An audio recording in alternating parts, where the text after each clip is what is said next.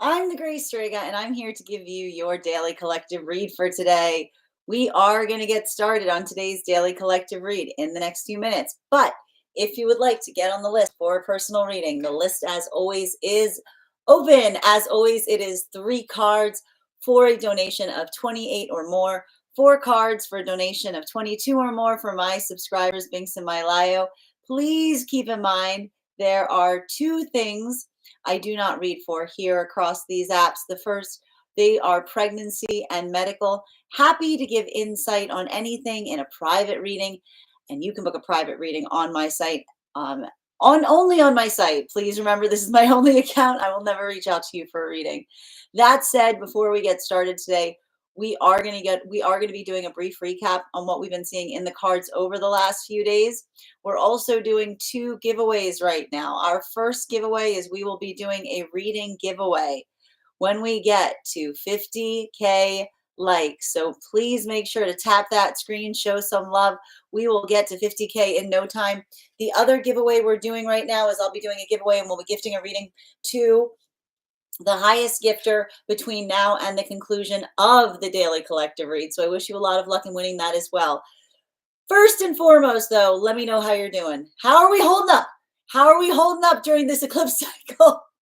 Scale of 1 to 10. All numbers are okay numbers. It's rough. It's rough right now. Hi there, Bethany. Happy spring. Beautiful to you. I hope you're having a beautiful day. Listen. Okay. All right. We're just all gonna start. We're just all gonna start having I think we just need to have like eclipse intervention time. You know, we're almost out of it, guys. We're almost out of it. Okay, we got a few more days. And the thing is, typically, I don't think the eclipses feel. I mean, the eclipse energy always feels messy. But I just got to stress this. If you feel like this particular eclipse is extremely messy, if you just feel like a total hot mess in this eclipse, it's kind of like a hot mess eclipse. And the reason we're seeing that, okay? And I'm going to keep on telling you guys because I know you're feeling this. All right. We're going to go through the litany of grievances you can have during this eclipse right now. And typically one of these would not be so bad, but it is a confluence. It is all of them coming together in a stew of uncomfortability. We've got the Venus retrograde cycle, which just keeps on saying in the background, everything is hideous, everything is ugly, right? You're gonna wear that. It's that kind of. It's like that over concentration on the self, on the appearance, on how one looks, on how other people see you. So you got your got all of that going on right now. And then we've got the Mercury retrograde, which again, the Mercury retrograde, not here to just mess things up, helping us decide between what's a groove and a rut. But in the midst of doing that, things start falling apart a little bit. We get knocked off of our center. Our routines get a little confounded. So now we've got everything looking bad. And then we've got the Mercury retrograde, which makes everything breaking and looking worse, right? Worst possible time kind of energy. And then, just for a little bit of that sweet, sweet icing on the cake, as all of that's happening, we're coming out of a full moon in Virgo. And again, the full moon energy is absolutely, here's the thing. Full moon Virgo energy is like, it demands beauty is the best way I can describe it. It demands perfection. It holds things to an incredibly high standard. And those with Virgo placements know that a lot of the work that Virgo energy has to do is working through the fact that perfection is not a location. It's a cardinal direction, right? Not letting perfect stand in the way of good, working through healing the desire for perfection, recognizing it as an aspiration, but not letting it hold you back. So that it's not in the full moon does not like being in this energy. It's counter oppositional to what that moon feels like it demands from us. And then as all of that nuttiness is occurring, we got the eclipse that just takes the volume knob and cranks it up to 11, right? So everything feels like it's much more intense, that tendency to over concentrate on things, the molehill that feels like it's a mountain, things that start feeling, and again, remembering eclipse don't create things that aren't there, they amplify things, they create that microscopic effect. So it's like you're looking at something in like a really deep way at a time when everything looks ugly. Okay. I'm going to tell you right now is not the time to like, move off of one's own center. This is why a lot of the messages we received prior to coming into this eclipse season were amplifying, finding that centering moment, finding whatever brings you back to your anchor. Be that whatever meditation practice you have, remembering that meditation comes in different forms. Anything that brings you back here, okay? Anything that brings you back to being able to perceive the self and recognize the self is going to be very helpful right now. Because I'll tell you right now, if you're looking for external validation during this type of energy, it's going to be in short supply, right? And that's why the solution to a lot of this work right now, okay? And I still needed, and this is why a bit of that Leo full moon energy that we had prior to entering this eclipse cycle is almost like a dress rehearsal, right? Because that was a lot. That was a very intense full moon as well. What do we do when we start feeling like we're looking through things through a broken mirror? We hold compassion for the self. We know what we look like, right? We hold that inner compass. We're able to see that within the self. Now, there's a lot of expansiveness that can occur in periods like this. It's not that you can't do anything with this energy. Everything is a gift, but this is incubation energy, because to add to everything, we've got all of these planets moving out of Pisces into Aries. We had all these planets that were in Pisces. Things were very wet and emotional for the last few months, and it feels like everything is drying out very quickly, right? Having to work through a lot of that pressure. Now, when it comes to the realm of ideas, when it comes to the realm of planning, when it comes to the realm of being able to see with clarity, beautiful stuff. But that's why I'm going to keep on saying to you guys as we're going through this, I always say be very wary of harebrained ideas during eclipse cycles, okay? And why do we say that? Because, when we're feeling a lot of that intensity and we're feeling a lot of that amplification, it's not that you can't do something during an eclipse cycle, but you want to make sure that it's in alignment with what your intention, and it's not just reactive to the intensity that these energetic cycles tend to bring out in us. Now, this is, and that's why I keep on saying, if you're not sure what that is, like if you've got that egg of an idea, the difference between a good egg and a bad egg is being able to sit on it for a minute. Give yourself that moment. Now, this is having a different impact depending on where you find yourselves on the frequency cycles. Masculine and feminine energy, I am seeing a profound amount of energetic shifts that are occurring during this eclipse cycle. And I'm going to tell you, it's not that it's all bad, but I keep on getting breakthroughs or breakdowns, right?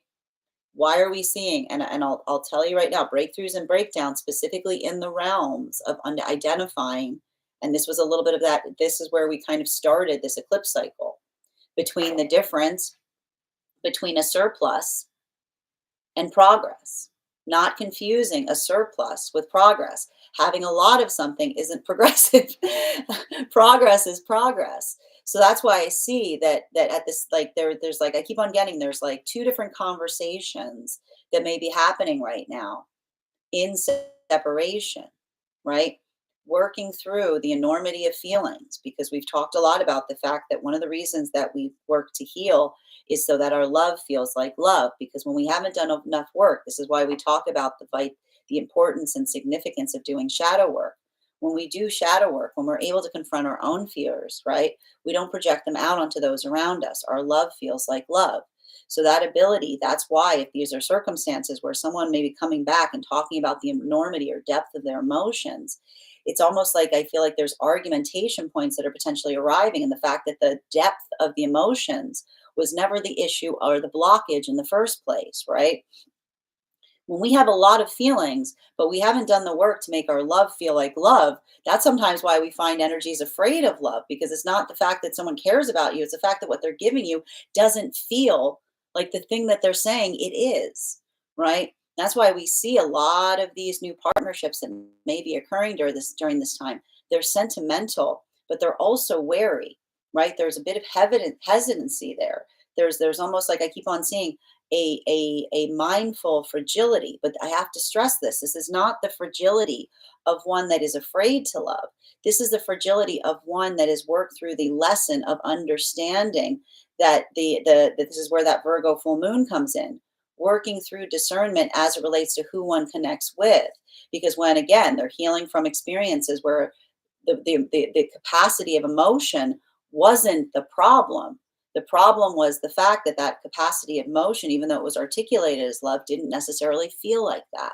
But I do see that one of the things that's very expansive that is potentially happening during this particular cycle is, while we saw that the last cycle, the partnerships that were arising were warrior energy, going through a lot of that Mars retrograde, having to find the courage to be able to build into partnership. These are all chariot partnerships that I see they're happening at this time, because these are the energies that give the gift to one another of clarity in terms of what the direction is. They say to one another, as long as we know where it is that we're going, there's nothing that can effectively stop or like hinder our path, especially if we're doing that work in terms of recognizing and identifying and working through the lessons of the warrior work, like the warrior work, being able to heal the points of fear within the self, and then having the determination to bring them forward. While for masculine and feminine energy right now coming into divine union, this is, I gotta tell you, this is a little bit of cringy energy that I'm seeing right now. If you're coming into divine union and you're feeling awful, if you're feeling like there's a lot of stuff coming out, like almost feels like a bit of an emotional or spiritual purge, one of the reasons that we're potentially seeing that at this time is due to the fact that we've got Neptune, Venus, and Mercury almost like all locked up and jammed up right coming into out of Pisces into Aries, like being able to look back on the past and see something about the self that you could not see before. It's a breakthrough, but it's not good to, it's like a breakthrough, but it's almost like looking at a crash. You know what I mean? It's like looking at like, oh, geez. It's those moments that we sometimes have that are like, they're revelatory, but they're amazing in the sense that we see ourselves with more clarity. And I even see there may be something very sentimental that's occurring for some energy right now coming into divine union, being able to look at something that one couldn't look at before and recognizing that it doesn't hurt anymore. Energy that, like, literally, I see the combination of Neptune, Venus, and Mercury all together. This is nostalgia that is being created at this time. Right. And like, that's like, you put those together, nostalgia. So there's a lot of that ability of feeling nostalgic for something that often is an amplification or articulation from healing. Because when we feel nostalgic for something, we don't long to go back to it. We understand and recognize that we can sentimentalize it because it no longer hurts anymore. Right. We can see something in a way that we have it. And that's why I keep on seeing what's interesting about the energy coming into divine union is they are becoming nostalgic for themselves. They're becoming nostalgic. They're not missing a past situation. They're holding nostalgia for the person that they used to be. And if there's that articulation, even potentially I see someone like looking over photos, someone like showing something from the past, another person saying like, oh, I wish I knew you back then. And another person saying, you would not have recognized me, right? You would not have recognized me, because often one of the hallmarks of being on a good healing journey is the fact that sometimes we look back and we're almost unrecognizable to ourselves because of how much we have changed or grown or worked through something.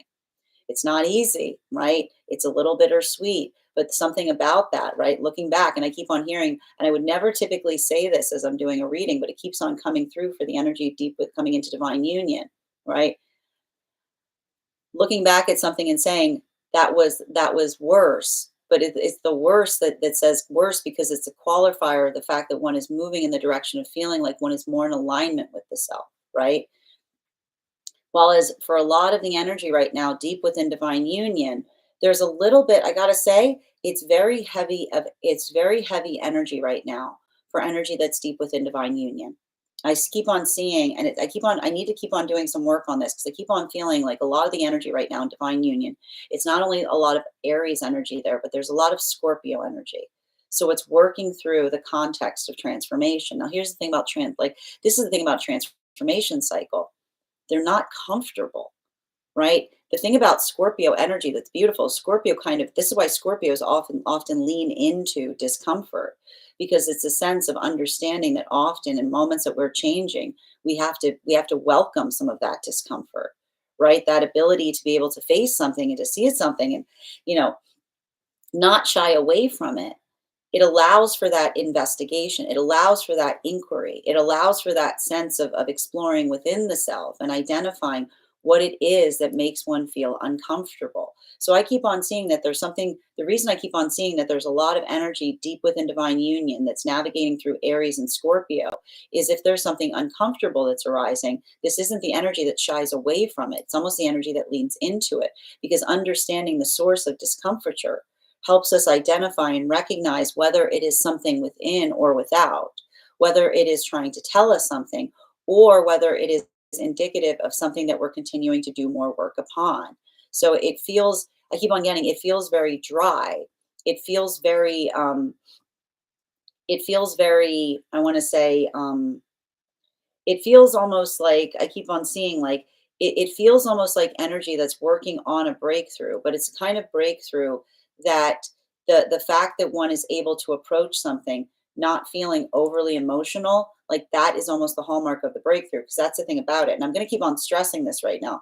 For those with like Pisces placements, I really want you to be like optimizing on care of the self right now, because I keep on seeing that with all of this energy moving out of Pisces into Aries, it can be very triggering to abandonment wounds. Aries works, make sure that you're not being triggered. That is our daily collective read for today. I want to thank, I mean, that is our recap of our daily collective read. If you would like to catch that full reading, you can find it over on the place where we keep the videos. You can find it also on the place where we keep the photos. You can also find it as a podcast over on my spot at Tarot Church or over on my Substack. That said, we are going to get started on today's daily collective read in the next few minutes. But if you would like to get on the list for a personal reading today, the list, as always, is open. As always, it is 3 cards for a donation of 28 or more, 4 cards for a donation of 22 or more for my subscribers, links in my bio. Please keep in mind there are 2 things I do not read across these apps, pregnancy and medical. Happy to give insight on anything in private readings, and you can book private readings on my site. I am going to take a few minutes to read over some of the comments that came through as I was reading, but let me know how you're feeling in this energy right now. Let me know if you're enjoying it. Let me know if you're not. How are you utilizing this eclipse energy in a way that you're not letting yourself be triggered? Welcome. How are you doing today, Haley? So good to see you. And Bethany, thank heavens. Thank you for being here and also receiving these messages. Hi there, Dana. Good to see you today. And Joanne, thank you for joining us. Welcome as well. Denise, -37. Listen, it's okay. Honestly, if you're feeling like that right now, I want you to understand it's okay to feel like that in this type of energetic frequency. It's a lot of that. It's dry, it's grating, it's frustrating, right? You're either feeling mad that something's not moving fast or slow. I would also say, like, the thing is, like, I feel like it's funny because I feel like the fact that Neptune, Venus, and Mercury are all squashed together right now, it almost feels like traffic jam energy, right? Because you got Venus and Mercury, like feeling like they're going backwards. Neptune feels like it's going forward. That's oppositional. Mercury is usually the one darting forward. Neptune's usually the one dragging behind. So it feels a little topsy-turvy, you know, and then Venus is jammed up between them, you know? Ugh, exactly. It is. It's energy. Moonlit, I'm about 6 out of 10. That's 6 out of 10. I'll take that, Moonlit. That's not bad at all. 6 out of 10? That's great. Let's hold on to that. That's good. All right.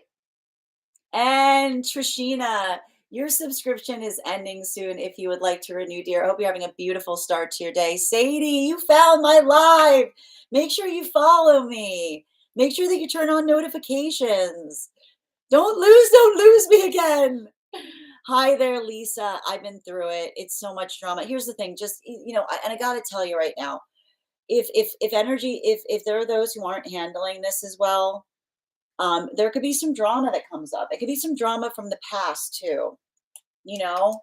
And listen, you guys know me. I'm not that type of person that's always going off about somebody coming back from the past. But if I was going to see some energy about past things popping up, I mean, this would kind of This would kind of be the vibe that I would probably put on that. I mean, this is again not to I'm not someone that's always saying that, but I'm saying if there was a vibe right now about something coming back, when we got a Mercury retrograde and Neptune crossing over into Aries, like yeah, it could. It's like cue the Celine Dion song, you know, because I'm telling you, there's nostalgia forming right now around some stuff. And so it's like when nostalgia is forming, you got to keep a measure of composure or clarity. You know what I mean? Hi there, Lumi. Have I started? Well, we just did a recap on what we've been seeing in the cards over the last few days, Lumi, but we haven't actually gotten into doing the readings yet, the daily collective yet. So you're right on time, dear.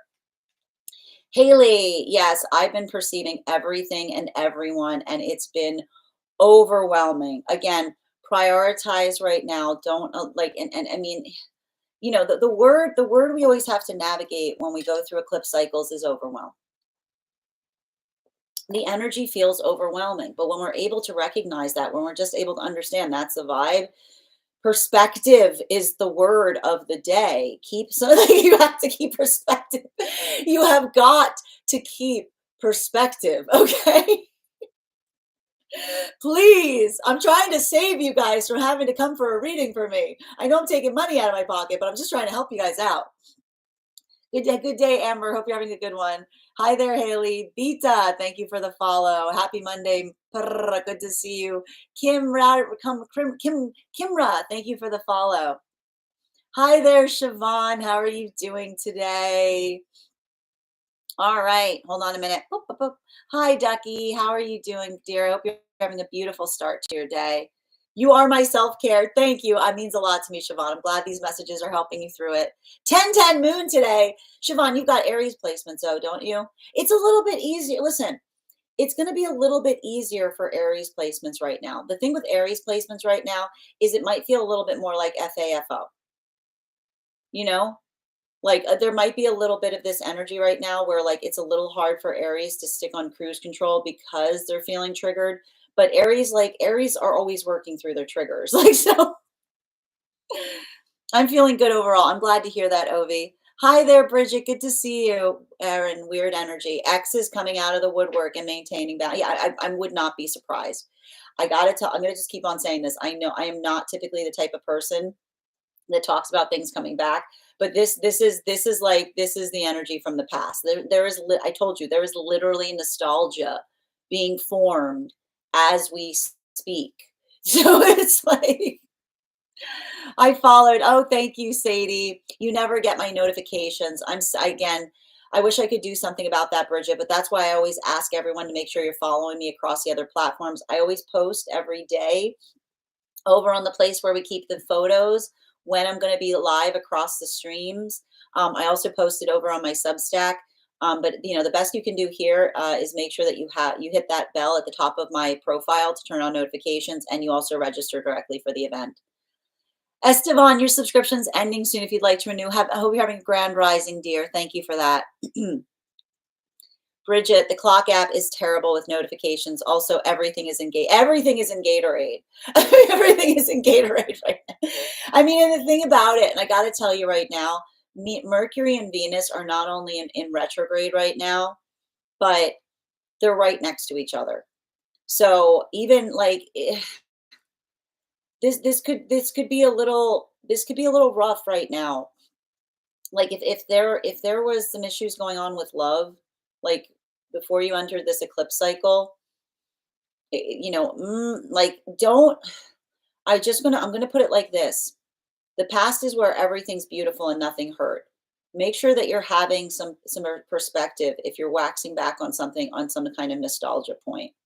Okay, it's all I'm going to keep saying, because the thing is, and here's the thing about it, because Mercury and Venus are in retrograde and Neptune is pushing up into Aries, it's almost like they're all banged up together, right? Like one's like Neptune, which is usually the slow backwards energy, is moving forward right now, and Mercury, which is usually the jump ahead energy, is pulling backwards. So it's confusing, it's clumsy, you know. Caden, what you share with us is always spot on and helps a significant amount with continuing awareness. Oh, I do my best, Kate, and thank you so much for that compliment. And thank you for being here and receiving these messages. And Petunia Pie, thank you for the follow. Bridget, I'm feeling good today. A little more spring in my step. I'm going to tell you right now, if you've got, and here's the thing, if you've got Aries placements right now, you may be feeling a little bit of pep. If you've got a lot of Pisces placements right now, you might be feeling like you're bottom of the barrel, right? And I'm going to tell you right now, if you're feeling like that, it is the planets moving out of your house. You were having like a house party with all of your planets just chilling out in Pisces for the last few months. And this is what bothers me for those with Pisces placements. This was like your time. And at the time of your time, whoop, everything starts moving into Aries.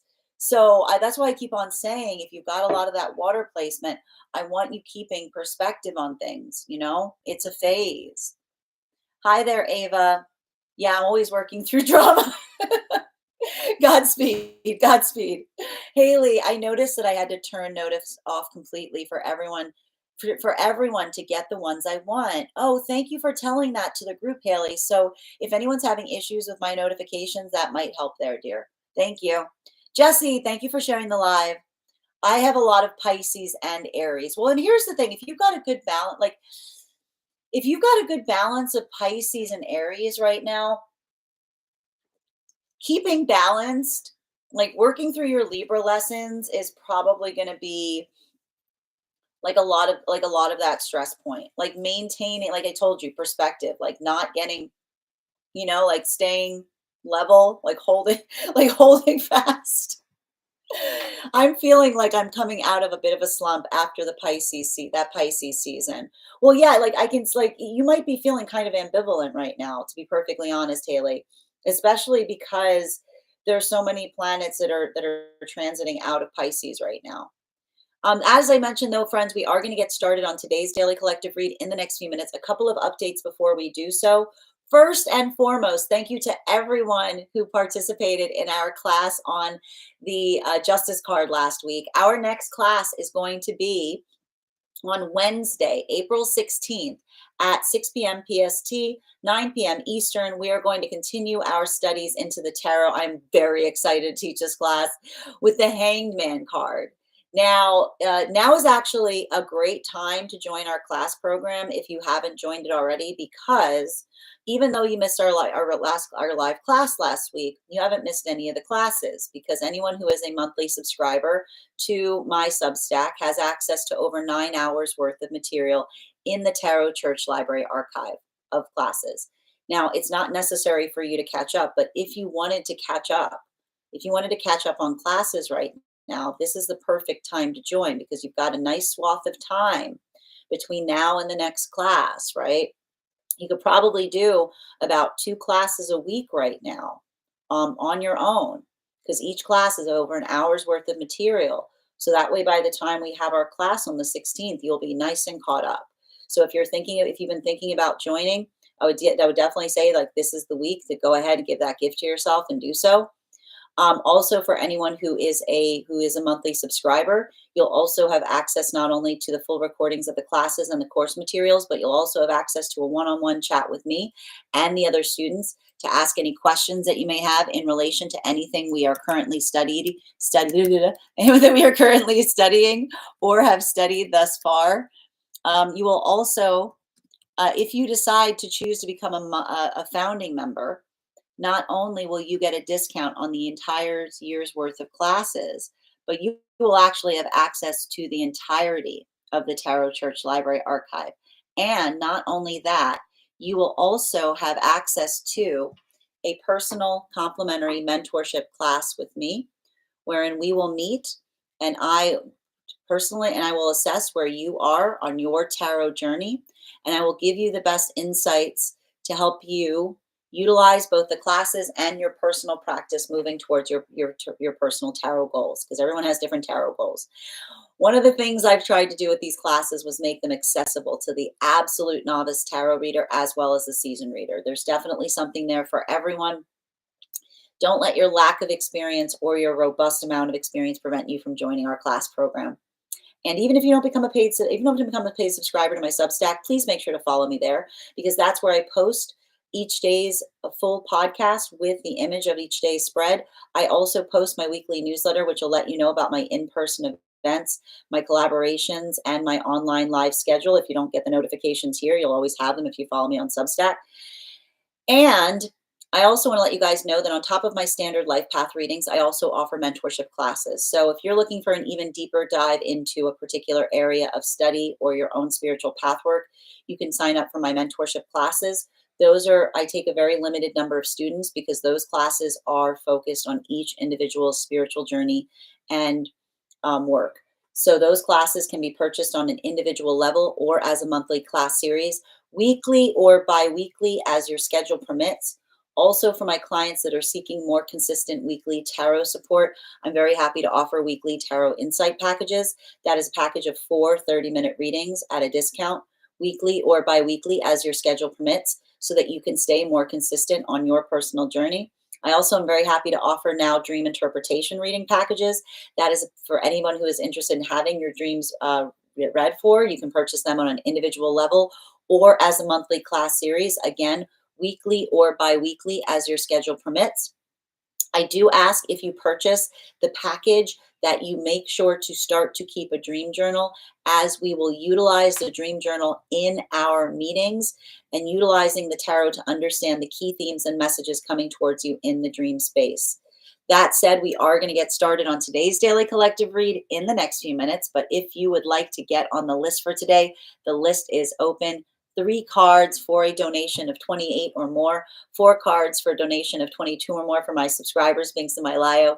Please keep in mind there are 2 things I do not read across these apps: pregnancy and medical. Happy to read for anything in private readings, and you can book a private reading on my site. We do spirit-led here, love readings. We do dream interpretation readings. We also do highest priority messages from spirit and angelic messages. I'm going to take a few minutes to read over some of the comments that came through as I was giving those recaps. Also, the first person on the list for today will always receive an additional card in their reading. So that is also available if you'd like to get on the list for today. And just bear with me a moment as I read over some of the comments that came through as I was reading. Hi there, Ovi, and thank you, Jesse, for sharing the live. I've been feeling like I'm coming out of a bit of a slump. Yep. I'm an Aries sun, Pisces moon with a Libra partner. Okay, so again, the one thing about that is, you're kind of cut out for this work right now, Amba. This is probably why you're going through this with a little bit more easement, because if you've been doing, like, the thing is, if you carry a lot of Aries and Pisces placements, you're kind of forced into Libra lessons, right? Because sometimes it can feel like the Pisces and the Aries want to pull you in different directions. You've got a lot of that Pisces energy that wants to kind of get caught into sentimentality and emotions. Aries is very much like, what do you do with this? Like, nothing is useful unless you can't do something with it. So, this could probably be feeling, this could be one of those moments where you feel like you're kind of the centrifuge and everything else is spinning around you and being like, what's gotten into everybody? Hi there, Team Olsana. Good to see you. Why wouldn't you want to catch up, though? I mean, again, I like to point out it's not necessary to catch up. I mean, the classes are there if you want to expand your knowledge base, but I also know that, like, I don't want anyone to feel like you have to read up on every single major arcana before you dive into the next arcana that we're working towards. How many classes have there been so far? Well, we're about to do the 12th class in the tarot. So there's about 12 classes altogether, Moonlit. 13. What am I doing? I forgot. I gotta keep the fool in there. There's 13 classes. Haley, I can't wait to join when I have a little extra spending money. Absolutely no pressure, but we'll be happy to have you when that occurs, Haley. And Little Hawk, thank you for that gift. There's also a group Discord to discuss the classes. That is also true. I always forget to mention. I always forget to mention the Discord. There is also a Discord channel that you are included in as a subscriber. All right, Haley. I always love being here in this beautiful collective energy. Being here always makes my day. I'm so glad to hear that, Haley. And thank you for spending the start of your day with us. Thank you, 555, for the follow. I love it here too. Welcome, Siobhan. As I mentioned, friends, we are going to get started, but if you would like to get on the list is open. As I mentioned, you will be the first person read for if you get on the list. We are also doing 2 different giveaways right now. Our first giveaway is going to be a free reading for the highest gifter. between now and the conclusion of the daily collective. So if you are participating in that, I wish you a lot of luck in winning that contest. The other giveaway we will be doing today is we will be doing a reading giveaway when we get to 50K likes. So I wish you a lot of luck in winning. Thank you guys if you're already tapping that screen.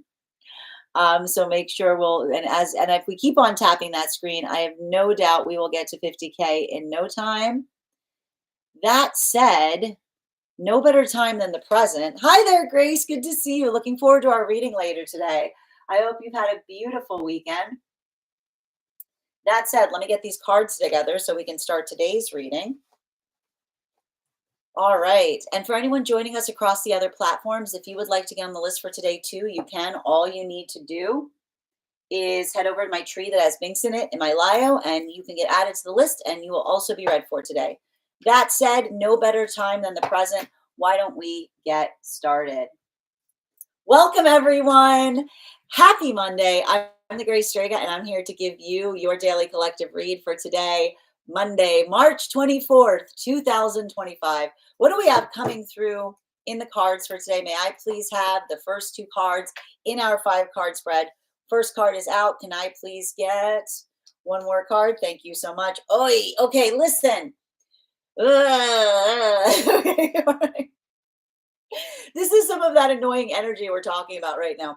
We've got here the 10 of Cups in its reversal in combination with the High Priestess in its reversal. I'm just going to put, listen. All right, I'm going to walk you guys through it. We got a Mercury retrograde right now. We got a Venus retrograde right now. And now we've got Neptune continuing to do that work, crossing into Aries from Pisces. This energy is built to make one second guess oneself. It is literally built to make one second guess oneself. Okay. It's a lot of that, like, are you sure kind of energy. It's a lot of that, like, working through a lot of that feeling of frustration. There is a quietude to this that is really frustrating and annoying. But I need to stress this, and this is why I'm going to keep on saying this right now. Okay. Energy like this is built to make you question yourself. It's like it's the vibe right now is one that feels like it's heavy in the space of scrutinizing the self. Okay. At the same time, there's a lot of that quietude because everybody is going through the ringer right now. So I want you to remember that. I want you to remember that in everything that you're doing. Everyone's feeling a heavy feeling of scrutiny. Everyone's feeling a lot of that judgy energy. Everybody's in that space of feeling like very short-tempered because we've got all those planets in Aries, and Aries does not have a lot of patience.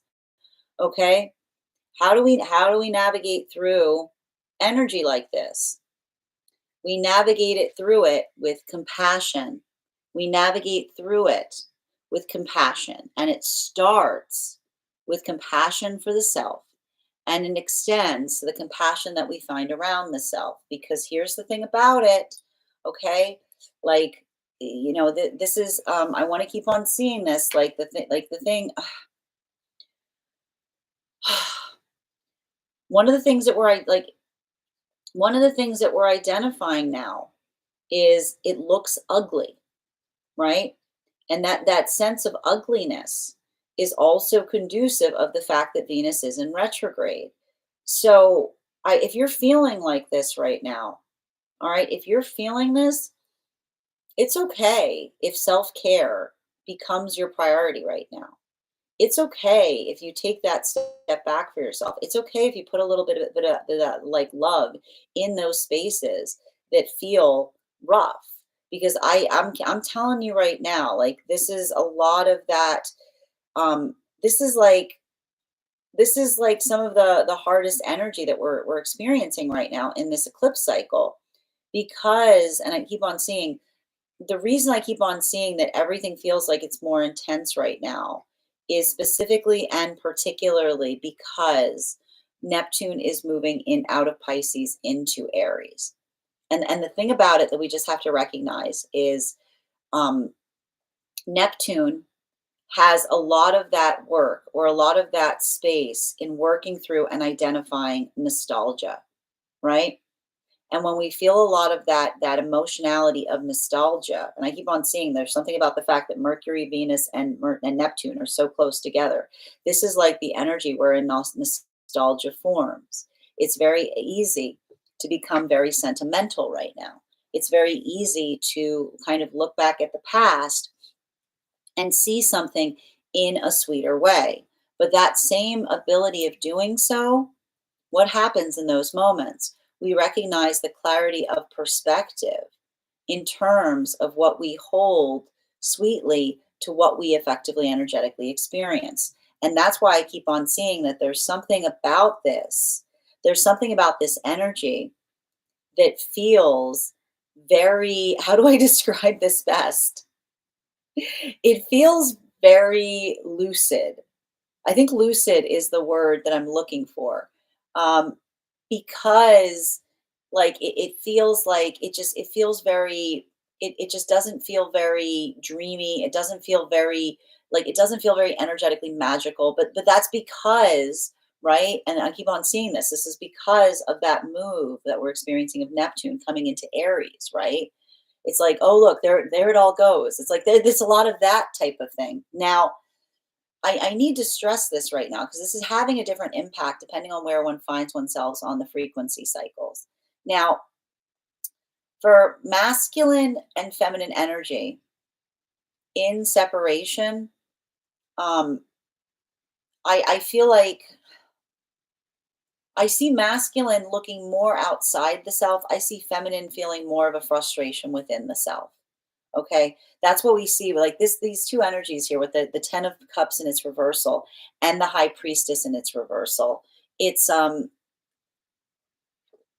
I need to stress this. It's working through. I keep on hearing situations or circumstances that are not ideal. Okay, not ideal is like the watchword right now because you have to understand that the reason that that feeling of not idealness is resonating so much has to do with the fact that we're coming out of a Virgo full moon. Virgo energy very much works in the space of ideals, right?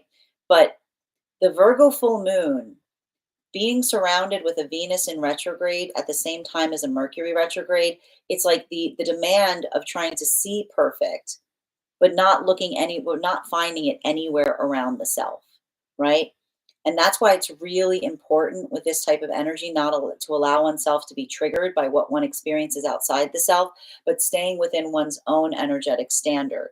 Because everything I keep on seeing here, and this has to do with a lot of that breakthrough energy. Because I'm going to tell you right now, it's actually kind of beautiful for some of these partnerships that are forming at this time is I feel like the gift that I keep on hearing is the energy of the partnerships coming together is the gift of no illusions, is what I keep on hearing. It's the gift of no illusions because this is the energetic connection that we see here. You'll remember that with a lot of that Aries and Virgo energy, like that high 5 point, what does Aries and Virgo say, right? Feelings have nothing to do with it. This is energy that works not to become overly sentimental, not coming into a space of over promising, right? This is a lot of the energy I keep on hearing building into partnerships saying, I say what I mean what I say. I don't say things to get my way. Because this is the energy that if there's hesitancy here, if there's something about holding back, this is the energy that is working in that context of trying to build, I keep on hearing realistic expectations, right? There's a lot of practicality in these partnerships that are forming at this time. But the gift of setting realistic expectations has to do, I told you, there's something about the energy healing from experiences where there was a norm. I keep on hearing they're healing from experiences where there was a enormity of something that another called love. That's what I keep on hearing. They're healing from situations where there was an enormity of something another called love. They keep on saying called love, right? Because it's that space of identifying, because what they identified or called love, they're saying that because they're saying it didn't feel like that. At the same time, I see effective energetic separations that are occurring in that same context, working through that, trying to overcome the energetic fears, right? Because we talked a lot about the fact that this is why I keep on hearing this is why we do our shadow work. Because when we do our shadow work, our love feels like love. Because when we don't do our shadow work, right? Sometimes when we care about someone, all we give them is our fear, right? Like everything we fear, like, boom, here's a bunch of, I love you, here's a bunch of fear. But when we do that work, we find the confidence in ourselves to hold our fear and to make sure the things that we give to each other are love. So I keep on seeing there's a lot of that healing that is occurring in this space. And a lot of that space, like there's a little bit of conflict, because if someone's trying to heal something by saying there's a lot of something again, and another person is saying a lot of something wasn't the problem, it was the quality of what was of the it's the quality. I keep on hearing the quality of the quantity. It's the quality of the quantity. Like there's a lot of that work here. That same sense of refinement, that's what it is. It's like refinement is coming through right now for the energy coming into divine union. Because for a lot of the energy coming into divine union, this is energy looking back at the past version of self and feeling nostalgic. This is an energy looking back at the past version of self. And I almost see another person looking nostalgically back at a past version of the self. And then there's that articulation we have in those moments that we say, I know, like that was not, I keep hearing the energy go, that was not the better version of me. This is the energy that's I keep on seeing that there's something about that conversation that I keep on hearing. It's something that's kind of funny that's happening right now in divine union, because I keep on seeing that energy, like the energy coming into divine union is building nostalgia for the counterpart that they did not know at a previous time. Whereas the counterpart is almost articulating to them and saying, you wouldn't have liked me back then. I wasn't that person. The reason we've come into connection now is because I'm energetically healed, right? It's almost like that. It's that delicate beauty of, I keep on seeing the inverse situation of another person becoming nostalgic for something that you yourself are not nostalgic for, right? While for masculine, but even in that space, that's why the energy, and that's why I keep on hearing worse, better, because the energy is saying, like, this is the energy saying, I was the worst, I'm doing better. Like, this is the energy that looks back on the past, because it says that when we look back and we cringe, we see the things that we're continuing to work on, right? While for masculine and feminine energy right now, deep within divine union, I'm going to just say it's cranky energy. Okay. Like it's cranky energy. All right. If you're feeling cranky and you're in divine union, it's the energy is cranky right now. So it's like working through your own crankiness, not projecting it out onto those around you, right? Like holding care. And so, like, there might be some issues right now having to do with irritability, having to potentially deal with irritability of those who don't recognize that the energy's cranky. You know, that's why, that's why, again, Aries is coming to help, because here's the thing, Aries energy is always cranky. Like Aries energy works to find patience. So I just keep on seeing it's a lot of that work in terms of like trying to find patience and trying to feel productive, even if you're not feeling like, even if you're feeling like a little like blah. Center card for today's spread. There it is. Here's the, oh geez, it's one of these days. Okay, it's six of cups in its reversal. So let's go through it, because I will, you know, here's the thing about it. Like, and I'm just gonna say this. I am not typically I'm not the type to kind of talk about things coming back from the past. But the reason that things may be feeling like they're coming back up from the past right now is because the combination of the planets that are on top of each other is literally like, it's the formula for nostalgia being formed. It really is. It's Mercury, Venus, and Neptune all squeezed together in like a little sandwich. So there's a lot of that.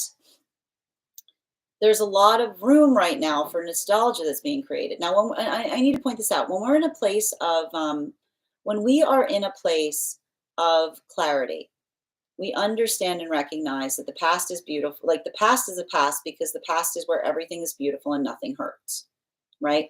Pain fades, the memory remains.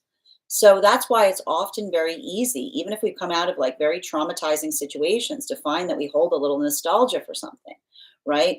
Because often, and we got to talk about this, sometimes why do we build nostalgia for places of trauma? Because when we're in a traumatic situation, the sweet points hold themselves more like they become more in that space of like firming up and becoming more like strong in our own like mind, specifically and particularly because they are the exception to what one experienced there.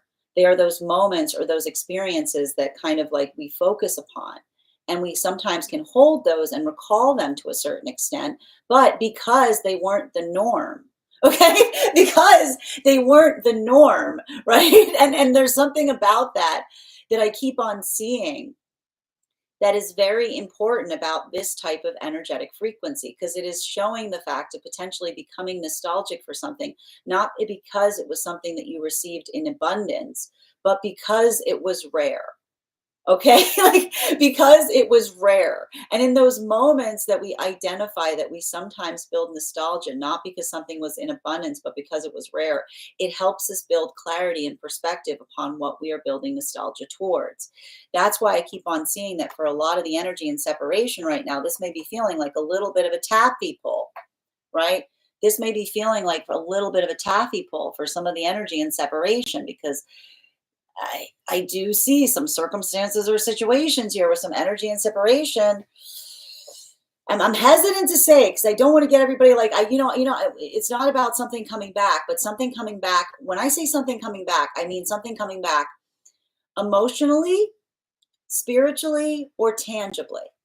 Okay, emotionally, spiritually, or tangibly. And in those moments of something feeling like it's coming back, emotionally, spiritually, or tangibly, it helps us to I keep on getting it helps us discern, it helps us refine between what feels like it has changed versus what feels like it is very much in the same vibration. And recalling and understanding that we see that for a lot of the energy right now in separation, right?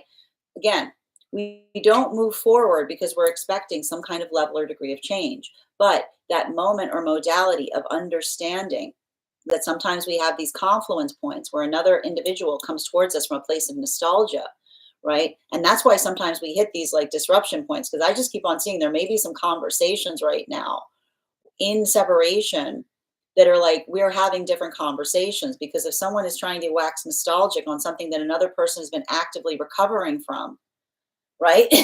You can see like sometimes those moments do not heal, they add further clarity, right? They add further clarity as to what was wrong in the first place, right? Because it's in that moment that I keep on seeing. So like an individual is nostalgic for something that was either in a rarity point or was not something that another person is building nostalgia for. I keep on seeing that this is a lot of that. I keep on hearing breakthroughs or breakdowns, right? Being able to identify what has the ability to heal versus like what what it like almost talking about the reason something wasn't working in the first place, right? And that's why I keep on seeing that it's actually difficult for some of the energy right now forging new connections during this time because I keep on hearing that this is not energy that is worried about not building into the context of another holding feelings for them.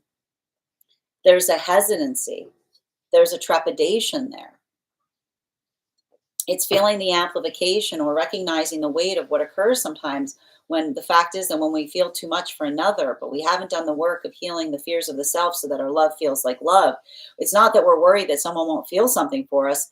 It's sometimes that fear that they will that sometimes creates that hesitancy. So I keep on seeing that a lot of this, like a lot of these partnerships that are forming right now, they're very fragile. But the reason that they're fragile is because they're being very conscientious as to who they connect to and with, right?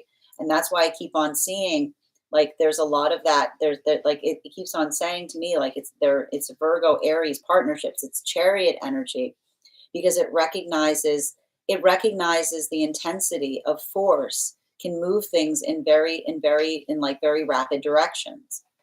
While for energy coming into divine union right now, this is a lot of that energy in terms of looking at at the past. And I got to tell you right now, I'm just going to say this for energy coming into divine union. If you're looking back on something and you're seeing yourself from a harsh lens, I want you to appreciate how far you've come, right? Because often, I have to stress this, often the hallmark of being on a good journey is having notes for the past version of self, right? Our job is not to be perfect. And the irony, the simple irony is, as we continue to get better, we always look back, and sometimes we look back and we're even harder on ourselves because we identify that we're no longer the person that would have made the choices that we made, right? So there's something really important and valuable about that work that we're seeing right now, because I keep on seeing that that's a lot of energy that is like looking back on the past in some way. I keep on seeing it's like some kind of conversation point around nostalgia, like around working in that facet. And while I see here, like it feels very rough, I keep on hearing it's the type of rough that one starts to put effort to shine something into a diamond, right? It's looking at a flaw and saying to oneself, I can do better, I can improve, that allows for that context of changing. And for a lot of the energy right now, deep within divine union, I keep on seeing there's a lot of work today about not being triggered, right? Not getting frustrated with the self, not getting frustrated at those around the self. Because the thing is, I keep on hearing like everybody's short-tempered right now. I'm just going to tell you, everybody's short-tempered. Everybody feels like they're a few seconds behind. We've got Venus and Mercury, right? Like coming into retrograde, and Neptune is moving forward, which is counter oppositional. So when we're able to be compassionate for ourselves through this, we extend it to those around us. It can allow for breakthroughs. Fourth and fifth card in our 5-card spread for today. There it is. You see that? That's what I wanted to see. We've got our Knight of Wands and our Wheel of Fortune, right? Today is not like, I got to talk a little bit here about the difference between, we're going to just remember this. Honoring the emotions is not just about talking about how you feel all the time. Because what if you have a day that you feel like crap? Like here's the thing. Like here's the thing about it. Like that's what we talk about when we say honoring the emotions isn't just about talking about how you feel all the time. That's an orchestra, right? Like it's the difference between introspecting, right? It's the difference between introspecting on the reasons why you feel the way that you do is what leads us to be able to honor an emotion, right? And I keep on seeing a little bit of like I keep on seeing like a little bit of frustration today, potentially in realms where someone's like, you know, being like in a cranky space and articulating on it and saying that they're honoring their feelings, and another person having to say like, well, you know, the feelings, the reason that we are patient, right? The reason that we're patient, I keep on hearing this. The reason that we're patient about honoring our feelings is because our feelings are very changeable, right? And we've all had these moments, right? When we're with someone, or when we're in situations where someone does not realize how quickly the emotions can switch, it makes that feeling that you're walking on eggshells. Because if you're in a place where your emotions are changing constantly and you feel that honoring your emotions is subjecting others to them at every moment, that doesn't feel like an honor space. It feels like a tempest. It feels volatile, right? It feels more like that space of saying, this is how I feel. Everyone has to get used to it. But when we're in that space of trying to find balance, right? When we regulate and understand and work through the context of what we are using, that intentional discernment in relationality to what we give out to ourselves. It's not that we don't just, I keep on saying, we don't just, it's not just like we constantly give to another what we feel all the time. We sit with it for a minute, right? We give it a sec. We work through it. And then we introspect on what, because again, the feelings don't think anything. The feelings demand things, right? So we honor our feelings by listening to what our emotions are asking for us. We listen to what the emotions are demanding of us, right? And it's in the moment that we honor our emotions. Doesn't mean that we just do what the emotions dictate. We talk to the emotion. We talk to our emotions, and we hear them out, as it were. And then we discern whether the things that the emotions are asking for are I keep on seeing, based upon what is good for us, what feels like it's energetically healthy, versus those things that feel good but are not good, right? We've been doing a lot of conversation right now about the fact that things that move us on our journey in a healthy way are feels good is good, right? And things that, because feels good is good means, like, again, it moves in accordance with like the ego and the higher self, right? It serves the ego, it serves the higher self. But I see even now that a little bit of the issue with some of that nostalgia coming to the surface is sometimes, you know, like, and that's why nostalgia is something that you feel the long, you look back on with love, but you don't want to rush back to, because you understand the clarity of where you are that allows the formation of nostalgia to form, right? Continuing to get clarification between our 10 of cups in its reversal in combination with our high priestess in its reversal. One card to clarify, please. Clarification coming through right now with the 9 of swords. It's heavy energy right now. Okay? And I'm going to tell you, it's like, it feels, I got to stress this. There's something about this energy that feels, it feels a little, it feels aggravating, it feels isolating. It's working through the feeling like you're disappointing others around you for no reason, kind of stuff is what I'm seeing. It's like, and I'm just going to say it again. It's a Venus in retrograde in combination with a Mercury retrograde in combination with eclipse season. If you have issues with anxiety, if you carry excitement in the form of anxiety, it can create too much space of building in the pathwork of anxiety. So I want to say right now, if you're feeling like that, I want you to ground yourself back in the present. Okay? I want you to ground yourself back in the present. Because, and you know, there's something to be said. I keep on saying there's something really important to recognize and identify that disappointment is directions. Disappointment are directions. I want you to think about that, because there's something really important about that. Because when we feel energetically disappointed, it's because something isn't going the way that we desire. But when we look at disappointment as directions, right, then we're able to take something that feels like it grounds us down and help us raise ourselves back up, right? And I keep on telling you right now that this energy, it's incubation energy, right? So I want, like, that is the watchword for today. Disappointment are directions. Don't feel heavy under the weight of them. Allow them to help you see with more clarity, right? Because everything about this, I keep on telling you guys, everything about this eclipse, what's really beautiful about this is, and I know you're like looking at me like this energy doesn't feel beautiful. It can be, right? Because it's the type of energy that we work towards to set our own resolutions, right? And if you're feeling frustrated, it's sometimes in those moments of frustration that we have those breakthroughs. We land upon something that we're going to do differently that changes everything.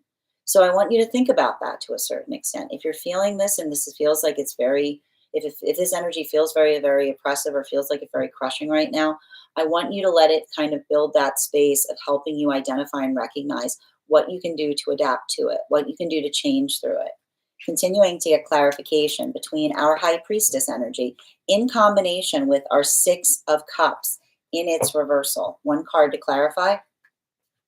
Clarification coming right now with the Knight of Pentacles. Now, this is what I mean in relationality to this having a different impact right now on masculine and feminine energy. Bearing in mind, this is not based on gender, but what one feels most aligned to. Now, for masculine energy right now, there's something, how do I describe this? So I keep on seeing that there's something that's happening right now for masculine in relationality to trying to do some work in terms of taking the emotional and making it tangible. I keep seeing that there's something that's happening right now for masculine energy in terms of trying to take like something that they feel and making it real to a certain, like in a certain way. So I want you to kind of think about that, because I feel like for a lot of the masculine energy right now, there's something about, I keep on seeing like working through frustration in a way that feels like it's positive, in a way that feels like it's energetically constructive. Because what's really beautiful is I'm seeing even now that for a lot of these energetic connections that are forming at this time, especially in separation, um, the one thing that I see that is actually rather beautiful for the energy in separation is I keep on seeing that masculine is almost giving forth to feminine the space of saying, I'm giving you the gift of showing you that I see myself, right?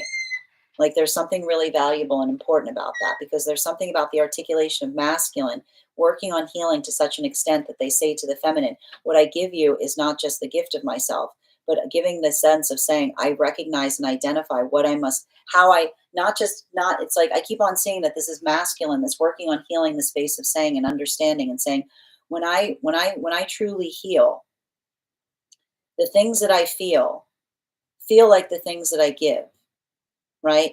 I understand that what I feel inside is only expressed and communicated when with my ability to communicate it outside, right? So there's a lot of that space, or a lot of that force that I see that masculine is bringing into play right now for a lot of those new energetic connections, that almost feels like the amplification of saying to the feminine, I'm giving you the gift of being able to see myself with clarity, right? I understand. I recognize that.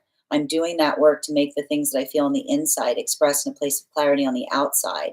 Like everything about that I see to a certain extent. And this is why I keep on hearing that for a lot of the feminine that are building into these new energetic connections in separation, I keep on hearing them saying, I'm taken back by their maturity.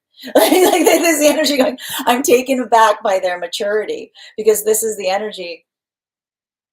And this is why, like when we come into a space that, like, that's what we describe about maturity is that moment that we don't just perceive things from within the optics of the self, but we understand how others may perceive us as well. So there's something really valuable and important about that, because I keep on seeing that, I keep on seeing these are energies that are very trepidatious to one another. But this is why I almost see a lot of the masculine in separation coming to feminine saying, I understand. I understand your trepidation. I understand that hesitancy. Now, for masculine and feminine that are coming, and that's why I keep on seeing that for at the same time, and this is what's difficult for some of the energy and separation. I see three different modalities of things occurring. I see energy that again is either going through argumentation points and closure points and cycles where another person is trying to speak towards the enormity of how they feel, and another person saying the enormity has never been the issue, right? Like the enormity, like it's not quality, it's not quantity, it's quality. It's not the depth of how we feel that conveys that is the gift of love, right? The gift of love is not the enormity of how we feel. The gift of love is our work in making sure that our love feels like love. So I keep on seeing that there's a lot of that work that's occurring there. This is why these energies that are coming into partnership right now are the chariot energies, because these are the energies that say, I give the gift of you. I give the gift of seeing myself to you. I understand what it takes to make sure that what I feel inside is translated outside accurately. While for a lot of the energy right now, being able to see the past version of self that was potentially working too much in the context of, I keep on seeing what's interesting is for a lot of the energy coming into divine union, looking back on something. I keep on seeing someone saying to someone, you look beautiful there. And another person saying, that is someone who is trying too hard. Right? Like that's the energy going, you look beautiful there. And someone going, that is the energy of someone trying too hard. Why? Because this is the energy that feels like they found themselves. So often when we look back on path work that another person holds nostalgia for, we say, that isn't me. That is someone trying to be me. That is someone trying to be this. Right? It's like a lot of that type of work. So I keep on hearing there's some kind of nostalgia paradox that is occurring right now for the energy coming into divine union that in its own is very contemplative. For a lot of the energy, I don't know why, but there's something about for the energy right now deep within divine union, there's a little bit of this like absolutely not coming through. There's a little bit of this like absolutely not. because this is the energy, and this is what I told you, it's very heavy energy of Scorpio and Aries. And I still got to figure out where the Scorpio energy is coming from, because the energy of like the energy deep within divine union, I just keep on seeing it's the amplification of saying, I keep on hearing the energy says, I can be patient, but I can also have boundaries, right? I can be patient, but I can also have boundaries. Why is the energy deep within divine union saying I can be patient, but I can also have boundaries? Because this is the energy that says that, and that's why these are lessons. This is why these are very Aries lessons right now, right? Like the thing with Aries is very much able to say, I can respectfully disagree. This is the energy that says, I don't need, like when we're in a, like the word is, like I keep on hearing the word is respectfully. I keep on hearing like the word is respectfully, because I keep on hearing when we insist, we're not respecting, right? When we insist, we're not respecting. And that's why, again, if there's situations where there's like a lot of that insistence, there's a lot of that moment that I keep on hearing are being amplified or articulated with the word respect, because this is the energy that like works in that context of identifying and recognizing like like like what that comfortability point is to a certain extent. It's very dry energy. Continuing to get clarification between our Six of Cups in combination with our Knight of Wands and its upright. One card to clarify. Clarification coming through right now with the Page of Cups and its reversal. So let's talk a little bit about this here, because here's the thing about it, and I got to stress this again. If you're someone who carries, if you're carrying a lot of water sign placements right now, this may be feeling like, I really want those with like water signs to make sure that you're doing a lot of space in terms of grounding through the emotions right now, because I keep on seeing the fact that we had all of this energy in Pisces prior to this point. There was like this profundity of Pisces energy. And now it just feels like, I keep on feeling like for those with like Pisces placements, it may be feeling a little bit like this like abandonment wound of feeling like some kind of well has dried like some kind of well has dried up. But it's because there's all this energy moving into Aries. It's arid stuff, you know? It's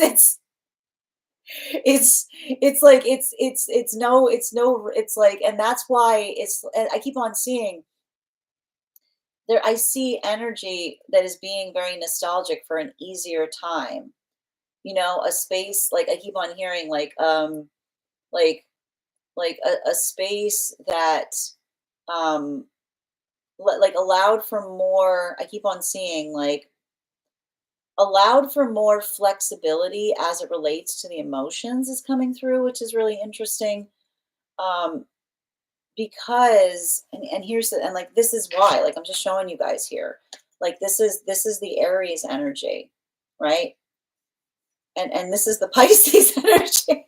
Like, it's a lot of that feeling like nobody, it's like nobody has time anymore, right? Because there's also it has to do with feeling like you're in a rush right now, right? Like there's a lot of like the thing about it is, and I keep on describing this, like when we have all of this energy in Aries, like Aries does not have time to languish. Aries is always about getting things done. So I almost see that there's like a lot of this space of being nostalgic for a past version of self that didn't feel like they were always always so busy, right? Because Aries like Aries never Aries never rest. Like Aries is like, and that's the thing, we got all these planets in Aries, so it's like go go go go go, just feeling like you're operating like under like with like all systems go to a certain extent, right? So there's a little bit of, that's why I keep on saying, if you're doing work right now to prioritize care of the self, that's okay, totally okay, you know. Continuing to get clarification between our Knight of Wands in combination with our Wheel of Fortune and its upright. One card to clarify, please. Clarification coming through right now with the Nine of Pentacles. So I'm just going to tell you guys, and I got to look it up. I got to see why. There's a lot of work we have to do right now in Libra. It's a lot of work we have to do right now in Libra. And it's all about building into the space of balance. It's all about, and that's why I keep on hearing proportionality and balance, right? Because there's something really important that I see is occurring right now that has to do with working in that space of, I keep on seeing what feels like it is achievable, what feels like it creates that sense of balance. And it's not so much, I keep on saying, it's not so much the balance outside the self, it's the balance within. Right. And those with Libra placements understand this. Like those who are on good Libra journeys understand that, and often this is like this is what often happens with Libra journeys. Libra journeys often feel like, I always like to joke that Libra journeys come here and they think that they're they feel like they need to be Batman, right? They feel that need to like go ahead and try to make balance, but they realize that when we're in a place, and that's the thing, like when you try, like a lot of the work that Libras have to work on is when you try to create balance on a scale, the scale becomes imbalanced, right? It's not, it's not so much it's not so much about putting force on something, but allowing the observation of the desire to put force in itself is a part of what often creates imbalance. I'm going to say that again, right? I'm going to say that again. that there's a lot of, and those who like work through Libra journeys often recognize that the way that you work into a place of balance, right, is not constantly feeling the need to create it, right? It's not feeling that space of doing so. It's coming into a space of looking and identifying what feels like it is necessary. It's not about putting weight. Sometimes it's about pulling back, not putting forward. So I keep on seeing that there's a lot of this work here, um, in relationality to, and I keep on seeing this right now, like even across the energy and separation. It's it's not about like it's not about insisting, right? It's about working through some of that feeling of needing to insist, right? It's building into the context of what feels what feels like it's energetically balanced. And so it's interesting is like a lot of these a lot of these partnerships that are coming through right now are built upon or based upon energetic discernment.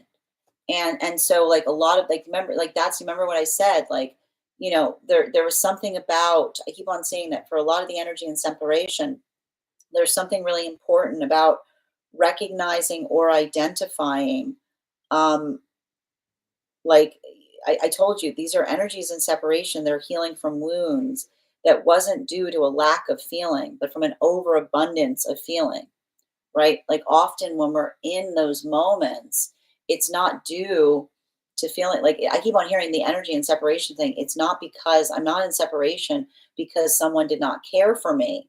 It's that what they were giving me, they articulated as care, but it wasn't, right? Like when we utilize that path work of discernment, it is the articulation of moving in accordance to what feels like it is energetically restorative, what feels like it is sustaining, what feels like it is what feels like it is nourishing instead of what feels like it is taking. So I see even now that there's something really kind of like these partnerships that are forming right now.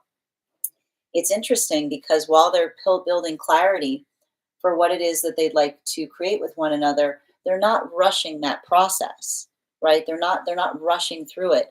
They're enjoying it every step of the way. While for masculine and feminine energy right now, that is coming into divine union, I just keep on seeing that for a lot of the energy coming into divine union at this time, there's a, how do I describe this?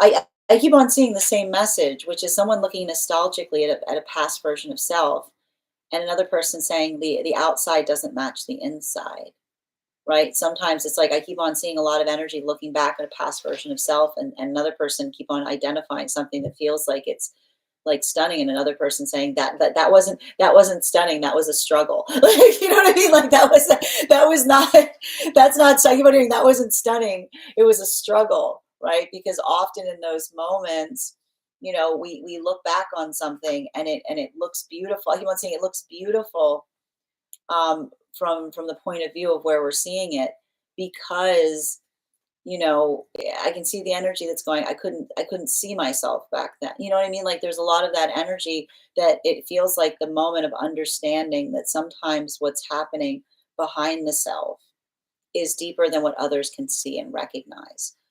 Continuing to get clarification here between our Nine of Swords in combination with our Knight of Pentacles and its upright. Whew, it's so funny because like there's so much, like there's so many messages coming through right now. It's like yeah, the struggle is real. Like, it's like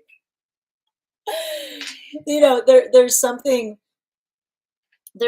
really, and here's the thing about it. Like one of the things that'll help you right now, like through some of this eclipse season, is remembering like the struggle is real and we're all feeling it. Like it's a lot of this work in terms of identifying and recognizing that we're all working through those internal battles, right?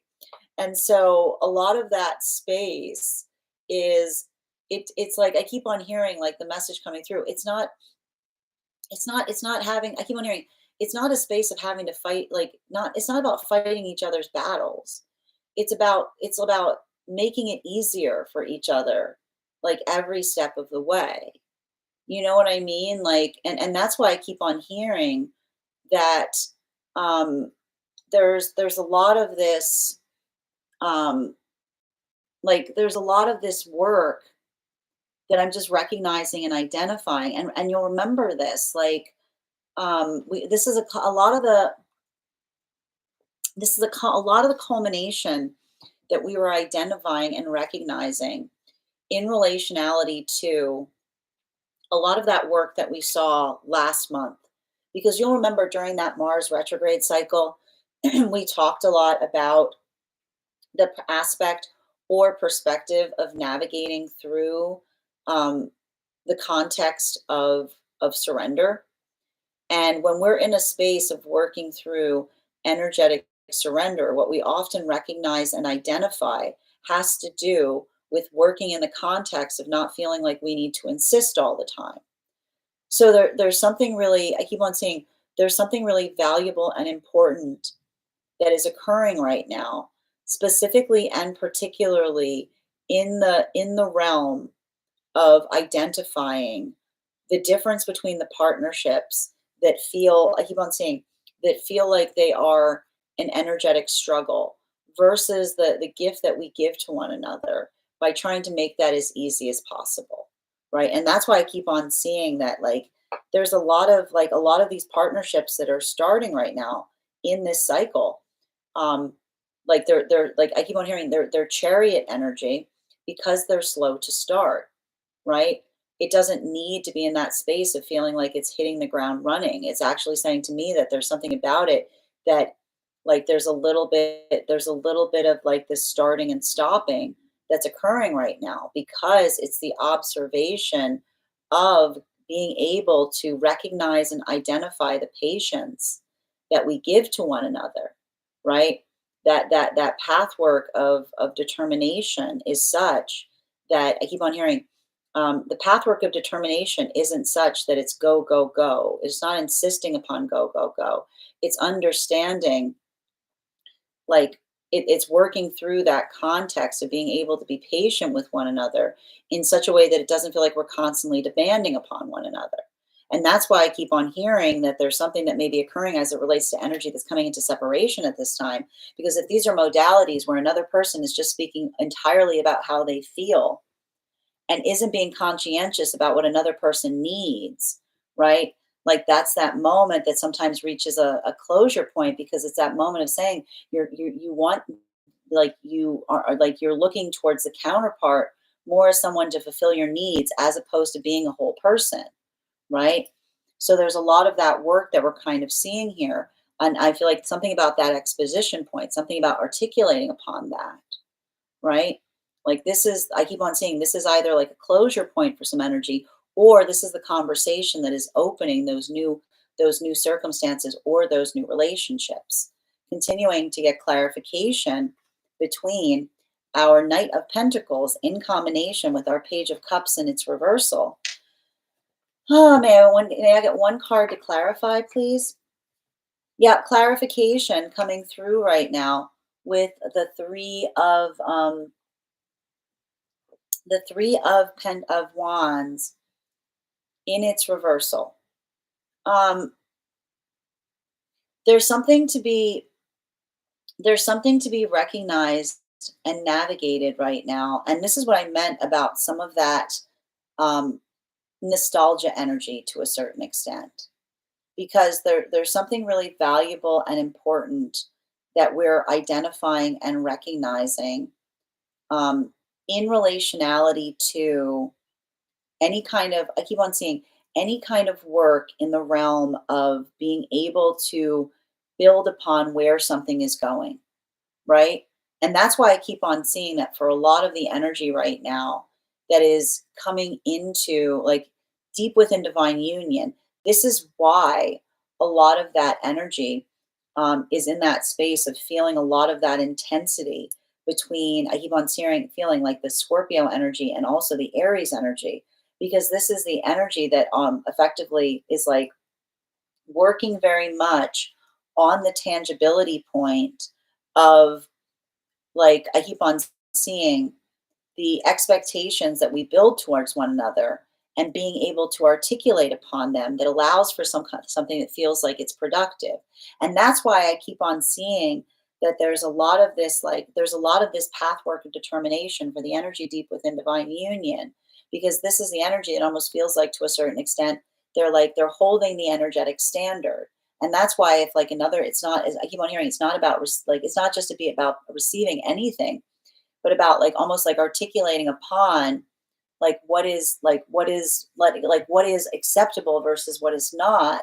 I keep on hearing like that's the energy deep within divine union, working on that space of holding the energetic standard, right? While for masculine and feminine right now coming into divine union, this is a lot of that sentimentality, because I keep on seeing that a lot of that nostalgia that's forming to a certain extent, it's almost amplified and articulated by, again, looking back at something that another person is feeling nostalgic towards and saying it wasn't like I couldn't see myself like that and it wasn't nostalgic at the time. Like there's a lot of that space here. While for the energy and separation, this is why these conversations, like, and I have to stress this, um there isn't too much over promising in these new partnerships. You know what I mean? Like, I think that that's what's interesting about some of this chariot energy, right? It's not the type of energy that's talking about what they're going to do 10 years from now. They're keeping, I keep on hearing rational and reasonable expectations, right? Because they're not, I keep on saying they're not holding on to someone so tightly. They're doing that work together, right? Like they're doing that work. I keep on seeing that the energy says like they're building a clarity in terms of where they're going, but they're not rushing in that direction. They're saying that they're enjoying the ability to have that clarity. The gift of it is that you don't have to feel like you're in a rush, because it allows you to enjoy the moment, right? And that's why, like, for some of the closure points I'm seeing in some of these connections as it relates to things coming back from the past, if this is a moment that, again, someone is just talking towards the expansiveness of how they feel but not giving directions, this is more of that same conversation that says, again, an abundance of feelings isn't direction. Talking about the nature of feelings isn't direction. The only thing that are directions are directions. Emotions help build our sense of direction, but the energy that feels like more in a space of captivation is often one that just expresses or articulates upon what they're feeling, but doesn't provide any clarity as to where something is going. So I just keep on seeing that there's a lot of this energy, that the observation of feeling that it may be feeling disappointing, it may be feeling disheartening, but having that observation and being able to see clearly upon something that was in that modality. Well, this is where Aries and Virgo agree, because that's the energy that says feelings have nothing to do with it. Continuing to get clarification between our Page of Cups and its reversal in combination with our Nine of Pentacles and its upright. Can I get one card to clarify, please? The Moon card. So there's something really important to recognize in relationality to, and here's the thing about it, I got to tell you, some of this energy right now, like these eclipse cycles are no joke. And sometimes it feels like a little bit of foreshadow work.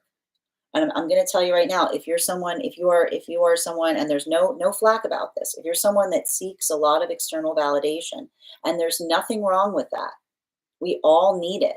Okay, we all listen. We all need external validation. I don't want you to feel like I'm saying that in some way that feels like it's a negative. I'm a Leo. I'm allowed to say that. Okay. Like, but if you're someone who holds external validation very high right now, you may be going through the ropes right now. Okay, like you may be going through the ropes right now because it's hard. Like with energy like this, like the combination force of feeling the intensity of the Venus and retrograde cycle with the Mercury retrograde cycle, it can feel very isolating. It can feel like everything's going wrong, that it's only happening to you. I want you to understand we're all going through it, right? Being able to find that space of compassion. It's like we come into the, I keep on seeing like and it's interesting because the card's not out here, but there's all the indications for it. It's understanding. It's like working through the lessons of hermit mode, which is what are the lessons of hermit mode, which is like we don't feel, when we're feeling a little isolated, we don't feel abandoned because we find ourselves there. Okay, like when we're like, I want you to work on that. Like when we're feeling a little abandoned, we don't feel isolated because we find ourselves there. We have our own energetic company. So being able to be in that space and not taking things personally right now, working in that context of finding like that Libra balance, it does feel like a lot. Like that's what I keep on hearing. It's like a lot of this work feels like short, like forced shadow work, but it's like forced shadow work in like hermit lessons, which sometimes can feel very triggering, right? Continuing to get clarification between our Ace of Swords and its combination with our Three of Wands in its reversal. Ugh, yep. And here we go. And I need to point this out right now because here's the truth about it right now. We've got a lot of there's a lot of work that's happening right now. And I want to make sure that we are avoiding arguments right now. Okay? Because the thing about this, and I'm going to say this across all the frequencies right now, is masculine and feminine energy, they're having a little bit of they're they're going through something in different ways. And I just want to show this to you because this is where I could see some of that volatility happening here. Okay, we've got masculine that's more, how do I describe this right now? Masculine I kept on telling you right now, like masculine is having a lot of, bearing in mind, again, this is not based on gender, but what one feels most aligned to. Masculine is very much in that space of wanting to like wanting to like more in the space of wanting to emotionally share right now, right? Emotionally, like more in that space of wanting to build forth into a place of balance. Feminine is working right now through a lot of feelings of feeling a lot of weight as it relates to external perception. So you can see even here that there may be something that feels very difficult because like it's creating like a moment where masculine is feeling more like, I want to say like expansive, and feminine is working more on internal pathwork of the self.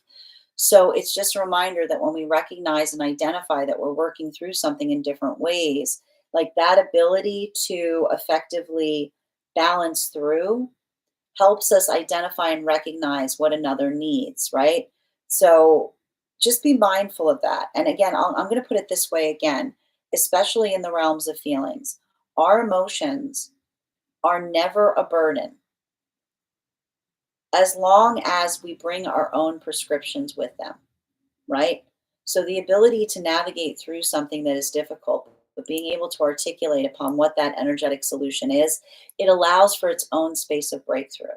It allows for its own place of being able to recognize and identify what those changes are. So I keep on seeing that there's something about that feeling here that I keep on seeing. It can allow for a lot of opportunity to open. It can allow for a lot of expansion, but I just want to be mindful right now that even for energy deep within partnership right now, there may be argumentation as it relates to priorities, right? Because whenever we see, this is the only thing right now, especially when we see like the Knight of Pentacles and the Queen of Pentacles, this could be a lot of that frustration point as to where one is putting them. And that's happening across all of the frequencies. So that's why I see even now, like the one thing I will say that I think is kind of beautiful for the energy and separation is for any of these new energetic connections that are forming, I keep on hearing masculine being able to say to feminine in some way, shape, or form that that point of articulation, that point of understanding, that point of being able to identify the hesitancy. This is a lot of that energy that keeps on saying to one another in separation, recognize and identify, doing that work of saying the thing I give you is what I want to give you, because I've done the work of not putting my fear upon you, right? Like there's a lot of that. I kept on seeing like there's a lot of that space that is feeling like a breakthrough because it's someone talking about how they've changed instead of demanding that another change, right? Continuing to get clarification between our Three of Wands in its reversal in combination with our Moon card. Can I get one card to clarify? Clarification. Yeah, this card's been coming up like wildfire the last few days. And I'm never, like, whenever Neptune is on the move, man, this is always my like Neptune on the move. Because I was saying this even before, like when Neptune's moving, we all cry. Like it's like because Neptune it's in the space of nostalgia, right? It's like it's working. It's like, and here's the thing about it, like it's the gravitas, like oh god, the gravitas, it's working through the gravitas of something, right? And that's why I need to point this out. I'm gonna say this with like a little bit of like, you have to remember, okay? Eclipse cycles sometimes create those moments that something small feels like it's energetically overwhelming. And that can be very helpful. It can allow us to put kind of a microscope to something, help us see something in a way that we couldn't before. But often it can create those spaces that we feel like I have a lot of, I can feel like if you have these moments right now, you're like, why am I crying? Well, it's like like these like moments or these experiences, um, it says to me nostalgia is actively forming right now. And the thing is, it's like nostalgia is forming in the midst of things going wrong. So it's very easy to over sentimentalize on the past right now. But remember, I'm going to say this again for everybody across all of the frequencies. If you're looking back at a past version of self and you wish you could do better, if you're looking back on something that hurt you and you wish that it didn't hurt anymore, well, I've got some great news for you. Welcome to the present. Welcome to the present. And the present is a gift because it allows you the context of being able to change anything that you're holding in a state of regret or sentimentality, right? You can make now beautiful, right? But sometimes the way we make now beautiful is observing and feeling the weight of what we don't like to see. So I want you to kind of recognize this right now, because I know like there's a lot of this, like there's a lot of this energetic force here that feels heavy. But I wanted you to think about it not as I want you to think of it as a call. I want you to think of it in a space of identifying. And if you're feeling that roughness, say to yourself, what can I do to improve it? What can I do to make it better? What can I do to make the self better? What can I do to make something and move in a space that feels like it's positive instead of negative? All right. Final card for today's spread between I know what this message is going to be, the Queen of Pentacles and its reversal in combination with our Six of Swords. One card to clarify. Clarification is our Four of Cups. Now, let's talk about this. So everything we keep on seeing here is, and I kind of want to describe this, this is, and I keep on saying, this is why a lot of that Leo full moon energy was a little bit of a dress rehearsal for what we're going to experience this month. Because remember, what were we working through? Woe is me is the same as how dare, like woe is them, right? It really is, because we're just going to keep on talking about this because it keeps on coming up. The same force that says it's all their fault, right? The projection outward is the same energy that says I'm the worst, right? Because both of those energies, what do they basically say? Can't do anything. Freeze your hands up, right? Like, and that's convenient, isn't it? Right? When we come into that space of pushing like determination all in another, what we're basically saying is, I don't want to change anything. I don't need to change anything, right? And when we have that moment that we say, I'm the worst, what we say is, I can't change. I can't change, right? When we move out of that modality, right, this is why we build into that context where it's not about the feeling of trying to build into like audacity or overwhelm of the self. It's building into what feels like it is tangible, what feels like it builds us into a place that we can make a changing, we can make adaptations, we can make adjustments. So I want you to think about that right now, because the thing about it is, a lot of this energy, it's very easy to feel, to take things personally right now. Okay, I'm going to tell, don't take anything. Listen to me, please. I'm trying to save you from a reading. Don't take things too personally during eclipse seasons, because I guarantee you what often happens is you get all caught up in your own head and you think something's happening to you, and there may be something much bigger happening that you have no idea about. And I don't want, and because again, Mercury's retrograde, like a lot of stuff's happening. So you don't want to come into that space where you become overly concentrated that something's happening, and then you lash out, and then you then you recognize and identify only a moment later that it wasn't about that, right? That it wasn't what you thought it would be. And the thing about this is, like, I know, like, that's why I keep on hearing compassion is the key right now, right? Just be patient. Let like work through the frustration. That doesn't mean you have to be a doormat if someone's coming towards you in a way that is not okay. Okay, like doesn't mean you have to be another's doormat. Respectfully, right? Be energetically compassionate and respectful right now, right? And at least, like, at least until you come out of this eclipse cycle. Bottom of the deck. Yeah, and here's the thing, because everybody's got like the shortest of temper right now. We've got the seven. It's the seven of pentacles in its reversal. It's like everyone feels like they're running up against an imaginary deadline. Welcome to being an Aries. Okay. Like, welcome to being an Aries. Okay. Right. Go ask every Aries you've ever met. Do you feel like there's a clock ticking? And you're like, yeah. Like all the time. What clock? No, it doesn't matter. No, it's an existential clock. It's an existential clock. Like, everybody right now can acutely hear the ticking of the existential clock that every Aries like hears at every moment in their life. And what is what is the thing with Aries, that like Aries is always hearing, I'm late, I'm late, I'm late, I'm late, I'm late. Like, working through that, okay? Like really, like it really is. Like that's why you see in Aries, like they're often like they're sometimes considered rude, because they're like the little rabbit in Alice in Wonderland. They're like, "Wah!" Like they're just like, like they're running around, they're running around like crazy. And you try to say, what's a rush? I guarantee you every Aries is like, I got a lot of stuff to do. But that's because they always like, it's like they're little activation engines.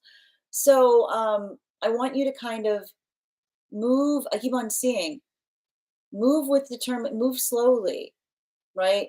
Like, and I gotta say, because here's the thing about it, this is clumsy energy. It's clumsy energy. We've got like a little traffic jam happening right now between Neptune, Venus, and Mercury. And so I want you to like, like it's like it's giving me like hangry energy, like I'm saying, like it's giving me like someone feeling irritable and saying something in a moment, you know what I mean? And so that's why I keep on saying, like, be empathetic, be compassionate. Everybody is feeling super irritable in this energy. And when we when we're able to navigate that, and again, it doesn't mean you have to lower your energetic standards, but when we're able to be respectful and compassionate through energy like this, it can allow for a lot of expansion. That is our daily collective read for today. I want to thank you guys so much for being here and receiving it. Just a reminder, if you would like to book a private reading with me, you can do so on my site. Please keep in mind, if you book a private reading with me, it is a two-step process. You have to book the reading, you have to pay for the reading. Please make sure you do both if you'd like to have that reading. Most importantly, please remember that I will never, ever, ever, ever, ever, ever, ever reach out to you for a private reading. I will never DM you.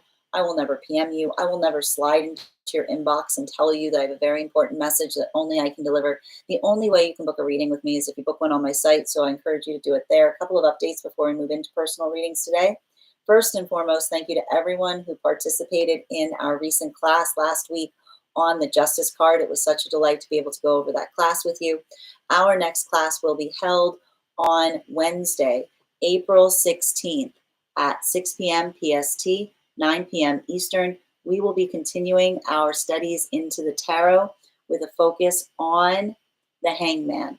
If you would like to get involved and be a part of our class program, all you need to do is head over and become a paid subscriber to my Substack. Your paid subscription to my Substack is your ticket of entry into our live classes each and every month. You will also, as a monthly subscriber, have access to over 9 hours worth of material in the Tarot Church Library Archive. So if you missed the Hangman, if you missed the class that we had just had on the Justice card, is available up there for you, along with a great deal of classes. Now is a great opportunity to join because you have a full month to catch up. Now, it's not necessary to catch up. I'm going to be doing my best to give you a clarification on everything we've studied thus far, but those classes are there for you if you'd like to receive them. You'll also have access to a one-on-one chat with me and the other students to ask any questions that you may have in relation to anything that we've studied thus far. And if you become a founding member to my Substack, not only will you receive a discount on the full year's worth of classes, but you will also have full access to the entirety of the Tarot Church Library Archive. You will also have access to a complimentary one-on-one mentorship class with me, wherein I will meet with you personally to understand where you are on your personal tarot journey and give you the best insights in terms of how to utilize those classes to the best of your advantage going forward. One of the things I tried to do in these classes was make them accessible to the absolute novice tarot reader as well as the seasoned reader. There's definitely something there for everyone. Don't let your lack of experience or your robust experience prevent you from joining us in that class program. And even if you don't become a paid subscriber to my Substack, I would encourage you to follow me there to stay up to date on any new offerings or services. I post my weekly newsletter there, which will let you know about my in-person events as well as my online live schedule. I also want to let you guys know that on top of my standard life path readings, I also offer mentorship classes. These are for any of my clients seeking a more personalized educational experience with me. I take a very limited number of students for this reason, as those classes are focused on each individual's spiritual journey and path work. Those classes can be purchased on an individual level or as a monthly class series, weekly or bi-weekly as your schedule permits. Also, for my clients seeking more consistent weekly tarot support, I'm very happy to offer weekly tarot insight packages. That is a discounted rate on 4 30-minute readings, again, weekly or bi-weekly as your schedule permits, so that you can stay more consistent on your personal journey. I'm also very happy to offer now dream interpretation readings. You can purchase them per dream or as a package. I simply ask, if you purchase the package, that you make sure to start to keep a dream journal, as we will meet weekly or bi-weekly with that journal and utilize the tarot to understand the key themes and messages coming through in the dream space. I want to thank you guys so much for being here today and sharing in these messages. And we will do this again tomorrow. That is our daily collective read. We are going to get started on personal readings. Kath, thank you so much for all of those beautiful gifts. You got our highest gifter for today.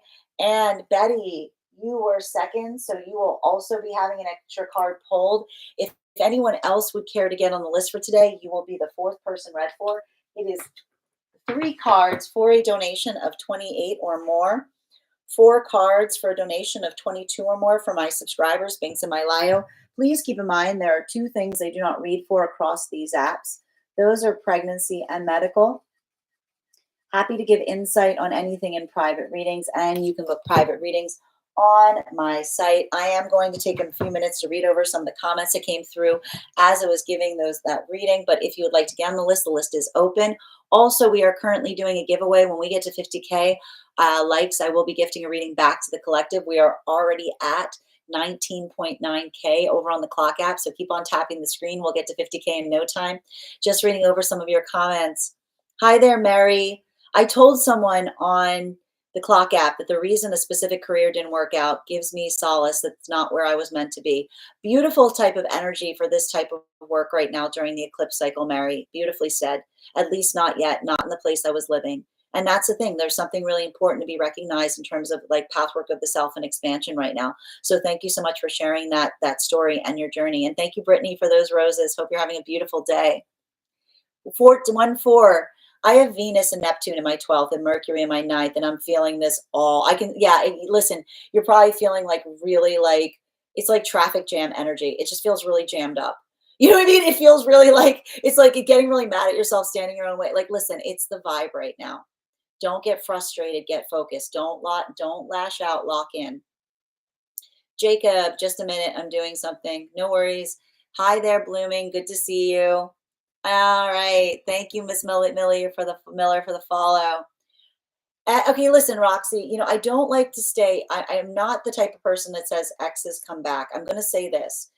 With this kind of energy right now, the fact that there's a lot of nostalgia forming and the fact that Neptune is moving out of Pisces into Aries, and the fact that we've got Mercury retrograde and Venus retrograde, it would not be surprising if there isn't energy from the past, particularly as it relates to relationships coming towards you spiritually, emotionally, or physically, right? So something from the past rising back up, like wave of nostalgia or an energy from the past. I mean, it's very much the vibe right now. Thank you for the compliment on my hair, Miss Miller. Thank you for confirmation, Blooming. Miss Miller, I hope you feel better. Make sure you're hydrating a lot right now, because we just went from all of this energy in Pisces right into Aries. Like, it's like, make sure you're drinking a lot of fluids. All right. So you left work for others. That's okay, Miss Miller. Feeling crappy, sending you support right now, Blooming. It's the vibe. I'm in perimenopause, so I'm definitely cranky. Make sure you're hydrating too, Roxy. And Emily, thank you for the follow. Thank you as well, Petunia. Ella, not always cranky, more disillusioned with situations. Yeah, and that's the thing about it. Like, Ella, I think that if you've got Aries placements right now, and that's the thing, like for those with Aries placements, it might be a little bit easier right now, because here's the thing. Like Aries do not get, thank you, Jenny, for getting on the list, dear. You'll be the 4th person read for. Aries are not, like, Aries are sentimental, but they also, like, there's not a lot of space for sentiment. Like the thing, Aries actually, like the thing with Aries is like, Aries sometimes get upset when it comes to others overly sentimentalizing things, right? Because like Aries get very focused on the present. Like, like Aries, like, and that's why I can see that there may be a lot of room right now here for argument, because I keep on hearing that's not what happened. Like, you know what I mean? Like the ability of looking back towards like someone getting nostalgic for something and another person being like, like working through that space of clarity. Like I can see a lot of disruption points between one person waxing poetic upon something and another person saying like, that wasn't romantic. That was traumatizing. You know what I mean? Like that wasn't sweet. That was something I've been actively healing from, like a lot of that. Yes, because it was. Thank you, Miss Miller. And Kate, thank you for sharing the live. Michaela, thank you for the follow. And thank you, Cami, for the follow. This we just finished the collective, Kath, and thank you for winning that reading, and thank you for those gifts. Nikki, I've been noticing so many others battling with their angry demon, angry inner child. And that's the thing about, listen, we've all got one. You know, like we've all got one, you know? Like we have to work through that space. Like we do that inner child healing, you know? There is always that little part in us that is angry. There's always that part in us that's demanding, right? But that's the thing, and I think that that's the important thing about it. And this is what we talk about when we speak towards embracing shadow work. You know, we allow that part of our we speak to that part of ourselves to understand what feels like it's tangible, what feels like it's actionable versus what feels like what feels like versus what feels like it's working through like an old wound, as it were. You know what I mean? Like there's a lot of that space there. But I think that your ability of describing that, right? Like the fact that you articulated that so beautifully is saying you moved it from like the angry demon to the angry inner child. Like there in self is like that to me is perfect evidence of someone who's been doing that shadow work, because you're able to look towards it and say that's where you put the compassion and understanding for the self. But much like an angry child, like you don't let an angry child like drive the car. You know what I mean? Like you don't like you you hear them, but then you allow for that place of composure, you know? I've become very close with mine, so we're doing okay. And that's the thing, right? If you're in a space where, you're working through that, like it's never easy, but you can honor it, right? And this is why we talk about honoring our feelings isn't just speaking about our feelings all the time. It's honoring how we feel and trying to understand why we feel the way we do. That energy is strong lately. No, I'm telling you, it's this eclipse cycle. It's very discordant. Autumn, I've been isolated over a year. I think I can handle it. Sending you support, Autumn. Yes, disappointed and isolated. But again, working through that, like asking yourself, introspecting, where's the disappointment? Like, what is the disappointment asking for? Right? What is the isolation looking for? It helps us point the direction as to what will fulfill us. This retrograde, it makes me feel all the emotion. No, it's like I'm telling you, it's like like Pisces into Aries. It's like better out than in kind of thing. You know what I mean? Like it's working through it in such a way that feels like it's productive. And Kat, thank you for those gifts, dear, and thank you as well, Shay. And BC, thank you for the follow. Trishina, your subscription is ending soon if you'd like to renew. Mother, oh, you're always so spot on. Like you said before, it's heartbreaking, not heartbroken. Tap to claim. And thank you, Leela, for the follow. How do you know your placement? So Viviana, typically if you do your full spread, you can go to an astrologer to do that. They can do that for you, or you can go online. There are different services where you can just get your chart. A good astrologer is going to help you understand the placements to a certain extent. And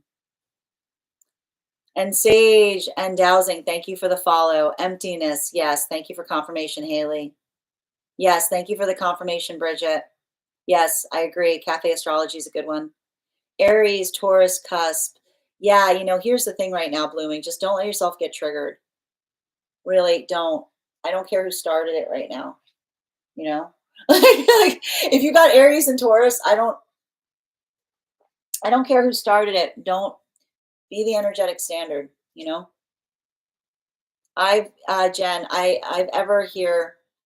I've never heard Aries put that way before. I usually don't resonate with this with my identifiers. I hope this helps, Jen.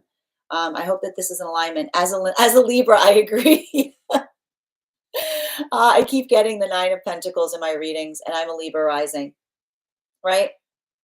It's like I feel like for those with Libra placements, um, I think the reason the Nine of Pentacles often resonates to those with Libra placements is, for me, the Nine of Pentacles is like the card of the gentle touch, right? It's like working through the gentle touch. And I love the fact that, like, you know, like the fact is that, like, we have that like hawk energy that's here, but they like, again, like the hawk that sits and rests is because it's the individual becomes a gentle landing place for it, right? It's like, it's about like Nine of Pentacles is one of my favorite cards because it's about working in the context of not insisting upon things, right? I keep getting that. I'm here. Hi there, Nova.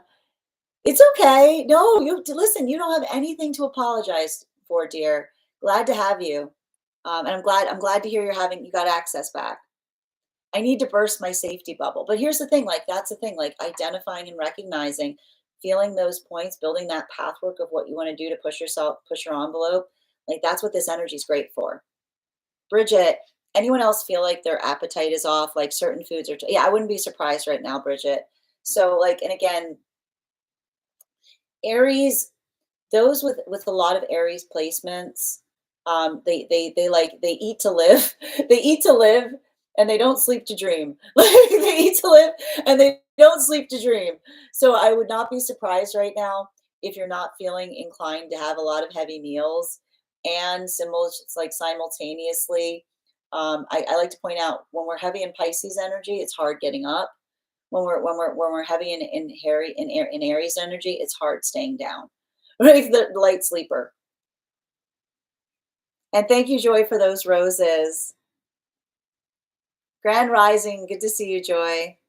Thank you for confirmation, Jacob. Just keep swimming. Exactly, Bridget. Rose, oh, I'm sending you so much support on that journey. I'm happy to read for you if you'd like to get on the list, dear. I feel bad because I'm wasting food, but I eat one or two bites and I'm turned off. Yeah.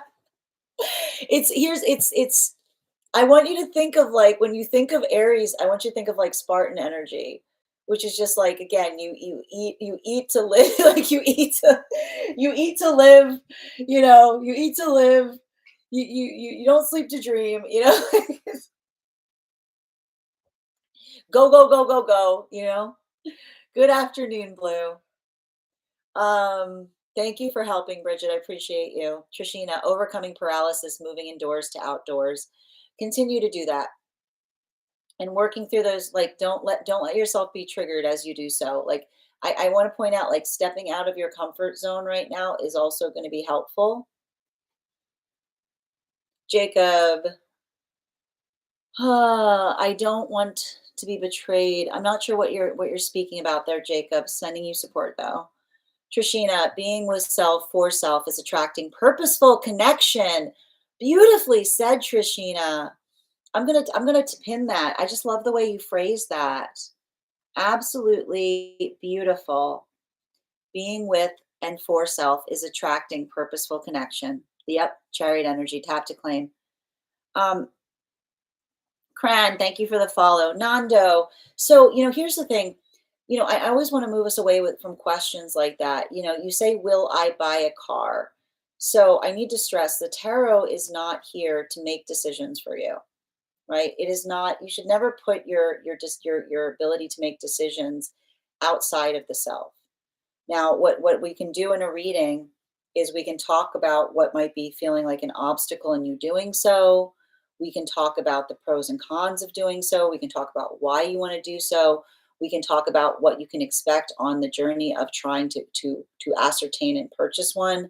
But you never want to come into a space of asking the cards themselves to build the direction for you. I hope that helps. Miss Miller, this Leo hold on a minute, left the building and crashed out and taking tomorrow off too. It's okay though, right? Like prioritizing self-care right now, if you're not feeling up to it, is okay. Hi there, Jacob. I mean, you do your TikTok content just for fun. That's a beautiful reason. It's absolutely wonderful. If it's creating enjoyment for you, continue to do so. Miss Miller, I don't want to hurt people's feelings with my face. Leos, we have a hard time with that, man. Leo placements, we stink. We've got no poker face. It's like the worst, It's awful. Like Leos, we just don't have a poker face. Trishina, my rising and forever recovering from the illusion of abandonment. But here's the important thing, right? I like the fact that you're articulating upon the fact that you recognize that it's the illusion, right? It's understanding that the way one feels is not what effectively is occurring. Like being able to bring some proportionality is really important. And thank you, Kath, for all of those gifts. Looking forward to our reading. Hi there, Angel. Hi there, Free. This resonates deep. Grateful to you as well, Autumn. Thank you as well, Blooming. Erin, your subscription's ending soon if you'd like to renew. Leona, good afternoon from Montreal. How are you doing there? How's the weather out there right now? I was arguing a week leading up to the lunar eclipse, and now I'm keeping my mouth shut. Yeah, don't like just be conscious. It's not that you can't argue during eclipse cycles. It's making sure that you're having the same conversation with someone, right? It's making sure that it's going in the direction that you want it to go into, right? Like that's the thing you have to like. This is like you have to recognize the difference between. I keep wondering, arguing for the sake of connection is not a productive conversation. You know? Yes, with me, not in a creepy way either. Almost like they just needed to share. Sending you support, Bridget. And user 87, your subscription's ending soon if you'd like to renew. V, thank you for confirmation. And Minerva, thank you for the follow. May, hi May. Are you the same May over on the video? Oh, nostalgia is great. But I've always wanted to push forward and create good future nostalgia. I like that. Future nostalgia. That's beautiful. You don't have to, I'm not sure what you're apologizing for, Jacob. May, I feel shackled from moving forward, not my doing. I mean, I'm happy to read on that as to why you may be feeling like that, dear. But I hope you're able to find a way to unburden yourself of that feeling. Mac, hi Carol. I'm happy to read on what's moving forward, like on your path work. If you'd like to get on the list is open.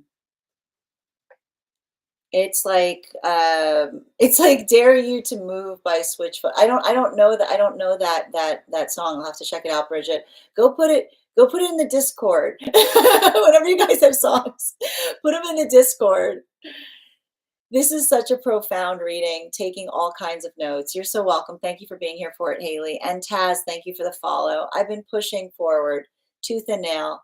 Those trying to block and suppress my goals. And that's, just allow that context of just don't worry about other people's path work. Don't worry about what they're like, just focus on you, you know? Hi there. This was the collective, Paula. Thank you for confirmation, Jesse. I'm so glad this was helpful. Your mom. Oh, is your mom an Aries sending you support, Miss Miller? Yes, the clock always ticking. Aries. Yeah, Aries hate your clocks the way Captain. Yeah, it is. It really is. Aries your clocks the way Captain Hook. It's like it's like 5 minutes until the game's up kind of energy. Like Aries are always like that. They're like, thank you. That's me. Well, I was just thinking of that the little rabbit. Yeah. Thank you for confirmation, Ella. Can this be applied to education? I mean, this is so effectively space witch. Like when we're reading for these, this is happening. Like this is happening in different in multifarious ways. So if the short answer is if you're talking, I mean, I guess the question is what type of education are you talking about right now? You know. But there's something. I mean, there's this is a lot of like working through the nature of lessons. That's so me. I tattooed. Oh, you tattooed the Mad Hatter and the rabbit. Oh, that's so beautiful. Thank you for confirmation. That must be a beautiful tattoo, Erica. Post it. I'll make a tattoo page. Post our Discord, our tattoos in the Discord. Oh, thank you. I'm so glad you loved this reading, Leela. Blessings to you as well. Oh, I do my best, Bri Guy. That's really kind of you to say. Thank you for being here. I hope it lifts you up. I hope these messages help you today too. And Angel, thank you for the follow. Thank you so much. Appreciate you as well, Jacob. Rich White Rising, Erica came in and reading was so on point. I completely lost my manner. Thank you. I'm so glad, Erica. You're so welcome, Haley. Hi there, Free. You're so welcome, Bridget. There was someone else who was second. Was there? That's what I'm seeing, Betty. So in case you didn't see, I'm here for my reading. Oh, great. Nova, did you get on the list? Can you just confirm? I'm going to confirm the list right now. I've got Elisa. The list I have is Elisa, Kath, Betty, and Jenny. If you are on the list and I haven't named you, please make sure to let me know because we're going to get started in a moment. And if anyone wants to get on the list right now, you'll be the fifth person read for. Also, just a reminder, if anyone's joining us across the other apps and would like to get on the list, all you need to do is send the send via the tree that has Binks in it in my bio, and you'll be added to the list. Oh, hold on. It was Miss Miller, but I think they left the chat. Oh, thank you. That was really kind of you to say. Thank you for letting me know, Betty. All right. And I'll definitely listen. I'll definitely draw an extra card for you as well. Thank you so much for pointing that out. Okay, hold on a minute. Boop, boop, boop. And thank you, Dowsing, for the follow. And thank you, Psychic J, for the follow. And thank you, Mamo, for the follow. All right. Mercury retrograde has been fine for my twin flame and I. I've been careful how I treat people who annoy or trigger me with this retrograde, being non-reactive. I mean, that's the important thing right now, Bree. And I'm not a big fan of the word twin flame, but I'm glad it sounds like things are working well for you right now. And blessings to you as well, Logan. I'll be back in 1 hour to my reading. I have 1 hour for my reading. Okay, I have a call. No worries, Elisa. Nikki, as a Leo, I agree on the poker face, and lying is impossible for this reason. No, Leos are not great at it. Leos is not their strong suit. Thank you, V, for sharing the live. Oh, you fell asleep again. Sin, stop being so calming. I'm sorry. I'll do my best. I'll try to be meaner. Is that better? I'll try to be more distressing when I give the readings. Hi there, Raja. How are you doing today? Nova, are Gemini similar to Aries? I'm a Gemini, but my anxiety, yeah. Geminis are very similar to Aries. Geminis and Aries get along just fine for that reason. Because, I mean, here's the thing, like, you know, Geminis are like pinballs, you know? Geminis and Aries, they high five when you hear them say, I need to keep busy. And that the thing with a Gemini and Aries is like when Aries, they don't say, I like to keep busy. Gemini and Aries say to each other, I need to keep busy. Like, if you've ever met a Gemini and Aries, you're like, no, I need to keep busy. Because Aries have to they need a place to channel their emotions. And Gemini are perpetual motion machines. Right. And so like when Aries, like Aries and Gemini, they high five because everyone else says, I like to keep busy. And Gemini and Aries say, I need to keep busy. And then they high five because they're like, no, they have to. They know that it's not a choice, it's a directive. And also I need to point out the fact that we've got Jupiter and Gemini right now. This could be like a lot of the messages that we're getting about Aries is going to feel very much in alignment to Gemini as well. Nova, I had a fire when I bought a reading. So, oh no, oh yeah, oh my gosh. Yeah, of course. Yes, absolutely, Nova. Have you messaged me? Have you emailed me? Or are you saying, yeah, of course, dear. Are you saying that we had a reading scheduled, but then you had to step away? I always honor a reading that wasn't done. Just make sure that if you're talking about a personal reading here, just give me the date. And if you're talking specifically about if you're talking specifically right now about a private reading, all you need to do is email me, tell me the day it was, and I'll confirm and we can reschedule. And I'm glad, I hope that you're okay and I hope that you're safe. That's the most important thing. All right. Nikki, I missed if you had a response to my angry demon comment. I was saying, Nikki, I was actually saying, what's beautiful about this is, if you're going through this experience right now and you're doing a lot of this work, and I think it was really important that you described the angry demon as your unhealed inner child, right? Because even in that space, you're identifying it like you're not, you're coming into that space of working to heal the parts of yourself that are harder to look at, right? You're actively in the space of embracing those parts of the self by understanding and recognizing where the pain comes from, right? And I really like the fact that you articulated upon the fact that you are saying, like, that is your unhealed child. You know, like that is how we heal ourselves. We come into the space of being able to provide that context of compassion for the places within us that hurt. Erica, for real. I'm an Aries and my mom is a Gemini, and neither of us know how to be. Oh my gosh, no, the two of you, like, get out of the kitchen if you value your life kind of energy. That's the thing. But you guys, you probably work really great as a team. Aries and Gemini as a team, you know, they're working at the same speed. You know, it's they're the Aries and Gemini together are like speed demons. You know, they're like everybody. Like, people get intimidated when you see an Aries and Gemini together because they work together almost seamlessly.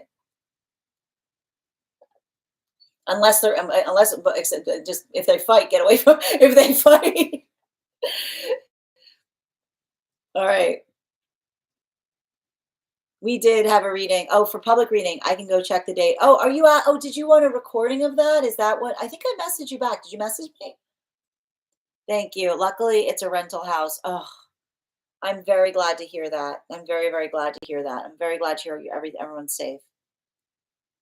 Oh, wonderful. Okay, you booked the reading. Oh, Thursday of last week. Okay, got it, dear.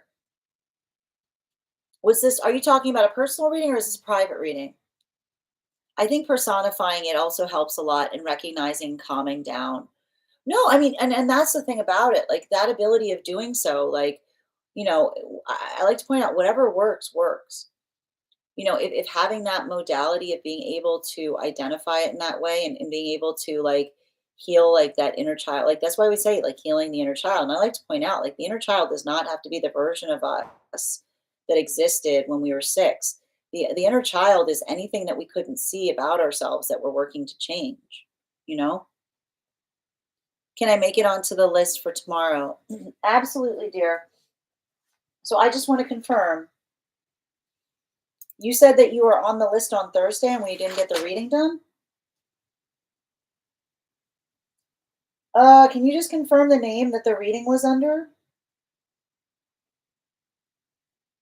And I'll be happy to do so. Also, I'm also happy to take this into, I'm also happy to do it via email either. Okay, thank you.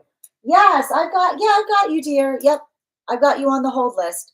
It's up to you. We can do it today or tomorrow. You're still on my hold list. Yep. All right. Yep.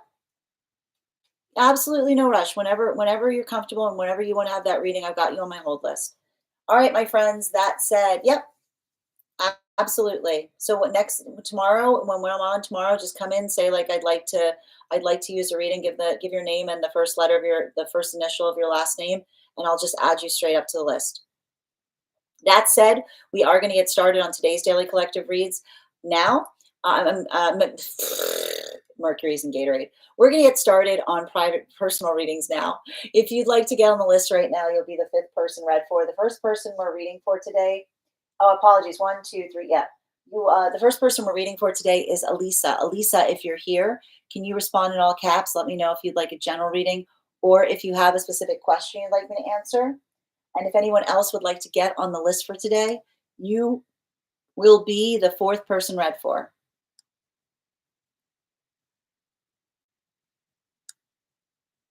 All right.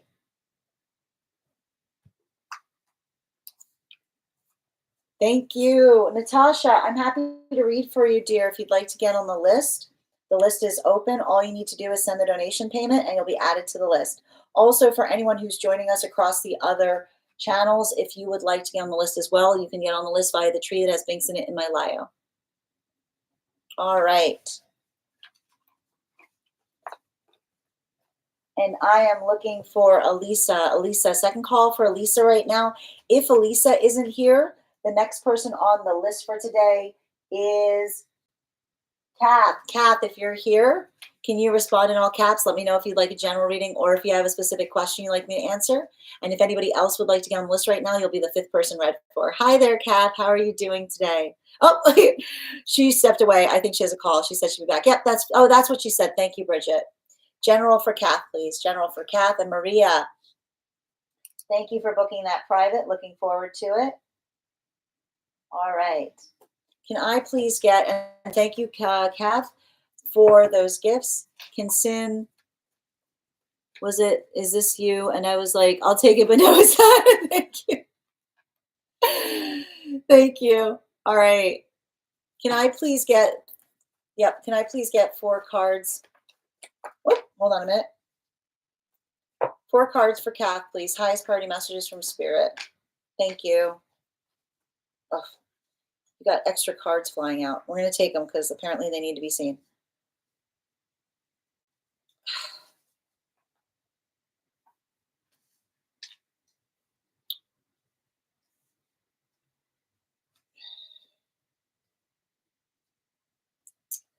You know,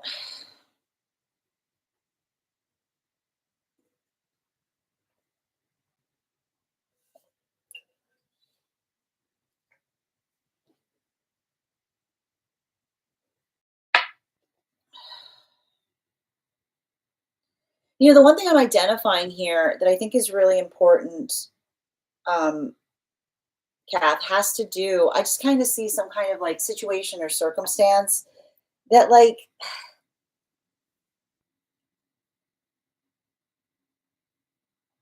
I keep on seeing it's like it has to do with it's saying to me with like comfortability. You know what I mean? Like this is how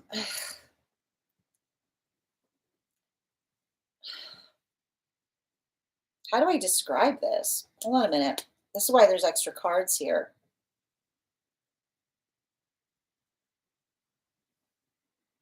Mm. Somebody's triggering you and they don't realize they're triggering you. Yeah, okay, let's walk through this. Um, you know, the one thing I got to say is,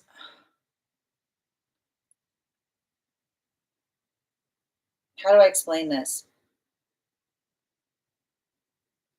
One of the deepest wounds of coming out of a trauma informed environment is having a hard time believing another's authenticity in the relationality to care. This is difficult, right? Like this is like I keep on seeing like there's something really important around something here that, and I keep on seeing like the thing about it is, and it's okay. Like I feel like there's something about the guide saying that um and this is why like it feels to me that there's almost something that you have to say to someone, and it has to do with your past, right? Like it's saying to me it's not, it has not, I can see it, it has nothing to do with another person. It's not that, I keep on hearing, it's not that someone's not doing anything wrong, but it's almost like the space of someone doing something like I need to point this out. This is what this reading, why this reading's so difficult. It's sometimes in the moment that someone is doing everything wrong, right, that we suddenly recognize that we still have work to do. It's sometimes in those moments that we realize that someone is doing nothing that they're doing is wrong. Everything they're doing is right. But it's in those moments that we sometimes identify that we still have a lot of work that we need to do on ourselves, right? And I keep on seeing, I feel like there's something that you thought that you were ready for. There's something that you took some kind of step forward, like feeling like you were like ready to move into it. And now I just see kind of like, it's like I feel like there's almost like this like I keep on hearing it's like everything coming back, even though it's not coming back. It's like I keep on hearing it's like trying to tell your body. I keep on hearing trying to tell your body that you are safe is what you're working to heal from. I keep on seeing that there's something about this, like the identifying that like what you're working on is coming into the context of feeling like energetically safe around something because you know and I can like it's rough, like I feel like, and I think that there's something important here because you're not, and I think that even in that space there's something that feels like a breakthrough because it says to me like you're clearing your throat chakra because you're not just saying, oh, I just need to get used to it. Like you're not going, oh, I just need to get used to it. You're not just saying to yourself, oh, I just need to stop feeling.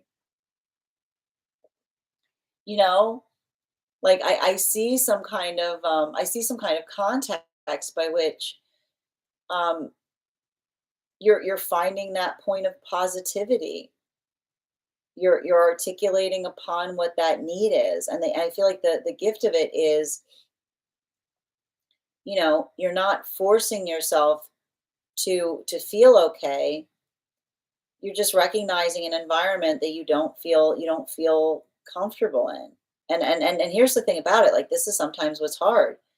um Sometimes we don't feel comfortable even though there's nothing wrong. That's fine, right? Like that's the thing about it. Like it says to me that your own ability to articulate and identify that is the breakthrough point, because they're saying that in that moment you being able to say like, look, I figured out what I can do to fix feeling like that. Like they're saying that in itself is the breakthrough, because I keep on seeing it's not that you're trying to white knuckle through something. You're advocating for yourself. You're articulating what your needs are. And it just says to me that there's something about that that feels like um, an affirmation, because I just keep on seeing a situation or scenario where you're giving someone the opportunity to support you, um, by I keep on saying like by speaking towards how you feel instead of reacting to it. you know I do want to give you, there is something I would say, like make sure, like the one thing I would say though about this, and this is specifically if this is a new feeling. If this is something that you're just feeling during this retrograde, if this is something that just came upon you, um then you may want to like, what I'm going to say here, you may want to sit it out a little bit, right? um that the eclipse cycles are good to do something that we have intention with, right? It's good when we have in those points of being able to recognize and identify. But that's why I keep on seeing here. Um, if there's something more here, that if this is something that's just arrived to you during the eclipse cycle, you may just want to give it a moment, because we've talked a lot about the fact that like that amplification of sensation is something that can sometimes intensify. So I want to make sure that you're avoiding anything that you may say later on that the eclipse made me do it. You know what I mean? Like, because I need to point this out. We can say the eclipse made me do it, and it can be a positive thing, right? Like we always want to leave the eclipse being like the eclipse made me do it, being like there was something that I had my mind set upon, right? There was something that I had my mind set upon, and the ability to identify and recognize what those changes are, like those can be those points of those can be those breakthrough points. But what we want to avoid is a situation where we say the eclipse makes made me do it, in terms of feeling like you didn't feel like that until the eclipse started and then it goes away and the eclipse, so it's like working through that, like make sure that this is something that is building upon intention that was occurring before the eclipse. If it's something that's just come to you during the eclipse, you may want to sit with it for a moment. You know, bottom of the deck. Yeah, especially with this Ace of Wands energy, um, in its reversal. Um, I keep on hearing, I feel like you're going through some kind of path work right now as it relates to feeling things out, right? Like there's something about that here. Like I keep on hearing, like this is the eclipse for you where you're feeling things out. You're getting a sense of what something might like be like.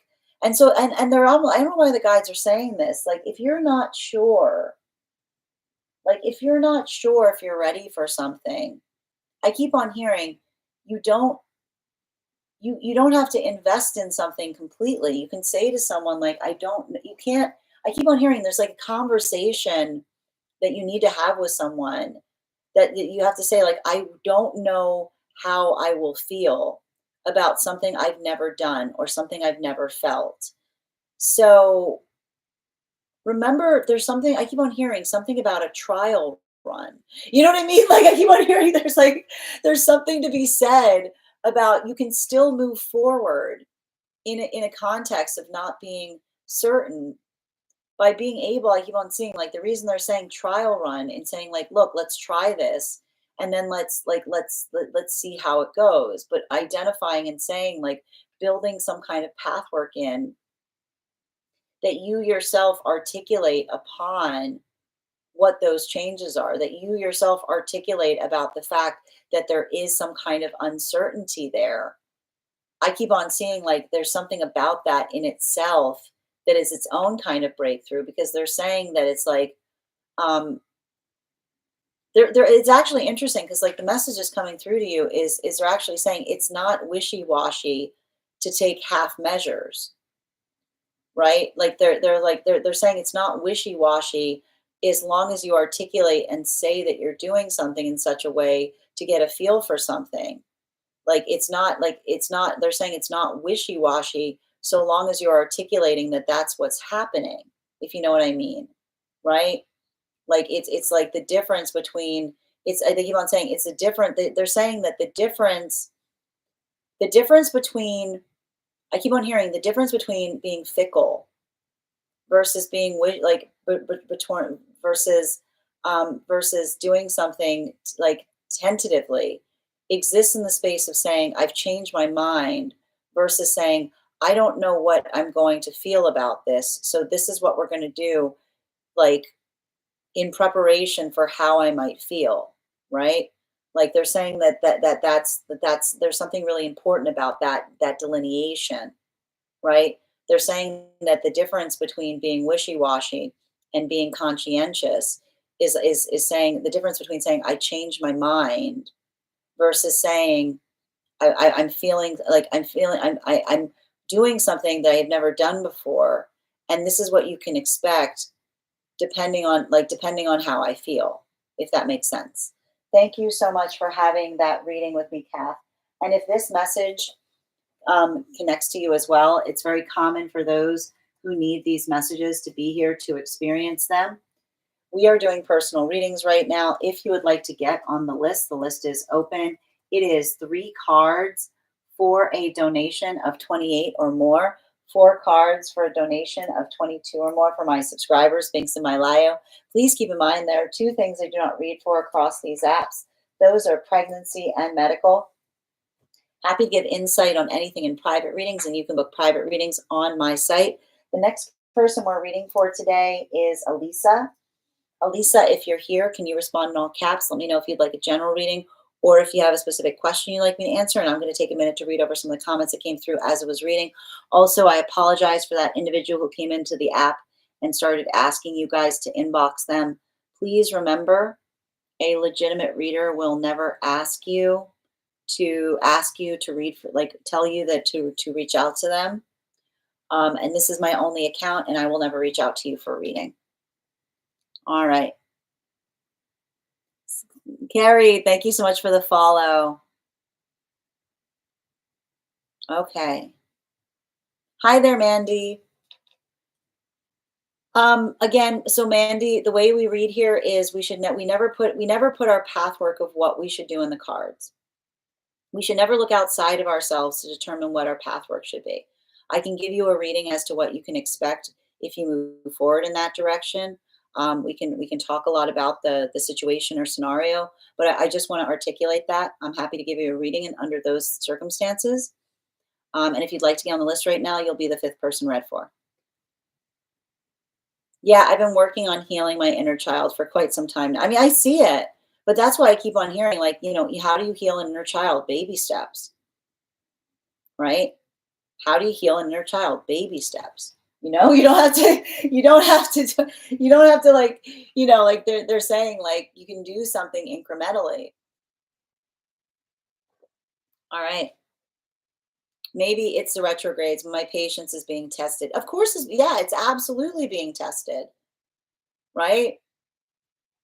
Like I feel like there's a lot of this work I see to a certain extent, and I feel like a lot of it has to do. I keep on hearing. I keep on hearing that there's something important about your reading, Kath. The past is the past when you say it is, right?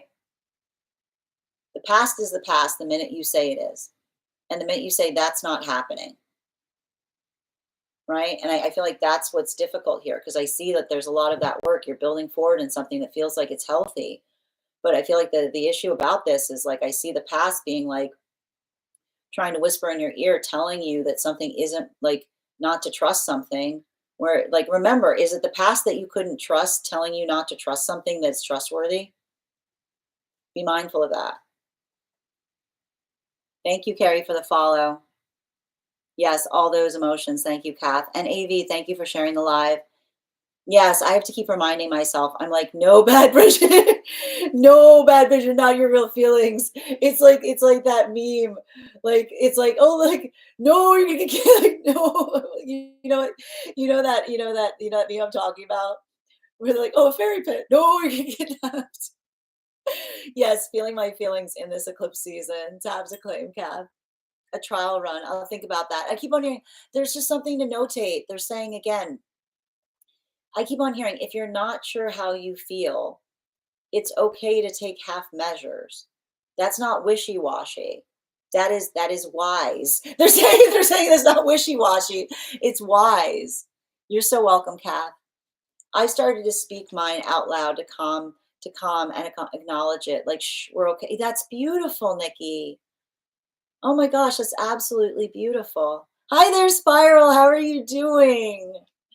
Bridget, yes. You could always find a month to month. Yeah, there you go. Okay. Oh, I think I missed, hold on. I think I missed one of the messages. Oh, you've been thinking about moving out and living independently. Oh, felt guilty, but feels like my mom always triggers me. That was the energy I'm seeing around something here. No, I see it. But that's why I keep on seeing, like, okay, so I missed that message when I was like, again, yeah, so they're saying, like, trial run. That's why they're saying that, like, that ability of saying, like, I just want to, I almost saying, like, I think it could improve something. I think it could be good. I keep on hearing, I think it could be good for us, you know? Hi there, dear. Quiet down. Everyone's fine. Everything's fine. Exactly. Exactly. You're so welcome. Anyone else tried hugging themselves? Actually, very helpful when triggered. Oh, absolutely. Listen, if you like that, Nikki, make sure that you get yourself like get a weighted blanket. That'll help a lot too. All right.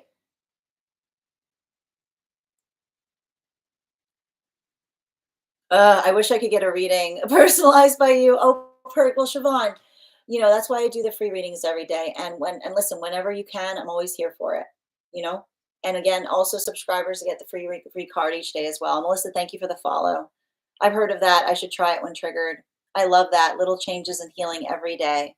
Yep. Chart your progress. It does not. You don't have to do like massive change. A little process. Like, listen, a little progress every day gets you in the same space as massive change. The past is the past, and I should live in the present. Continue to do that work, Kath. You're so welcome, dear. Oh, I'm so glad to hear you're doing well. I'm doing well too. Thank you, dear. I'm using my warm blanket right now. Exactly. I hope everyone has a lovely day. I love being here. Thank you. Same to you as well, Haley. And thank you, Saul, for the follow. All right, next person we're reading for today is Elisa. Is Elisa back yet? If Elisa is not back, the next person we're reading for today is Betty. Betty, you get 2 cards today. Can you let me know if you'd like a general reading or if you have a specific question you'd like me to answer? And Miss Miller, Betty pointed out that you were actually second. I think you stepped away, so you can also get an additional card today as well. Spiritual, thank you for the follow. General for Betty, please. General for Betty. All right. Can I get 2 cards for Betty, please, General?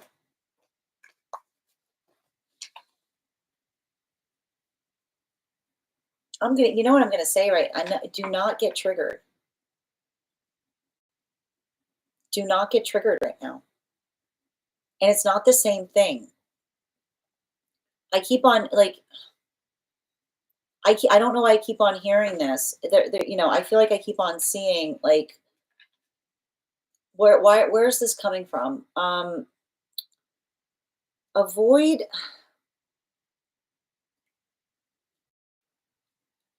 someone trying to make false equivalents is what I keep on hearing. Like this means that. Being like, if I didn't say that, I didn't mean that. Don't make a false equivalent between something that is said like versus what you actually said, you know? And they're also saying to me, it's not picky unless it's important, like something that you're holding on to right now. If another person is trying to tell you that you're holding on to it, I'll tell you right now, if you're not sure if you're holding on to something and it's important, like ask yourself why, right? Because the higher self always has a reason as to why something that you're holding on to is important. The ego just says, like the ego goes like, because it feels like it feels more indulgent too, right? Bottom of the deck on this reading. Yeah, especially with the magician card, like bottom of the deck. Like, I don't know why I keep on hearing something about false equivalent, you know? And that's what, like, you know, like it feels how do I describe this? Just like it's saying to me that there's something about that here where it's just like someone trying to like I don't know why. It's like almost like working through I keep on getting a vibe here of someone who's um like trying to like move you into something that you feel energetically uncomfortable about. Like you don't need to do that. You can just come into the space of basically articulating and saying like I keep on hearing um your no is not a maybe. You're like it's not like your ability to insist upon something is that's why they say like something like even hearing some things you don't have to talk about, right? It's like almost like you being able to say like I'm not inclined to talk about something because it's not open to be changed. They're saying that there's something about that to just kind of make sure that you're not pulled into some kind of conversation that you've already said, like you've already stated your feelings on it, and another person is trying to like move nudge you out of that in some way. Like just be mindful of it, and don't get triggered by it. I keep on hearing like I keep on hearing I'm not having this conversation is like it's like I keep on hearing it's a power it's its own power. Those are your words of power. I'm not having this conversation is basically saying like there's some things that I'm not up for talking about because it's not on the table to discuss, you know? Thank you so much for having that reading with me, Betty, and thank you for being a subscriber. Ms. Miller, if you're here, I'm also going to be drawing an extra card for you as well. Please let me know if you'd like a general reading or if you have a specific question you'd like me to answer. And if not, the next person, I'm still looking for Elisa. or Jenny, Elisa or Jenny right now. And thank you so much, Jules, for the follow.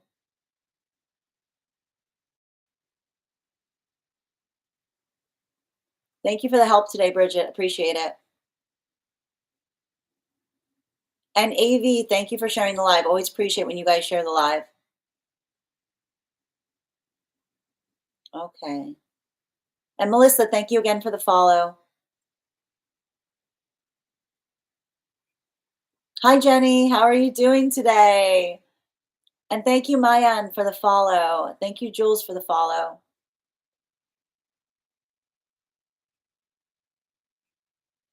Oh, yours is definitely a blanket house. You can't have too many blankets ever. Shelby, thank you for getting on the list, dear. You'll be read for after Jenny. And thank you again. Jenny, I'm just waiting for your question to come through. Can you let me know if you'd like a general reading or if you have a specific question? You're welcome, Shelby. Thank you. And Jenny, if you posted your question, you may need to post it again because I haven't seen it come through. You may need to change the wording or you may need to put periods between the words. Haley, you're one of the best readers I've ever seen. I'm so grateful. Thank you. Thank you. I do my best, Haley. That means a lot to me. And thank you for being here and receiving these messages. Jenny, oh, I got you, dear. Vanita, happy to read for you on that. If you'd like to get on the list, list is open. I'm so glad you feel connected here, Haley. Priyan, I'm happy to read for you on that. If you'd like to get on the list, list is open. Advice going forward. Hold on, I got Jenny's question here. I would like some clarification on twin flame journey. Where were we at if he wants union? Advice moving forward. Okay. Well, I'm not a big fan of that word. Okay. We're not a big fan of that word here, but let's get into understanding the nature of that connection and see what's going on with the connection itself. Can I please get 3 cards for Jenny in relationality to what's going on with that connection? Highest priority messages from Spirit, please. What do we need to know?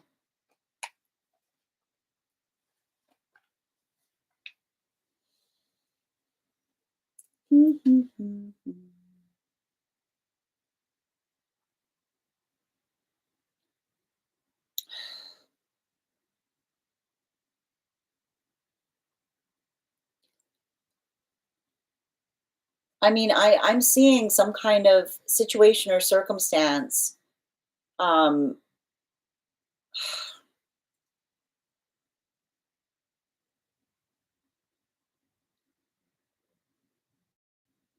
They've got it. They've got to stop. Like they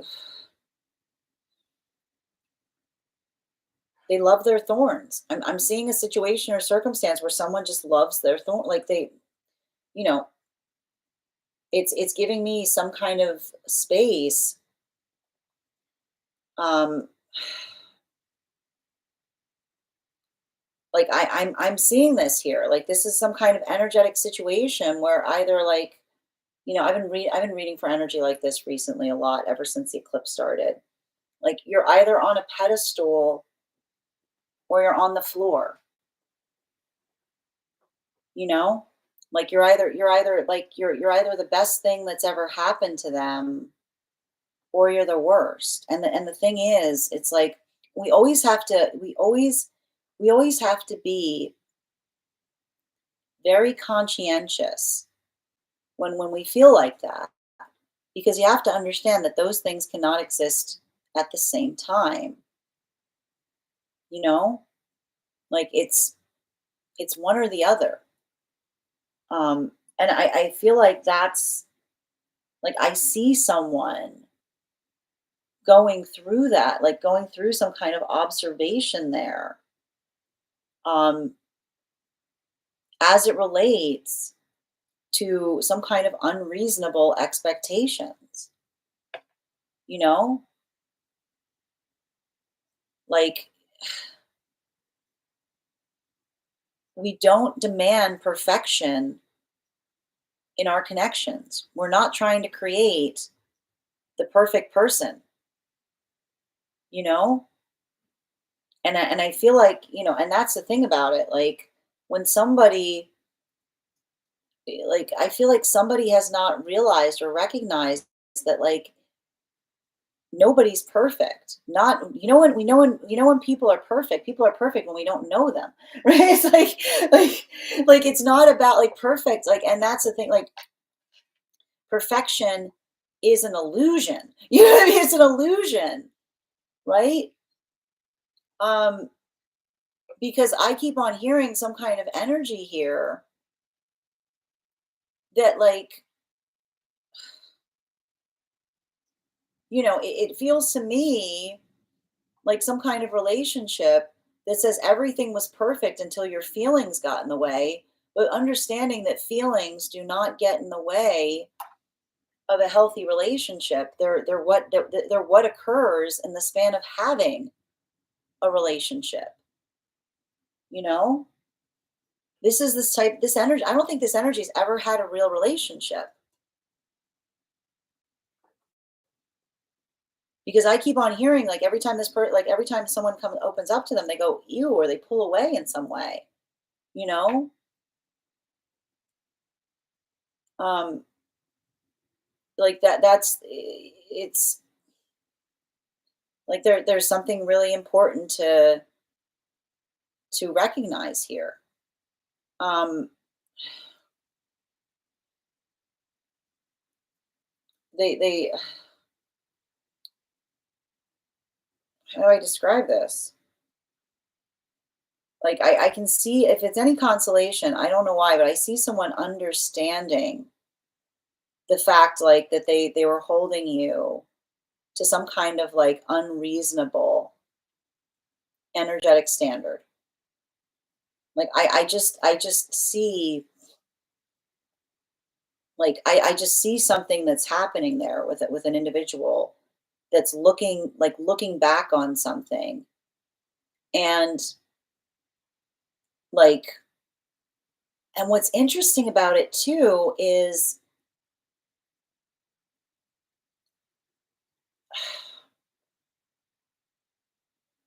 I mean this is like I keep on hearing like the message that they've got a guide next to them that's trying to say to them in some way shape or form um that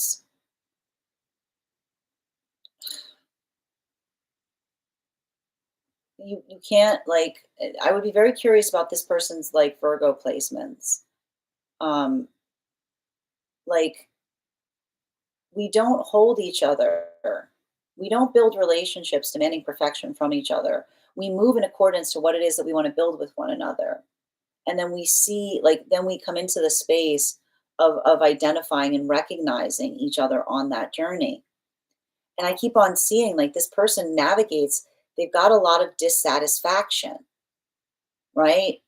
Like there's a lot of this space that feels like they're always in a place of like finding fault, like failing to recognize that like the ability to see fault is the illusion because it's like they hold themselves to such a high standard that they don't understand that those around them like also feel that weight.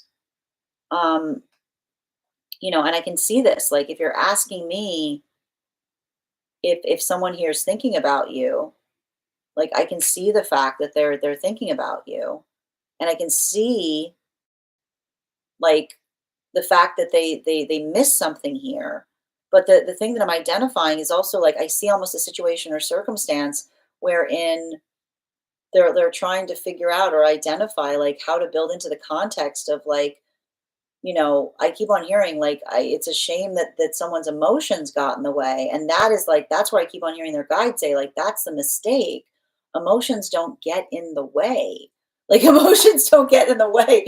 Emotions are the bridge that we build. Like emotions are like as long as we do the work to be able to articulate what the emotions are asking for, you know, I keep on seeing that I see someone that's working through the context of pain, but they need to work through the ability of communicating like what they want instead of how another person is letting them down.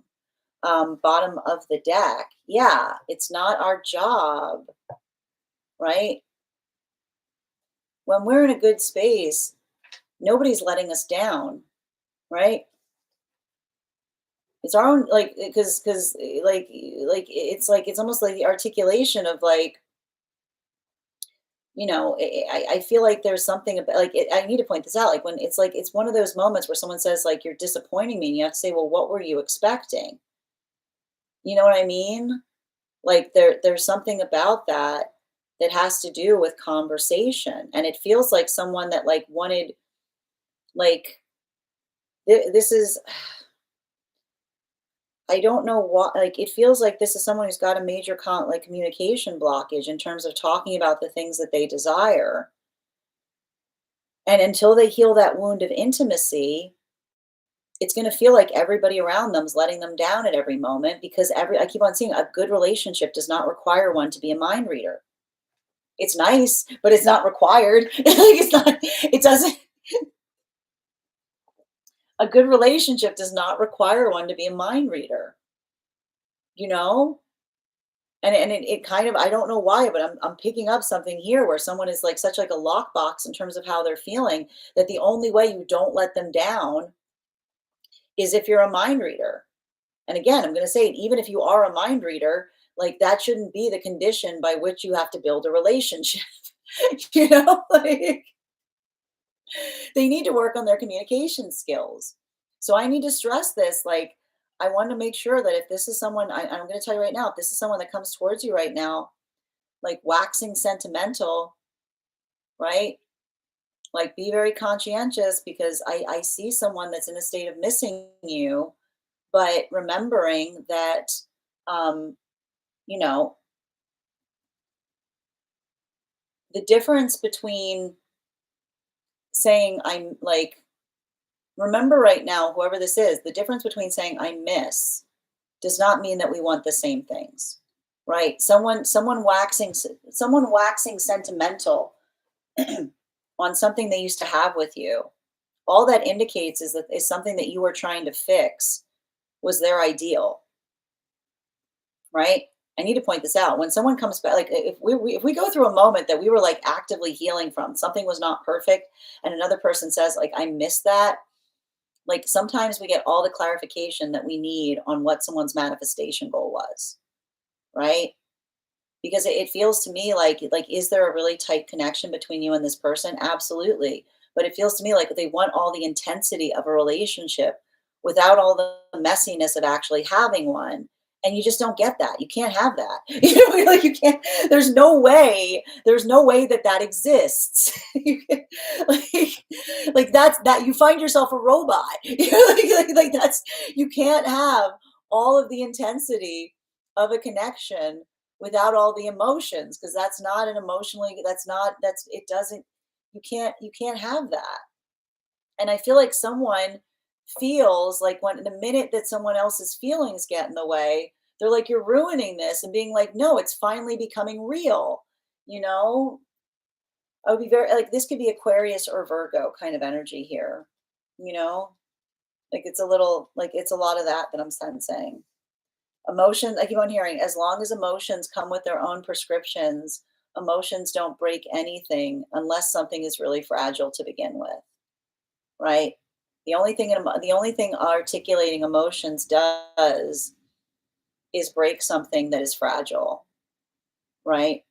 And I keep on seeing here, it's like someone needs to understand the difference between what they want and what it actually feels like to have it. You know, some things feel good in here, but we don't have the durability to experience them here, right?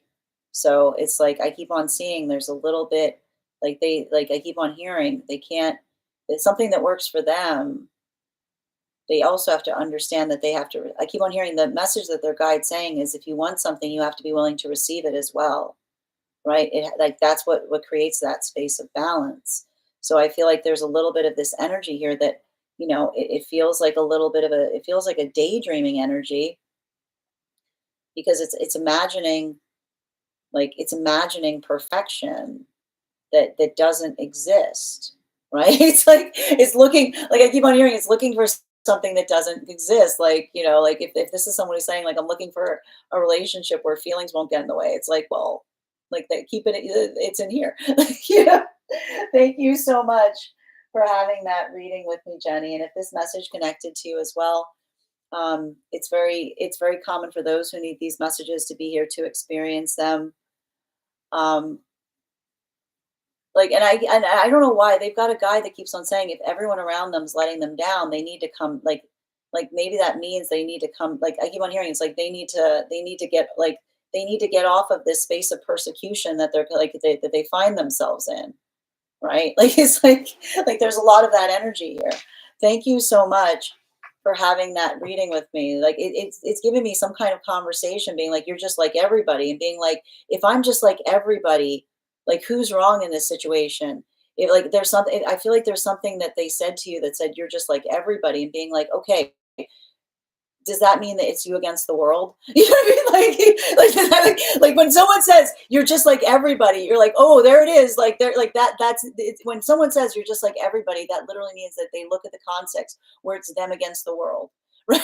Like, thank you so much for having that reading with me, Jenny. And if this message connected to you as well, it's very common for those who need these messages to be here to experience them. We are doing personal readings right now. If you would like to get on the list is open. It is 3 cards for a donation of 28 or more, 4 cards for a donation of 22 or more for my subscribers, links in my bio. Please keep in mind there are 2 things I do not read across these apps: pregnancy and medical. Happy to give insight on anything in a private reading, and you can book a private reading on my site. Next person on the list for today, I'm still looking for Elisa. If Elisa isn't here, the next person on the list is Shelby. Shelby, if you're here, can you respond in all caps? Let me know if you'd like a general reading or if you have a specific question you'd like me to answer. And I'm going to take a minute to read over some of the comments that came through as I was reading.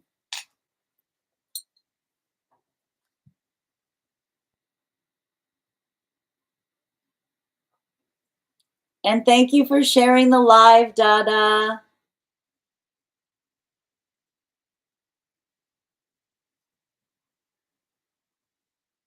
Linda, we do 1 card readings for subscribers. So if you'd like to become a subscriber, when the time comes to do 1 card readings, I'm happy to pull a card for you.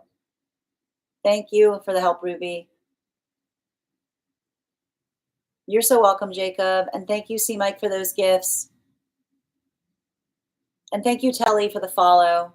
Thank you as well, Tabby. Thank you, Dada, for sharing the live. Nutty, thank you for the follow. Uma, happy to read for you on that. If you'd like to get on the list is open. I don't have any Virgo. Okay. That was a personal reading for Jenny, though, Tabby. Dada, thank you for sharing the live. And thank you as well. Thank you, Jenny. Thank you, Scott, for the follow. Thank you for the compliment, Susie. Thank you, Miss Melissa. He's been brutal. I mean, they're very hard. Like here, like, like it's, I do hear kind of an energy around them that anything I do to you, I do to me first. But it's like, they don't like, that's the thing. When someone says everything I do to you, I do to me first, be like, but you don't have to do it, you know? Thank you for getting on the list, Morgan. You'll be read for after Shelby. Like it's like they got to start giving themselves compassion, right? Because there's an intimacy wound there. Hi there, Brian. Thank you for the compliment. Oh, you should see the back. You should see the back. I got to show you the back of the shirt because like the front of it's really cute, but the back of it's even cuter. Hold on, can you guys see it? Isn't it adorable? I'm sorry. I just love it. I love the shirt too. Thank you, Brian. I was with a Virgo like this for 10 years. And here's the thing. Listen, it's not all like, look. I love Virgo energy, right? It's not all Virgos, right? But that's what's often difficult that Virgos have to work through. And this is a difficult space for Virgos. And I've spoken to like that ability of being able to see perfection, striving for perfection, feeling like it's always out of reach, right? The Virgos that come into a place of healing is they understand and say to themselves, what if this is perfect? Right? What if this is perfect? And if you're a Virgo and you go, like if you hate that, right? Right? If I say that, if you got Virgo placements, right? If you got Virgo placements and me saying, what if this is perfect? And I'm going, no, and go, okay, well, what do we have to change? Right? Allowing for that to be something, like allowing for it to be a note that makes something that is always there to be able to figure out a way to make something a little better, but not allowing the ability to always figure out how to make something better, ruin the experience of experiencing it, right? Like I feel like who was it? Kurt Vonnegut used to say it. It's really good for Virgo energy to like use as a mantra. If this isn't nice, I don't know what is, right? If this isn't nice, I don't know what is, because it's that moment of being able to find the perfection in a moment, even if it's not perfect, right? Dude, that is insane. One of my longtime best friends, we're drifting. We're Virgo and Aquarius. That's the thing, man.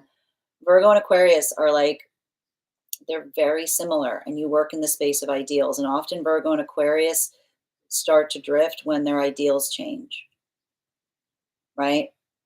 Virgo, Aquarius, and Pisces. It has a lot to do with ideals. This resonates in a non-romantic way. Thank you for also connecting this message to 11. Related to this so hard. Thank you, Bri. That was an amazing reading. Definitely needed to hear that. Thank you, Jules. Thank you. I appreciate the clarity. I mean, listen, listen, I need to say this to you, Jen. Whatever's going on between you and that energy, listen, this is how you're going to know if it's coming into a healing space, right? Your emotions do not break relationships.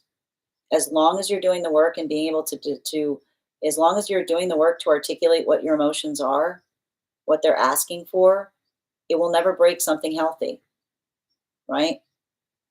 But your emotions are not a burden so long as you're bringing your own prescriptions with them.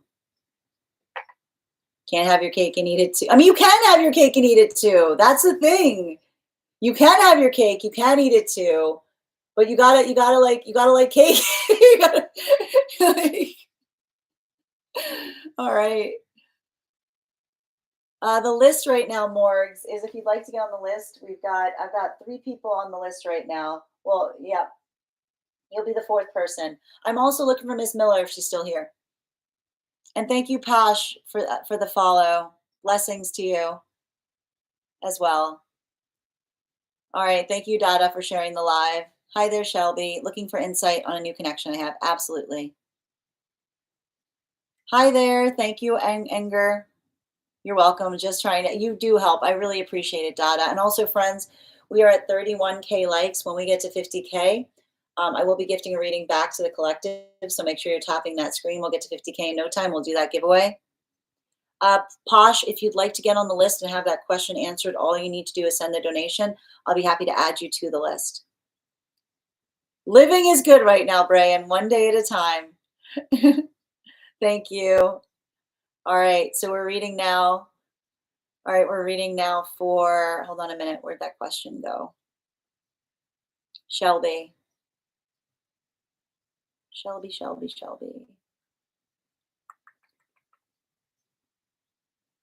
did I lose Shelby? Hold on, Shelby, I'm trying to find your question again, dear. 1 second.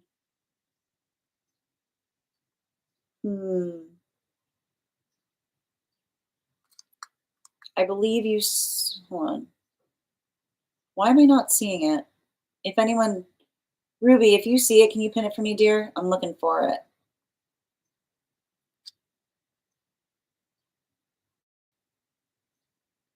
Here it is. Got it, never mind. Looking for insight on a new connection. I've got you, dear. Can I get 3 cards, please? Highest priority messages from Spirit, please, on that connection. Highest priority messages from Spirit.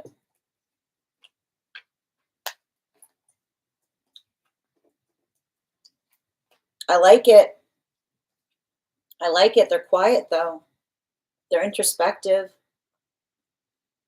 You know? Don't look into a connection like this to be in a rush. You know? I keep on hearing slow and steady. Slow and steady.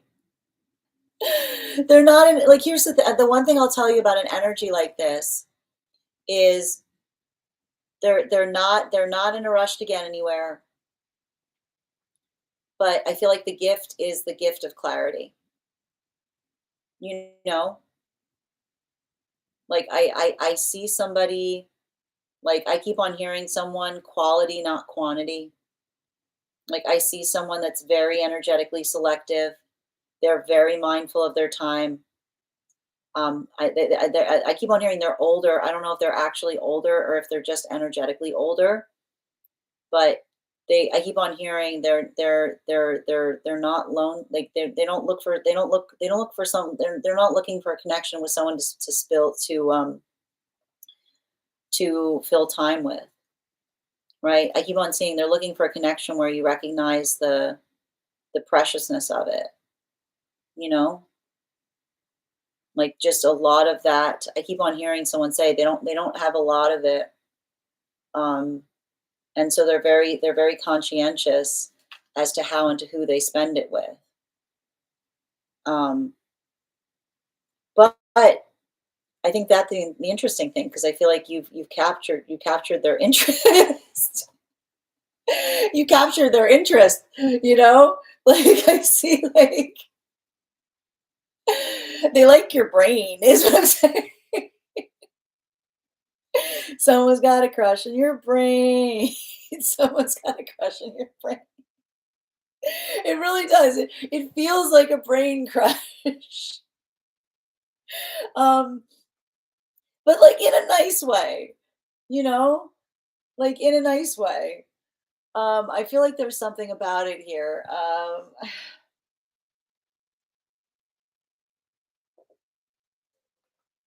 I mean, the one thing I will say about an energy like this, or the individual we're talking about, is, you know, there's nothing like, you know, make sure that there's absolute transparency in relationality to what it is, like what it is that you want in the long term, you know? But the thing about this here is like I almost see, like I don't see, like I feel like there's a lot of this comfortability between you and another person already that feels kind of remarkable, you know? Like I like some kind of energy here because it does feel like you guys are already on some kind of wavelength, you know? Um, they're very easily like, and I don't mean this in like a negative way. Like they're very easily, um, I don't want to say this. They're very easily bored with people who want to talk about trivial things, is what I'm getting, right? And that's why I keep on hearing it's like, there's something about, I don't know about the conversation you had with them in some way. I keep on hearing the words, it got me thinking, you know, like something about something is something that you said to them that, or the way that you think, that is immediately captured their interest in some way. Um, and it's interesting because like I literally hear someone saying like, I don't like talking about trivial things, but there's nothing. There's something about what you've communicated to them in some way that makes you might be a cat. Like, I'd be curious about your Capricorn placements because they're saying that there's something about like the way that you communicate something trivial that makes it feel magical. Is what I keep on hearing them saying. Bottom of the deck on this reading, yeah, especially with this like especially with the knight in its reversal. They're not in a rush, you know? They are not, I feel like it's really funny because I see someone that is very honest, you know? Like they didn't I keep on hearing someone say, I didn't think I wanted anything, but like like I keep on hearing their honesty is a bit of a crutch, you know? Like everybody, like that's the thing. Like I get them some kind of energy with someone who's like they've got a tight circle because they're like they're really they have a really hard time pulling a punch. Not like not pulling like pulling a like not like a punch like a like pulling like like they don't like sugarcoating things. You know what I mean? But it's like because they feel like sugarcoating things um, is like is a detriment. You know, so I think that there's something about this because there's something about the repartee between you and them that they've recognized that you don't. I keep on hearing you don't shy away from a fierce conversation, right? You're not, but you're also like you don't take like you've got thick skin. Like I keep on hearing thick skin, but like thick skin because like it doesn't like you're not gonna I keep on seeing like they they want to understand things better is what I see, but sometimes they need like I keep on hearing someone say they others sometimes fall under the rigor of their this is very specific. Some others sometimes fall under the rigor of their convincing. That's like a very specific thing that's coming through. Others sometimes fall under the rigor of their convincing, meaning that others sometimes misunderstand the excitability they get in having a repartee with someone for an attack. Right? That's what I'm always seeing. Like that's what I mean. Like they like to like basically that's a very convoluted way of saying they like to argue. They like to argue. Like it's just a very complicated way of saying they like to argue. And they like someone who doesn't take that argument as a feeling of intimidation, right? It's like there's like but not like but here's the thing, not in like a negative way. I keep on hearing like in the way of having an exciting conversation, right? Like having a conversation that's like built upon like energetic conviction of like arguing about something because you care about it. Like they like the space of being challenged and they like to challenge in kind and they get frustrated by those who are like, okay, you know what I mean? Like instead of being like, no, like, So thank you so much, Shelby, for having but they're also they like, you know, they're hesitant, like they've been hurt before, you know?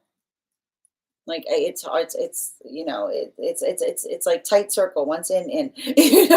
Thank you so much for having that reading with me, Shelby. And if this message connected to you as well, it's very common for those who need these messages to be here to experience them. We are doing personal readings right now. If you would like to get on the list is open. It is 3 cards for a donation of 28 or more, 4 cards for a donation of 22 or more for my subscribers, Pinks in my Lio. Please keep in mind there are 2 things I do not read for across these apps, pregnancy and medical. Happy to give insight on anything in private readings, and you can book a private reading on my site. Next person we're reading for right now is, I'm still looking if Elisa's back. If not, we're moving on to Mary. And if anybody else wants to get on the list right now, you'll be the 3rd person read for. Also, we are at 33.5K likes. When we get to 50K, I'll be gifting a reading back to the collective, so make sure you're tapping that screen. We'll get to 50K in no time. And if you missed the daily collect, oh, Elisa's back. Welcome. All right. Hold on a minute. Eh, sorry. Typing and talking. It's fun. All right.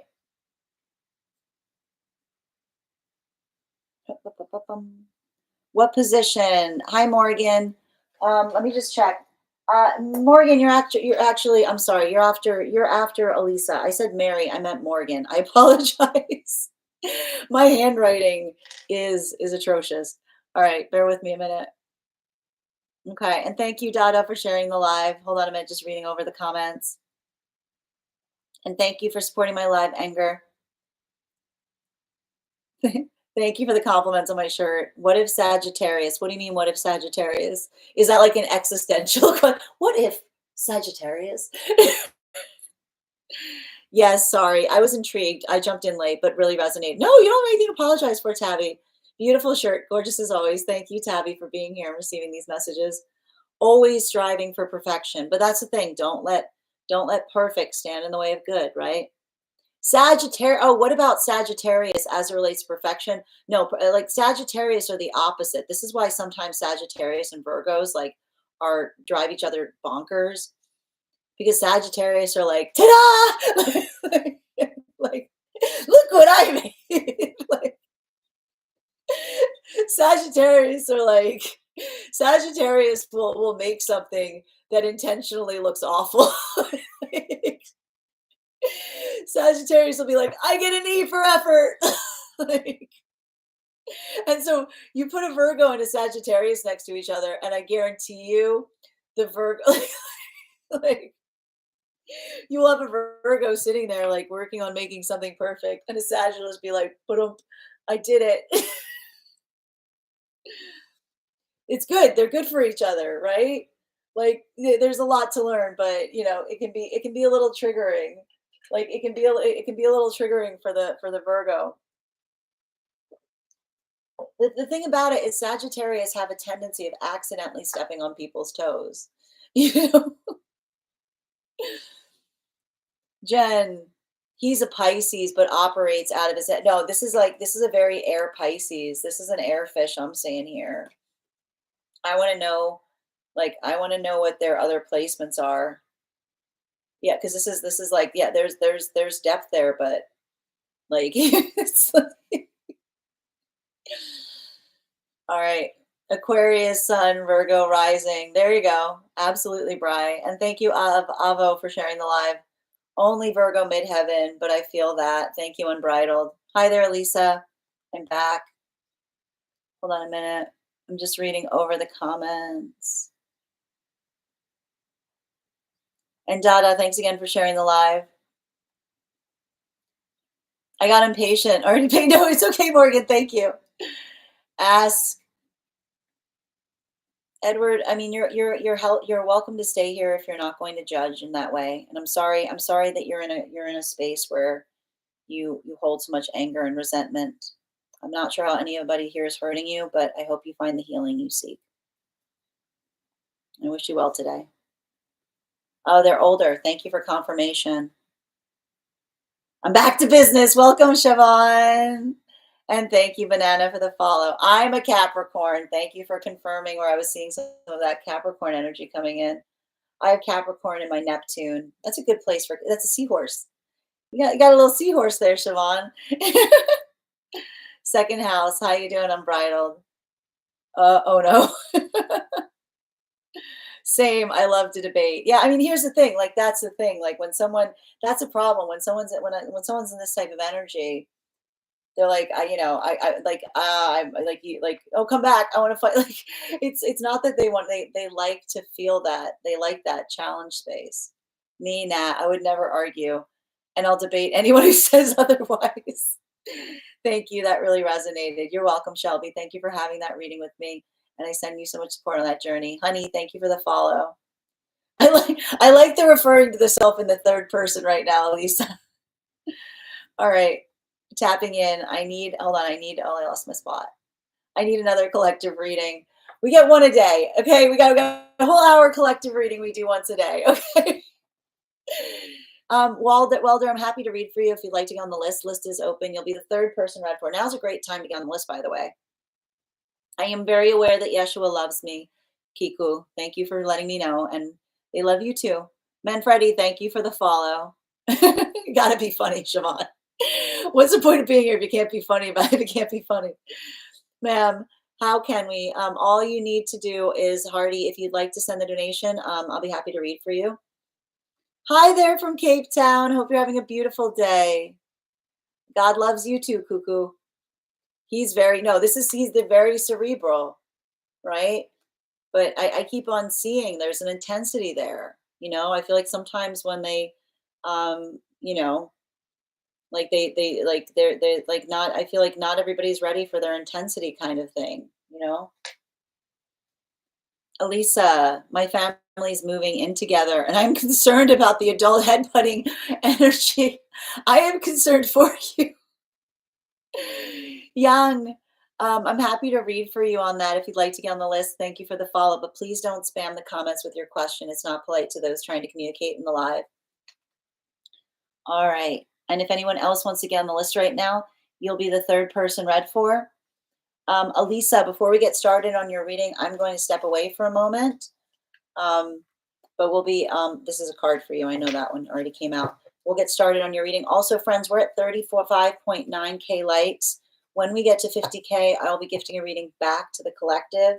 So make sure you're tapping that screen. We'll get to 50K in no time. And I'll be back in just a moment.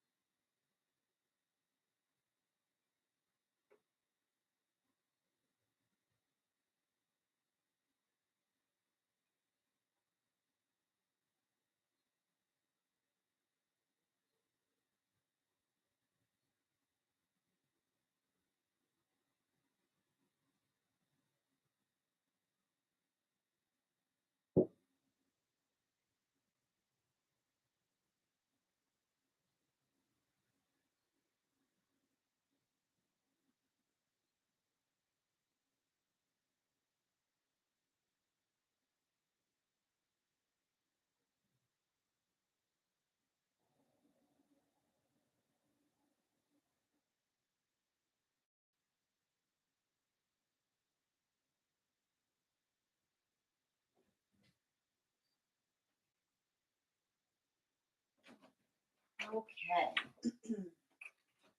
All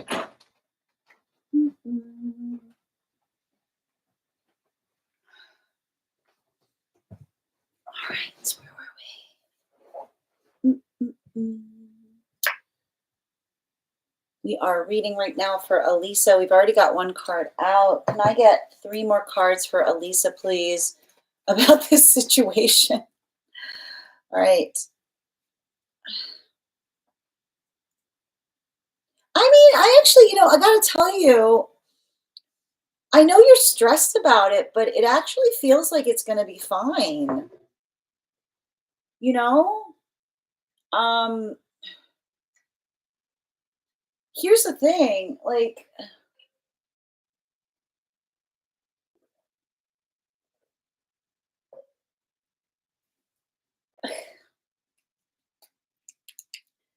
I'm going to put it this way. Here's the thing. I don't know why I'm getting some kind of more the merrier vibes here. You know? I'm almost like it feels like it's gonna make something easier. It feels like there's a little bit of there's some kind of feeling of relief here, because I keep on seeing that there's something here like somebody's worried about someone, like I don't know why there's like it feels to me like there's been some kind of travel or back and forth to a certain extent. And I just keep on seeing that um, you know, like something surrounding this is I don't know why I keep on hearing someone say I would never forgive myself if something happened, right? Like I keep on I like that's the kind of like that's what I'm hearing about something here. Like there's something about this where it feels like it feels like it feels reassuring because it's removing some kind of aspect of concept of worry to a certain extent. you know? And I just keep on seeing like it's not going to make something harder. It feels like it's taking, it's almost like it almost feels like a situation of saying, I wish we'd done it sooner kind of thing, you know? Like it almost feels to me um because I keep on seeing it's like eyes, like somebody's always there. Someone's always able to see something. Someone's always able to check, you know? Um and I recognize that there may be like some feelings of I want to describe this as um like uncomfortability to a certain, like it doesn't, but I don't even see that here, like there might be some growing pains is what I'm identifying, but I'm just seeing overall it feels, I keep on saying it feels positive, it feels supportive, it feels like I know why there might be concerns about it, but I keep on hearing someone say, I wish we had done this sooner, right? Because I keep on hearing it's it's making something profoundly easier. Bottom of the deck. I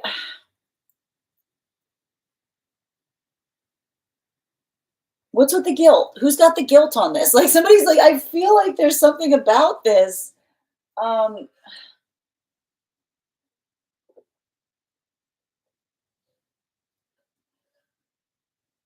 like this is what I meant about like growing pains. Like somebody here,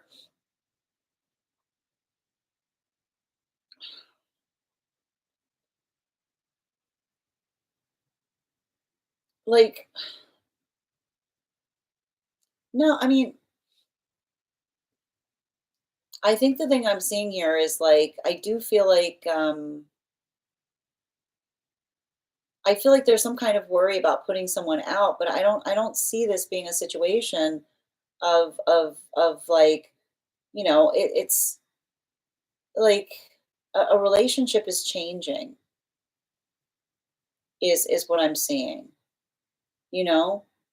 I keep on seeing like someone understands that a relationship is changing in a profound way.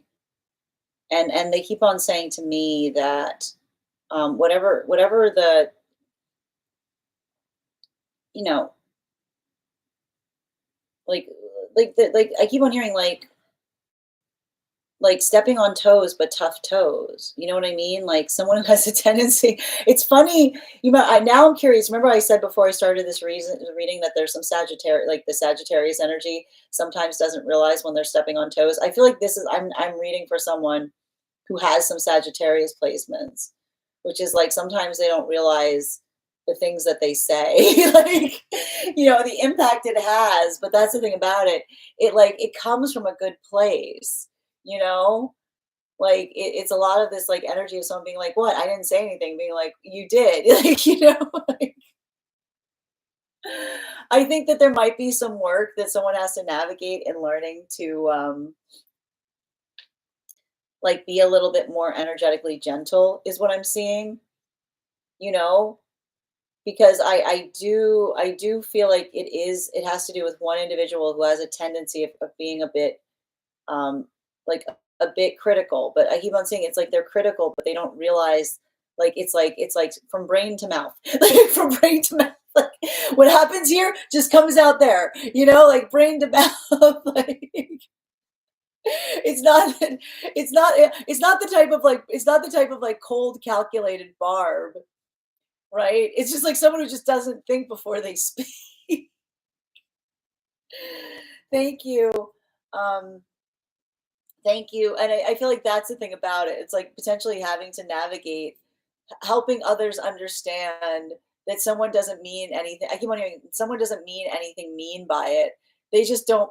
They don't I keep on seeing like the filter between here and here. Not so much. Not so much. Thank you so much for having that reading with me, Elisa. And if this message connected to you as well, it's very common for those who need these messages to be here to receive it. The next person on the list for today is Morgan. Morgan, if you're here, can you respond in all caps? Let me know if you'd like a general reading or if you have a specific question you'd like me to answer. If anyone else would like to get on the list for today, you will be the third person read for. And I'm just going to take a minute to read over some of the comments that came through as it was reading. All right. Oh, you'll be the second person read for. I'm still looking for Miss Morgan if she's still here. All right.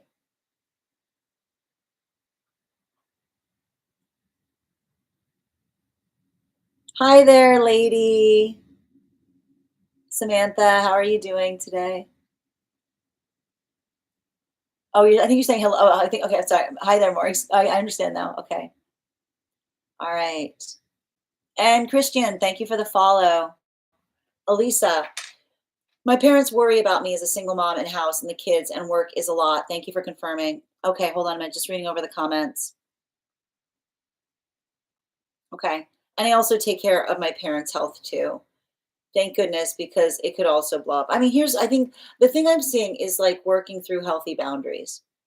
And I keep on seeing the only thing that feels like it's going to be a real issue is like working through the healthy boundaries, particularly in the realm of like, I keep on hearing, I keep on hearing boundaries of the tongue is what I keep on hearing, which is interesting, which is like it's not so much it's having to understand like what one should say, like versus like like that's the thing I keep on hearing. It's boundaries. Like I keep on hearing like the work to be done is helping someone realize that boundaries exist on the tongue as well. My inner self doubt tells me I'm an old maid living with my parents and will be hard to date. I don't see that. I don't necessarily see that being some kind of issue here. You know, I just see like it says to me that there's something about this here that like that's what I meant. Like it doesn't I don't I feel like I keep on hearing the message. Anyone that would consider that an issue isn't for you in the first place. You know? That's what I keep on hearing. My mom and I are the guilt people more her, I think, yes. Okay, this little Cancer crab will go with the flow and relax into the good. I feel like, again, it feels to me like ultimately it's a positive thing. And anyone that would have an issue with it, like I keep on hearing, that's its own form of spiritual protection. Three adults living together is going to have some toe stepping moments. Yeah. I mean, like, I feel like the hardest thing is not allowing yourself to regress in that space as well. Like, that's what I meant about the boundary of the tongue. Because a lot of the boundary of the tongue is having to say to another, like, you're not a child anymore. Right. My oldest two siblings are Sages. God, sending you so much support having two Sages as siblings because two is a lot. One's a lot. Two's a herd. That's a herd of Sagittarius. Yep, that's my mom. Doesn't think it's going to land the way it does. It takes all of my patience. They mean well. It's just sometimes they don't think. You're welcome. All right. Morgan, can I have a reading on Luke? It's complicated at the moment. Absolutely, dear. Happy to do so. And Dada, thank you for sharing the live. Always appreciate when you guys share the live. I've got you, Morgan. I'm doing well, Stella. How are you doing today? Hi there, Penelope. Okay. All right. Can I please get, and if anyone else wants to get on the list right now, now's a great time to get on the list. You'll be the next person read for. We are also at 38.6K likes. When we get to 50K, I will be gifting a reading back to the collective. So make sure you're tapping that screen.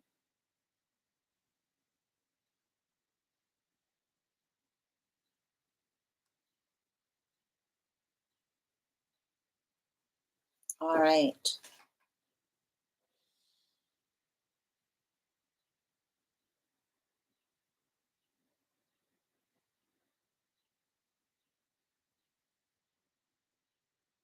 Just reading over the question. Hold on a minute. Love reading for Luke. Three cards, please. It's complicated. Can I get three, please? What's going on with that connection? One more, please.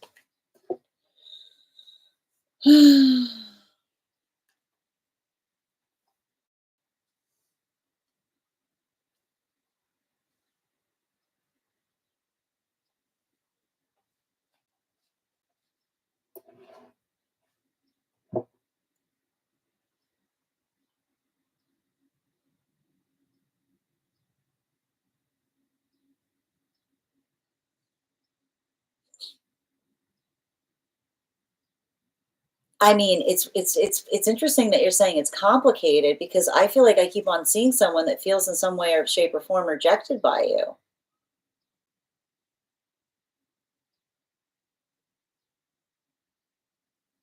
I'm not sure where like that's the thing that's interesting about it. um I don't think I feel like I see some kind of I feel like I see some kind of situation. Um I don't know why I keep on hearing the complication is someone not feeling prepared to feel the way they do, you know? But I don't think it's not from a lack of clarity. I can see them. They're saying, "No, this is a me problem." You know? Like this is like they like they have a tendency of being their own worst enemy sometimes. You know? They feel a lot. I keep on seeing like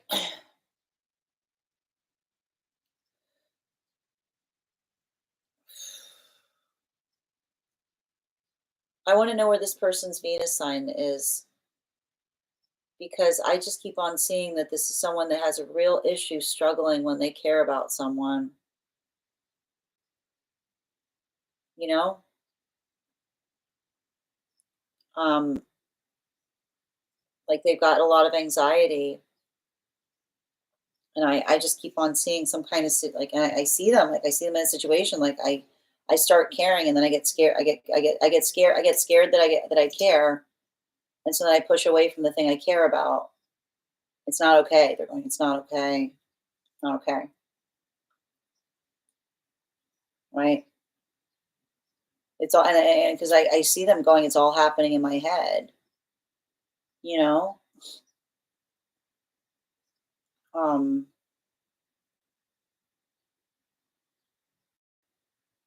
they have this tendency they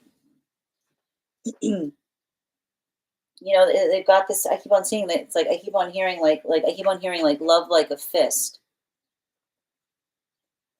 And the reason I keep on hearing hold on, Hindu, I'm asking you right now to please I'm gonna be muting you now, Hindu. It's not polite to continue to post your question over and over in the comments. I've muted you to remove them. I'm unmuting you to allow you back in. You can stay. If you'd like your question asked, you can post it and send the donation. I'll read for it. This will be your first temporary mute. If you do it again, I will mute you. But it's not polite to continue to ask your question in that way. Thank you for respecting the chat. All right. I keep on hearing something about like love like a fist to a certain extent, specifically because um, when they start caring, like it's all they can think about, right? And I keep on seeing that they have that tendency of holding on to things tightly, and then like I keep on seeing like something about that tightness they accidentally break something that they care about, you know. Um,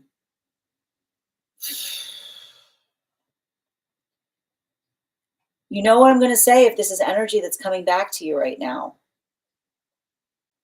An apology is a plan. An apology is a plan. right? Woulda, coulda, shoulda, shouldn't have is not a plan. Like working in that space, wanting to talk about something, it needs to be productive, you know? And I keep on seeing that there is something that someone needs to recognize about. They have a tendency of trying to explain, like, an explanation. I keep on hearing an explanation is not an apology, you know? Um, there's, I keep like, because I keep on seeing that whatever this is, it's like, I want to tell, I'm going to tell you a little bit about what I'm seeing here, just to give you context by what, like, and this is why it's really important to be able to articulate upon how we feel versus react to it. Because I just keep on seeing a situation that, like, when this person starts to feel an enormity of feelings for another person, their immediate inclination is to run in the opposite direction. And the thing is, like, look, I would be curious about their Sag placements because that's like a very Sag thing to do. But like working through a Sag journey is not figuring out how fast you can run. It's like learning how to stay. It's like learning, it's like Sagittarius. Like that's why I'm curious. Like it feels like a Sag journey because like, that energy there, like working through that.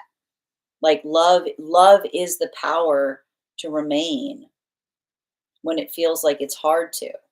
Like love is the power to endure, right? Um, like when even through our fear. And the thing is, like, and I gotta say this, like, if this is the energy that's trying to, and this is why I keep on hearing that their guide is saying an explanation isn't an apology, because if this is the energy that's saying, I want to explain to you, like, I want to explain to you how I was feeling when I did something, right? Like that, the feeling is not like the feeling is not an apology. The feeling, like that's the thing. Like I keep on hearing, you know, the feeling does not like does not make it okay. Making it okay is articulating how you're going to avoid that happening again, right? Because here's the thing about it, like everything I keep on seeing here, like they've got to get over their fear. People who are afraid of love do stupid things. I mean that with like all the love in my heart, right? Because they'll self sabotage, right? I'm going to say it again because I typically don't use that word, but that was a word from their guide. People who are afraid of love do stupid things because they'll self sabotage. Because what they're saying to love is get away from me. You know what I mean? Like they're saying, like like that's why being able to feel like you can't say I'm sorry I did that. I was afraid. Yeah, being in love is terrifying, right? It's not about not being afraid when you're in love. It's what you do when you're feeling afraid. So I would say if you're having a conversation with someone, don't let them get out of it by trying to explain to you like why they did something, like because they were afraid. They got to tell you what they're going to do next time they're afraid because the fear is not going anywhere. The fear is what they need. The fear is not going to disappear. The fear, like, and I need to stress this here, when we're feeling that, we can't be reactive to it, right? Like we don't, what we do when we're afraid is also a part of our character. And that's why if this is an energy that's trying to say to you, like, I like that wasn't me, that was the fear, being like, yeah, it is you, because what you do in that moment of feeling afraid is also you.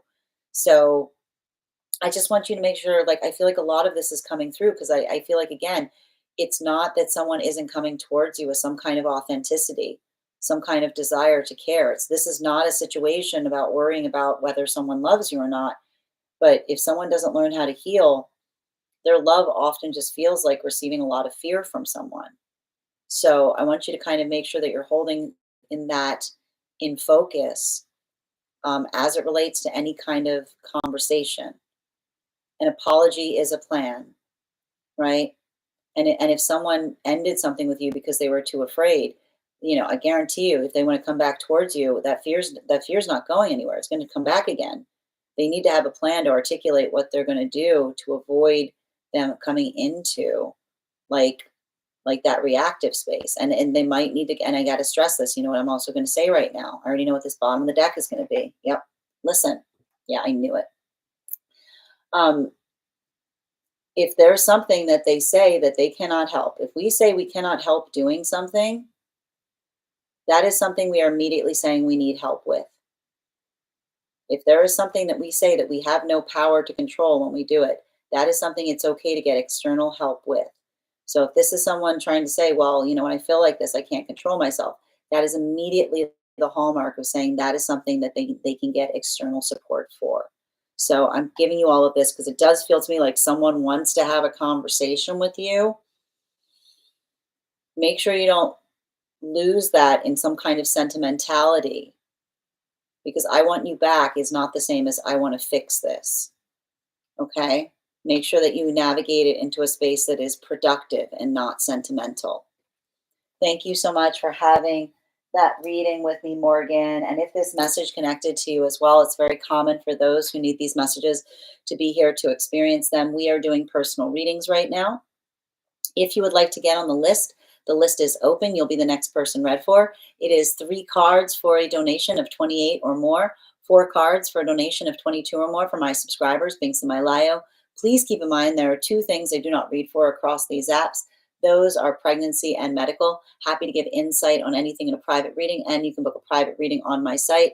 I'm going to take a minute to read over some of the comments that came through as I was reading. We are also at 43.8K likes. When we get to 50K, I'll be gifting a reading back to the collective. The list is now open. Now would be a great time to get on the list if you'd like to be the next person read for. And we're also going to be opening it up to 1 card readings for subscribers right now. So if you're a subscriber and would like a card pulled, make sure that you just go ahead and put your question in the comments, and I'm just going to take a minute to read over some of these comments. Thank you, Dada, for sharing the live. Always appreciate when you guys share the live. All right, just reading over Morgan. He broke up with me because he didn't think we would be able to meet each other's needs. It's not what I'm seeing here. He still reaches out, and we have these sort of catch-ups. The thing is, they have to amplify about what needs to a certain extent. Because I know you're saying it has to do with needs, but I see it has more to do with the fact that they're working through a lot of fear that comes up in love space, right? Like I see like this is the energy that you know, pulls away instead of sticking through it. Like that's the thing. It's not about something being perfect. It's having the perseverance of making it perfect. So I feel like there's something really, like I keep on seeing like there's something about that like those conversations that um you know if they're messing with your hope, the guides are basically saying it's okay to say to someone like, look, you know, I like it feels like it's lacking some kind of direction, like it feels like it needs that point of clarity.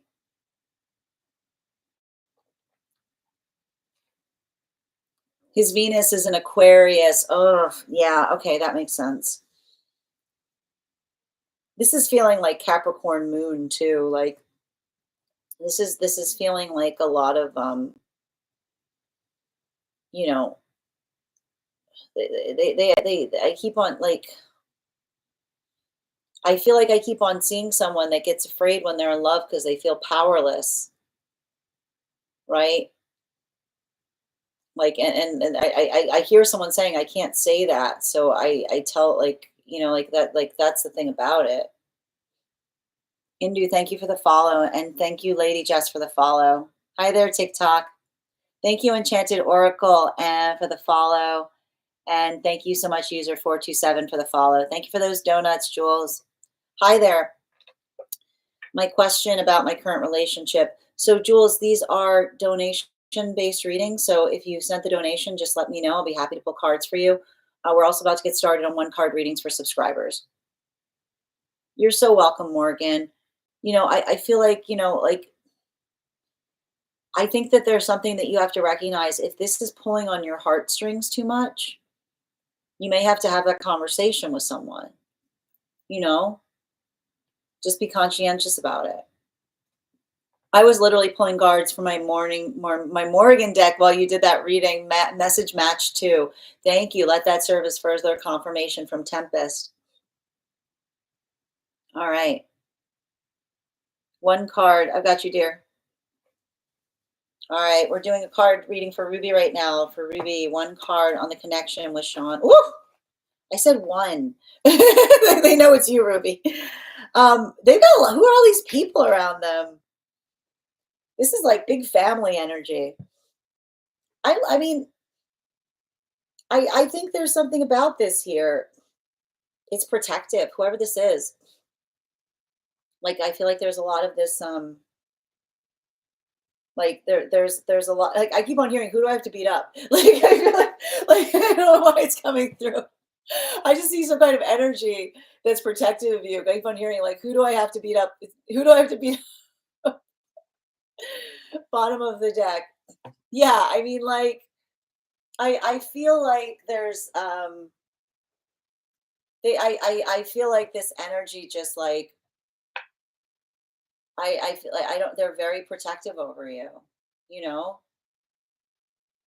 Like it feels like I mean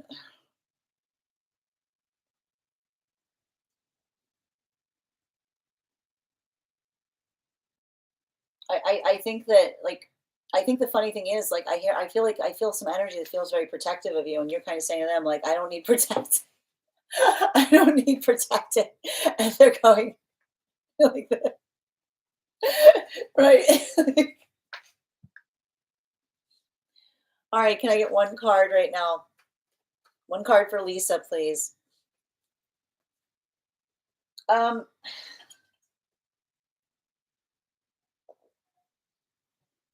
don't get like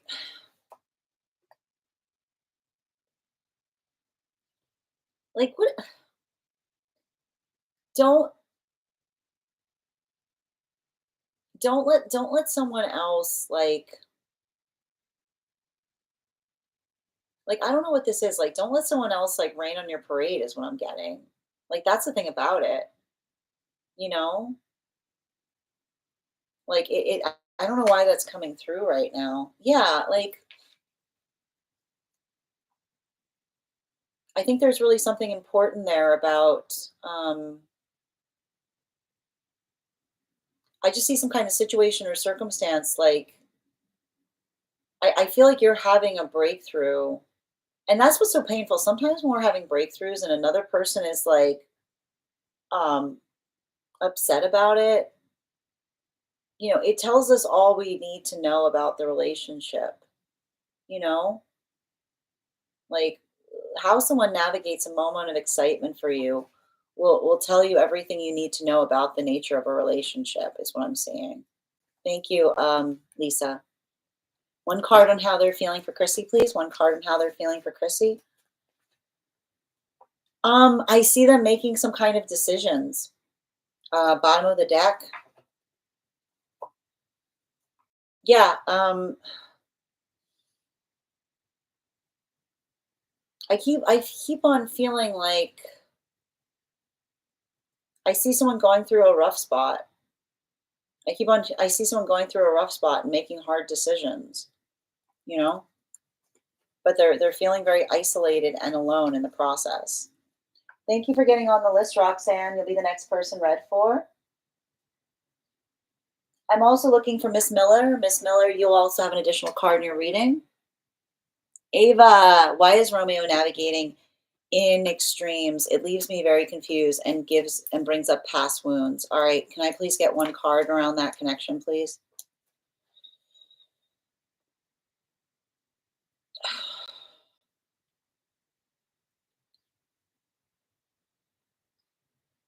Because they I keep on hearing because they're the hero in their own story and they have to recognize it's not their responsibility to fix everything all the time,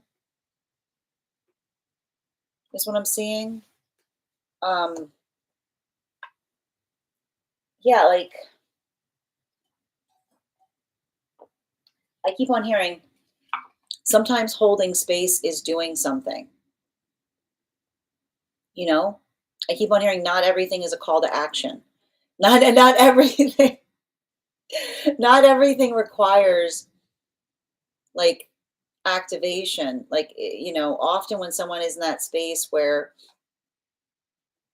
they're moving around a lot, um it can create like they have I keep on hearing they have a hard time sitting with their emotions, you know? So it feels to me like they almost like they seek out extremes to get their mind off of things. And Hoodoo, thank you for the follow. All right, Erica, can I get one card on the direction of the relationship? Yep. And Roxanne, if you're here, can you respond in all caps? Let me know if you'd like a general reading or if you have a specific question. Um,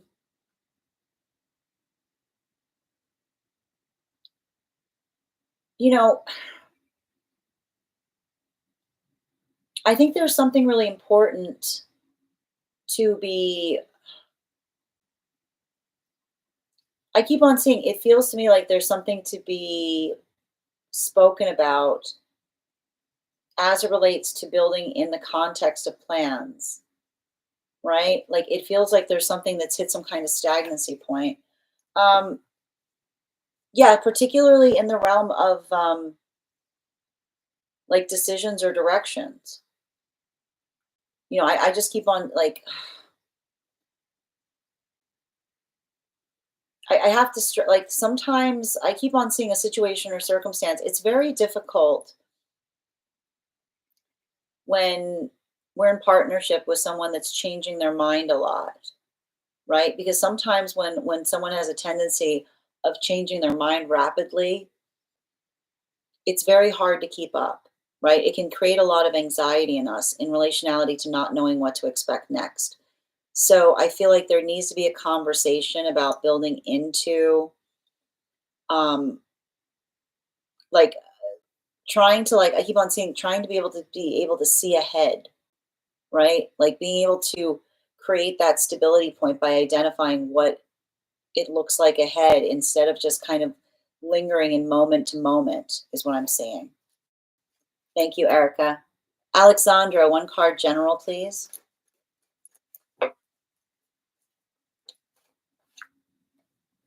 You know what I'm going to say right now. So here's the thing about this energy is it's a lot of nostalgia coming through. So remember if you're feeling very nostalgic, just give yourself a moment to kind of ground through. Um, you know, sometimes we're in a space of deep healing to be able to be nostalgic for something. And I keep on seeing, I already know what this bottom of the deck is going to be. Yeah, remember direction is direction because it talks about the path forward. It doesn't dwell in the past, right? It doesn't come into that space of like woulda, coulda, shoulda. It's moving into that place of what feels like it's energetically productive. So don't get if you're feeling this internally, don't get too caught up right now on something that you want to do differently. Allow it just to be the amplification of what it is that you're going to change going forward, right?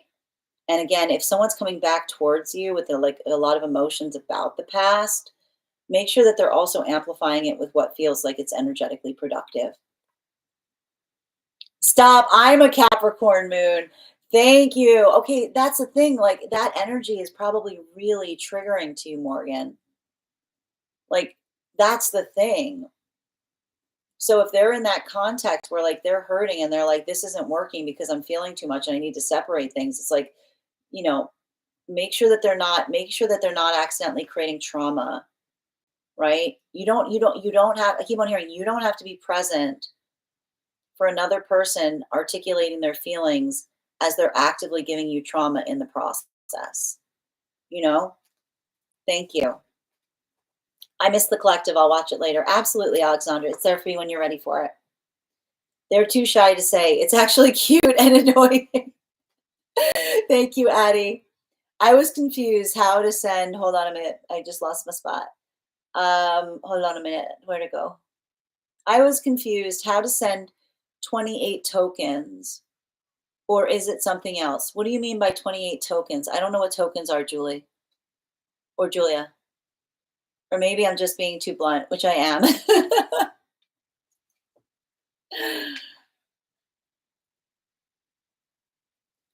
It's actually if you're I mean, it makes sense if you're blunt and another person's being demure, it's gonna drive you nuts. All right. They're a new energy, so I haven't said much. Yeah, I mean, here's the thing about it, like it feels very protective. You know, it feels protective and familiar, which I think is nice. But I keep on hearing big family. You know, like it's giving me a lot of this energy of like someone who likes taking care of those around them or is very protective. Can I please have one card on new love for Bridget? Absolutely. Um, the new energetic connection now is like it's making sure like the new energetic connection is not going back to the old, is what I'm seeing. You know? And it's funny too, because like as I was saying that, I just started like yawning out of the blue. I'm not even tired. So what's interesting about that is it almost says to me, I keep on seeing like I see someone working really hard and not slipping back into old habits. You know, now I keep wondering, now is about maintenance. Now it's about staying in a place of maintaining. Bottom of the deck. Yeah, and interesting at the same time, this is you coming out of your shell. Like, so I see one person that's like they're working really hard to say to themselves, like, I am not going back. And I see you in a space of being like, I'm, you know, I'm feeling like I'm feeling an uncertainty and going forward. So I feel like it's a challenging time for both of you in different ways because for them it's navigating temptation and for you it's stepping into a space of doing something differently or putting yourself in a place that you're not necessarily comfortable. One card for Betty on new potential romantic connection. Absolutely. Can I get one card, please? Um, I mean, this says to me like this is a lot of yes energy right now. Do like maintain a point of positivity, allow those moments to amplify your own direction, particularly in relationality to um, like going to new things, doing new things right now. Like there's a lot of this, like I keep on hearing a lot of yes energy around you as it relates to romance. Thank you for that gift, Bridget. It's my favorite. Yeah. And I feel like a lot of this, like, don't dwell too much in the space of the past right now. Just focus on the present, you know? Like I sense some kind of like I feel like you're going through some kind of energy saying like what's the point? Like follow your joy right now. Let joy move you in the direction of those partnerships. And I keep on seeing like tangible places, you know? You're so welcome, Chrissy. Julia, how do you get on the list? Is it oh okay. So all you do to get on the list, Julia, is you head over to the tree that has Binks in it in my bio and you send the donation.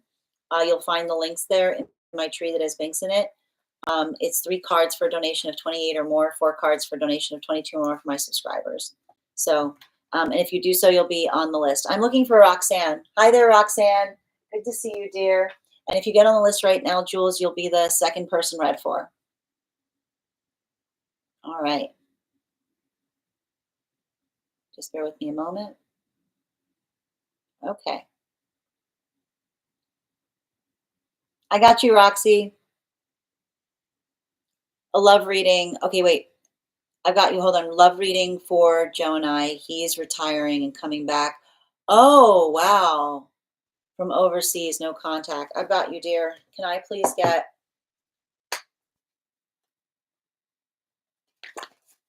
3 cards, please?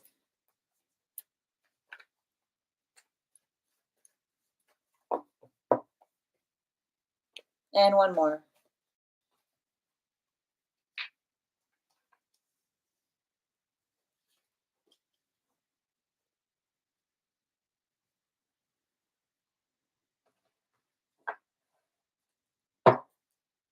Well, we got 4 cards coming out. I'm going to read all of them because that's what we do.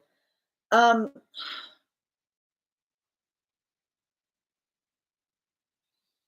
I do recognize some kind of feeling of there's some kind of feeling of sentimentality here.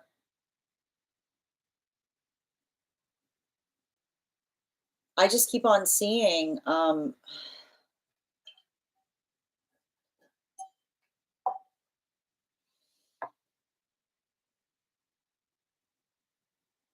so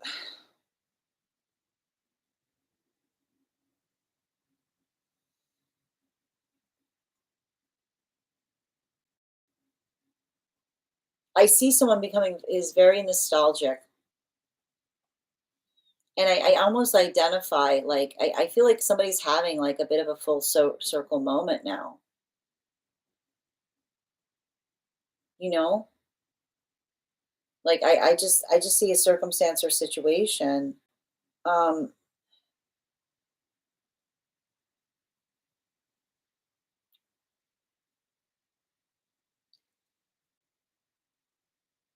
I always like here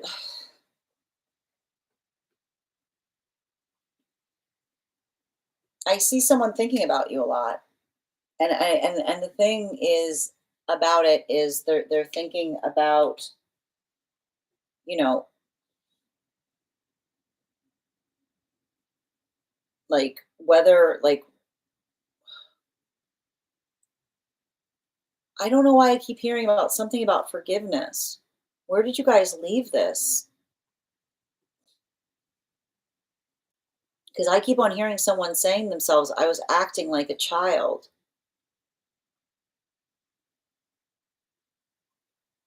you know?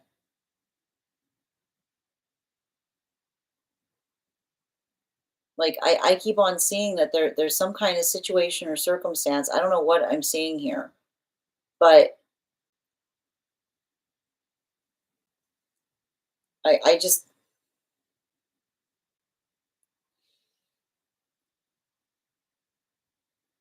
I feel like someone wants to have a conversation with you to tell you how they were acting like a child. Like they get it now. Um,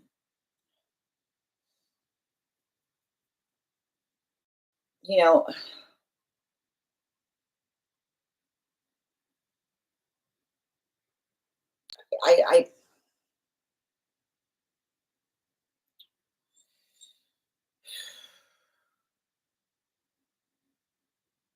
I also keep on hearing someone say that they've never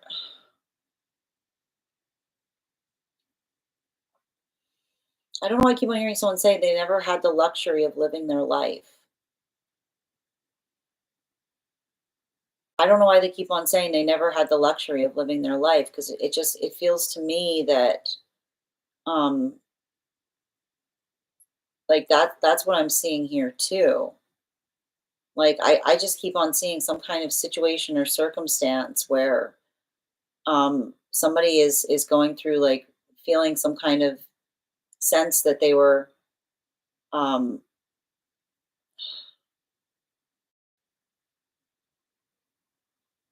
like there's a lot of vulnerability here. There's a lot of vulnerability. There's a desire to open up, and for some reason I feel like there's a desire to open up to you more than anyone because I keep on hearing something about them saying that they wouldn't have to explain it. They just know that you would understand. They know that you would get it because I keep on seeing someone who feels like you know, you knew them you knew them before they knew themselves, is what I keep hearing. Like, I feel like there's been some kind of work where things that you said to them, like, took time to absorb. And they took time to absorb, and that's the thing about it. It almost feels like someone that wants to say, like, "You were right. I just wasn't ready to hear it." You know? Like, that's the thing. And I keep on seeing your energy being like, what, you wish you weren't right. Like, I see a situation where it wasn't about being right because something that you said to them was heartbreaking, you know? Like, I see some kind of situation of you saying, I wish I wasn't right. Like, I feel like there was almost something there that, like, um it was never like, that's the thing. um I keep on getting the message. Sometimes we say things that are hard to hear because we know another person needs to hear them, right? Like, sometimes we say things not to hurt someone. Sometimes we say things because we're trying to help them, and sometimes we have to say things that hurt them in the moment, and we hope that the day comes when it'll help them. And the thing about it is, there's something about this energy that feels to me like it wants to communicate to you that they understand that now, right? That's why I keep on hearing in the moment, I keep on hearing in the moment I took it personally until I took it profoundly, right? In the moment I took it personally until I took it profoundly, and profoundly means coming into the understanding of the self enough that they were able to understand that something that you said to them wasn't wasn't meant as I keep on hearing wasn't meant as an insult. It was meant as a vital insight, right? Like, it wasn't. I keep on hearing like that's why I keep on hearing something I took personally. I now take profoundly because they're saying something that they took as an insult. They now realize was not meant as an insult. It was meant as an insight. I do want to give you some bottom of the deck information. I see some, like, I feel like somebody understands and recognizes the pain that they caused you in some way. And I can see someone struggling,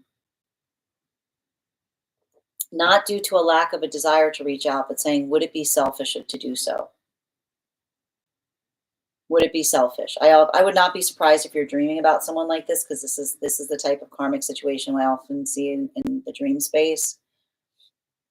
I see someone wrestling with the desire to reach out to you and asking themselves if that would actually be a good thing or if it would create harm, right?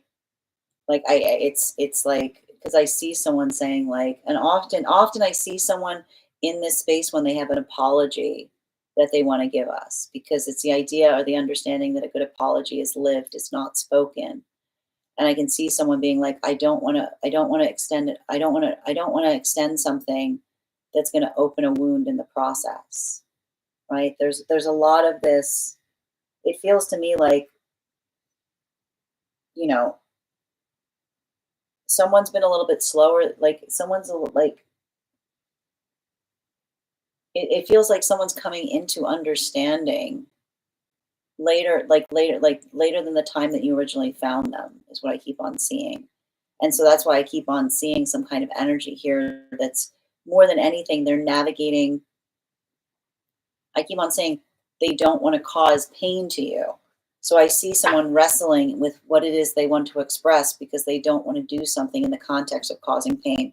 So I would not be surprised if you're experiencing an energy like this in the dream space, because sometimes the dream space is where this type of energy goes when they feel like they're stuck between a rock and a hard place in the tangible. Thank you so much, Roxy, for having that reading with me. And if this message connected to you as well, it's very common for those who need these messages to be here to experience them. We are doing personal readings right now. If you would like to get on the list is open. It is 3 cards for a donation of 28 or more, 4 cards for a donation of 22 or more for my subscribers being Samilayo. Please keep in mind there are 2 things I do not read across these apps, pregnancy and medical. Happy to give insight on anything in a private reading, and you can book a private reading on my site. Just bear with me a moment, and we will continue.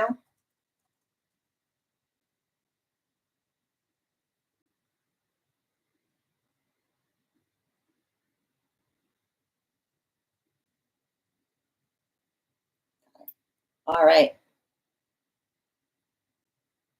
Hold on, I'm just reading over some of the comments that came through as it was reading.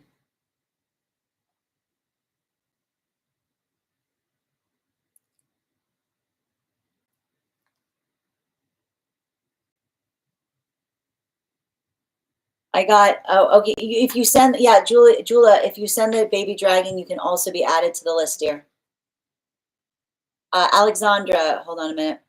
I'm just reading over some of, I'm just reading over Roxy's messages. He went no contact. Thank you. He went no contact over a misunderstanding.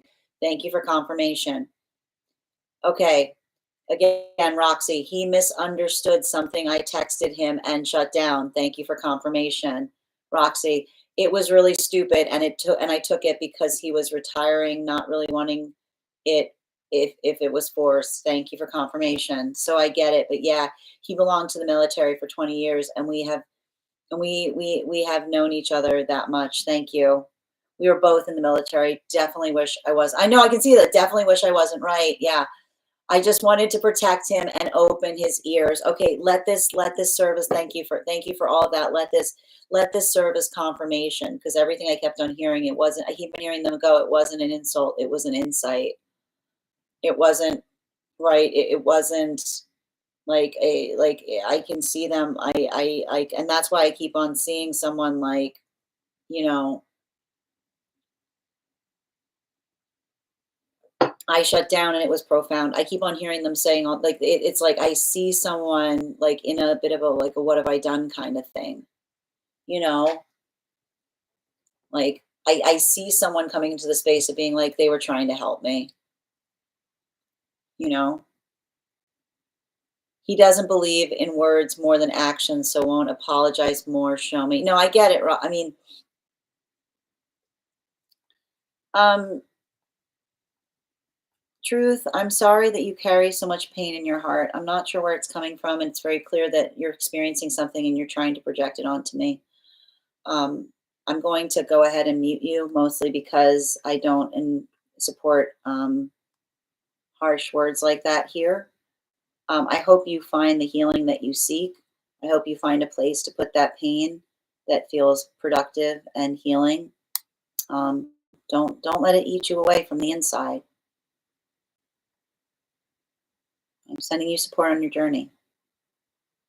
Apologies about that, guys. All right, where were we? All right, where were we? Hold on a minute.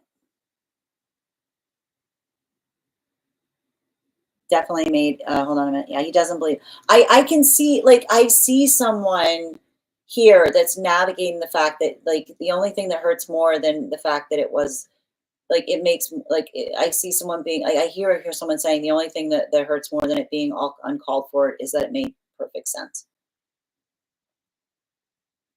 You know, I see someone like it feels to me like somebody's, like, now I feel like I see someone that's like, it's not that they, it's like they, you know, it's giving me someone that's in that space where they're kind of like, I made this bed, I have to lie in it, you know, but they don't want to. You know what I mean? Like, I see them being like I can see someone being like, how do I fix this? Because I think that it says to me like they can see the fact that, you know, they like I can see someone recognizing the fact, like I can see someone rereading something and being like, you know, like it's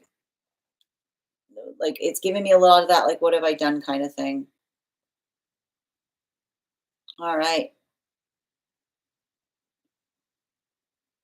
You're so welcome, Roxy. Again, I'm sending you so much support on this journey. And I see someone struggling to try to decide like how to reach out, but um, I need to point this out. Like it feels like making sure that something's in a productive space, you know? Like I see someone wrestling, like I see someone wrestling with how to apologize. All right. And again, thank you, Aliema. Thank you for the follow. And thank you, Christans, for the follow. I'm afraid I don't do pregnancy readings here, Liema. But if you'd like to have a standard reading, I'm happy to read for you. All you need to do is get on the list and you'll be the next person read for. And we reached 50K. Hi, Kay. Good to see you. Melly, I'm going to do your one card now, dear. All right, I got you. All right, let me just finish up the one cards that I didn't get before we got to 50K, and then we'll do the 50K reading. But if anyone else wants to get on the list right now, you're going to be the second person read for. All right, hold on a minute.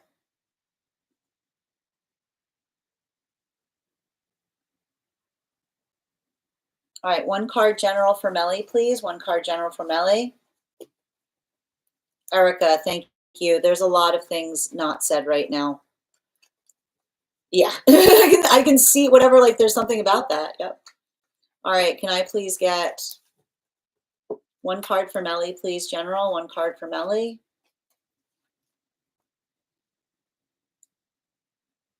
Here's the thing.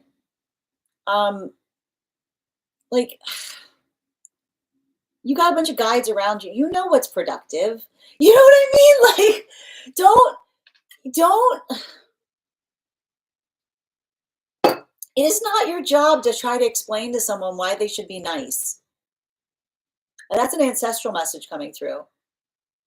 It is not your responsibility. If you find yourself in a conversation trying to explain to someone why they should be nice to you, what are you doing? What are you doing? What are you doing? No. When you find yourself in a conversation trying to explain to someone how to treat you, what are you doing? Just stop and move. You do not need to teach someone how to be nice. If they don't know, look, they've been around for a long time. If they're not nice by the time they found you, it's not your job. It's not your job. It's not your I want you to say to yourself, not my job. You can say who raised you. Like,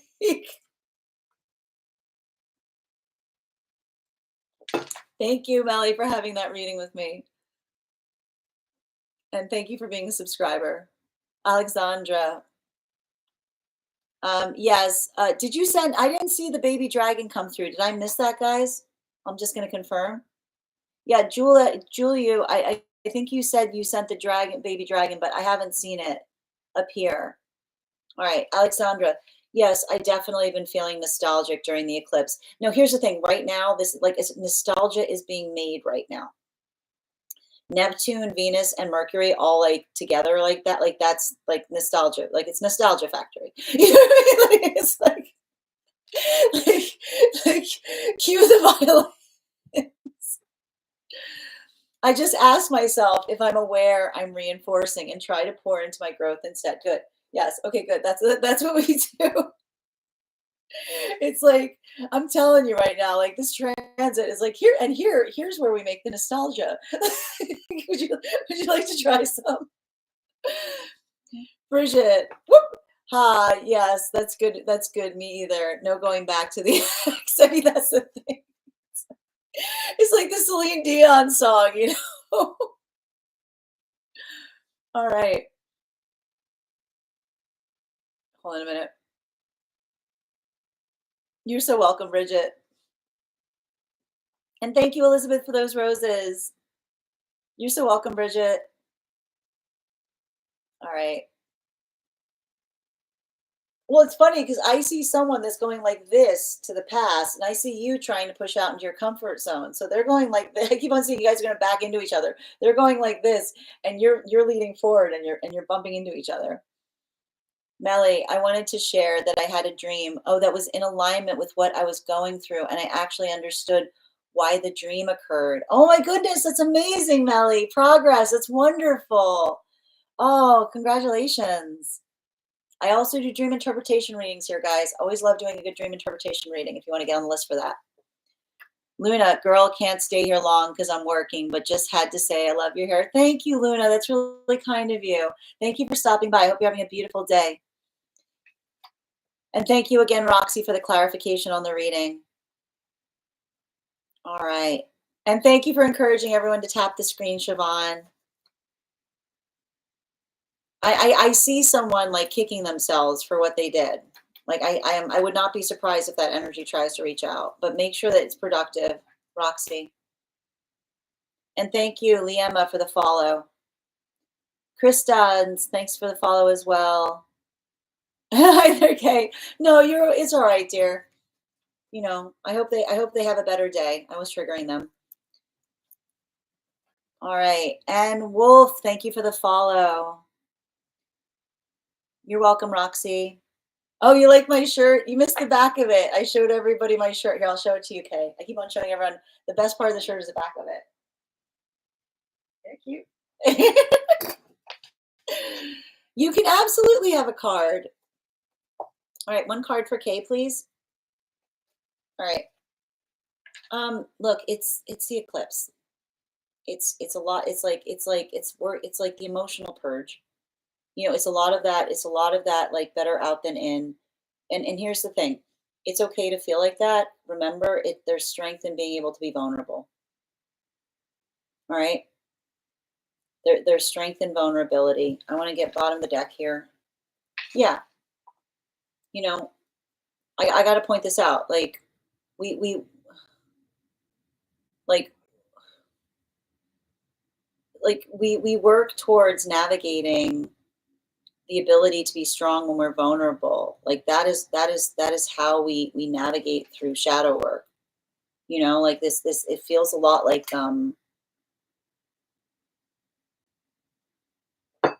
energy like this. It's like it's kind of like it can bring a lot of like your worst fears or anxieties to the surface. So kind of like make sure that you're just, you know, doing the things that we've spoken about, which is just like, again, being able to look towards the things that bring that sense of vulnerability and identify if it is something that is triggering because it reminds you of a place where you were hurt, or if it's something that you can do something about. Like I actually feel like there's something about it that is like, I keep on seeing you finding your strength in new ways, not by becoming, I keep on hearing, not by becoming harder, but by becoming softer, if that makes sense. Thank you, Kay. One card for Addie.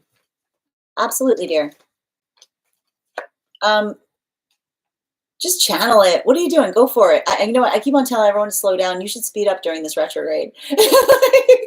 You can speed up as long as it's something you've been meaning to do, right? Like it's giving me a little bit of like, what are you waiting for? I feel like everybody else, I'm telling everyone I'm again telling everyone else to slow down. Your guides are like, what are you waiting for? You've been going back and forth on something, just do it. Like if you've been going back and forth on something, like let this be the retrograde that like rips the Band-Aid off if you've had your intention on it, right? Yes to this. Thank you, Julia. You're welcome, Melly. Divi, I'm happy to read for you on that if you'd like to get on the list. List is open. Addie, wow, we cannot teach them how to be nice. Mr. Rogers would be great right now. I mean, the thing is, like, it's not, and I have to stress this, you know, it was basically a message saying, don't get in a conversation having to teach someone like remember, like they keep on saying, remember that this is someone like fully formed means it's I keep on hearing fully formed means as a choice. It's actually interesting because like the message for Melly is like remember the difference between a child, like again, the difference between a child, which is a child does not know better, right? Versus like someone who keeps on making that choice every day, you know? Like that's who they've chosen to be. Like there's a difference. There's a difference. The guy, like, it was funny because it was like an ancestral energy that was coming through with Melly's reading, saying, like, I want you to think about the fact that there's been like every day they choose to be like that. All right. Hi there, Matthew. No, we're doing one cards right now, dear. If you'd like your card pulled. Definitely feel like I've been thrusted into the 90s. Oh, Siobhan. Good to see you, dear. All right. Oh, hold on a minute. Backing up. I'd like to know if, okay, one card for Matthew, please. Come on. The two cards coming out. They want to come out. I mean,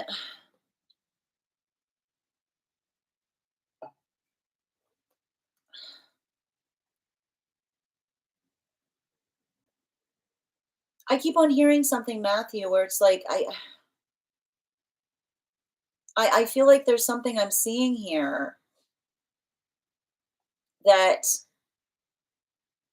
what is this disagreement that I'm seeing? I keep on seeing something here where I almost identify some kind of space where um, you know, I feel like they like I think that I feel like there's something that's actively healing in the space of someone knowing that where you left something, you told them that the door is always open, you know?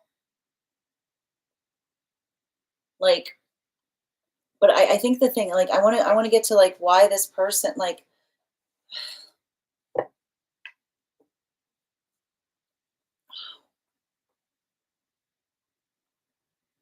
I feel like every time I read for this energy, Matthew, I feel like there's something that um I don't know why I keep on seeing there was some kind of breach of trust here, you know? Like I keep on like the thing is like I see someone that like I can see someone that understands like the intentions that you're putting forth. But we talk a lot about this. The thing is, when trust is damaged, it's very hard to correct for, right? It's very hard to energetically smooth out. And I keep on seeing the situation where like,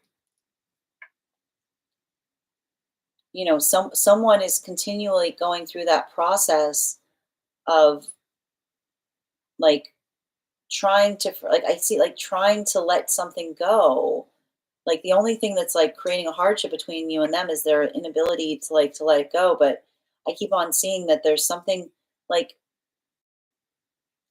I keep on hearing somebody who feels like they were wounded about something. Like it feels to me like I keep on feeling like there was some kind of trust wound that isn't easily mended is what I keep on getting. And I keep on hearing like they understand how much love you have for them, but it's like saying to me it's like the energy that knows that if like if there's something there. I keep on hearing them say some wounds can't be mended, right? And what's interesting about it is it's like it's breaking their heart too. Like I can see them like they're struggling under that as well, you know? Um so but I think that there is something about that is appreciative because they keep on saying to me this person recognizes that something about something about you not insisting and something about you kind of like building in that context of like navigating how they feel is like it's giving them time to heal, right? Thank you, Matthew. Oh, you love my dream interpretations. Thank you, Melly. And thank you for the compliment on my shirt. Thank you, Bridget. I know. I got it at a thrift store.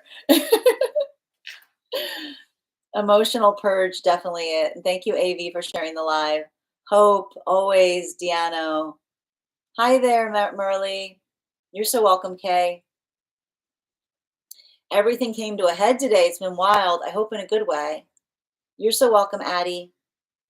Maybe I need to put Mr. Rogers' name. There you go.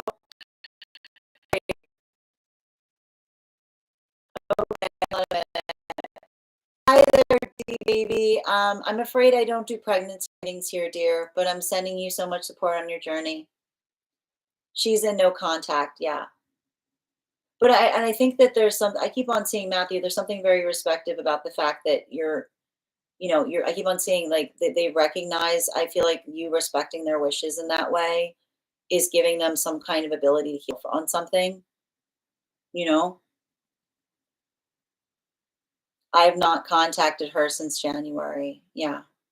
Hi there, Ella. How are you doing today? Can I get one card staying with current? Yep, absolutely. Hold on a minute.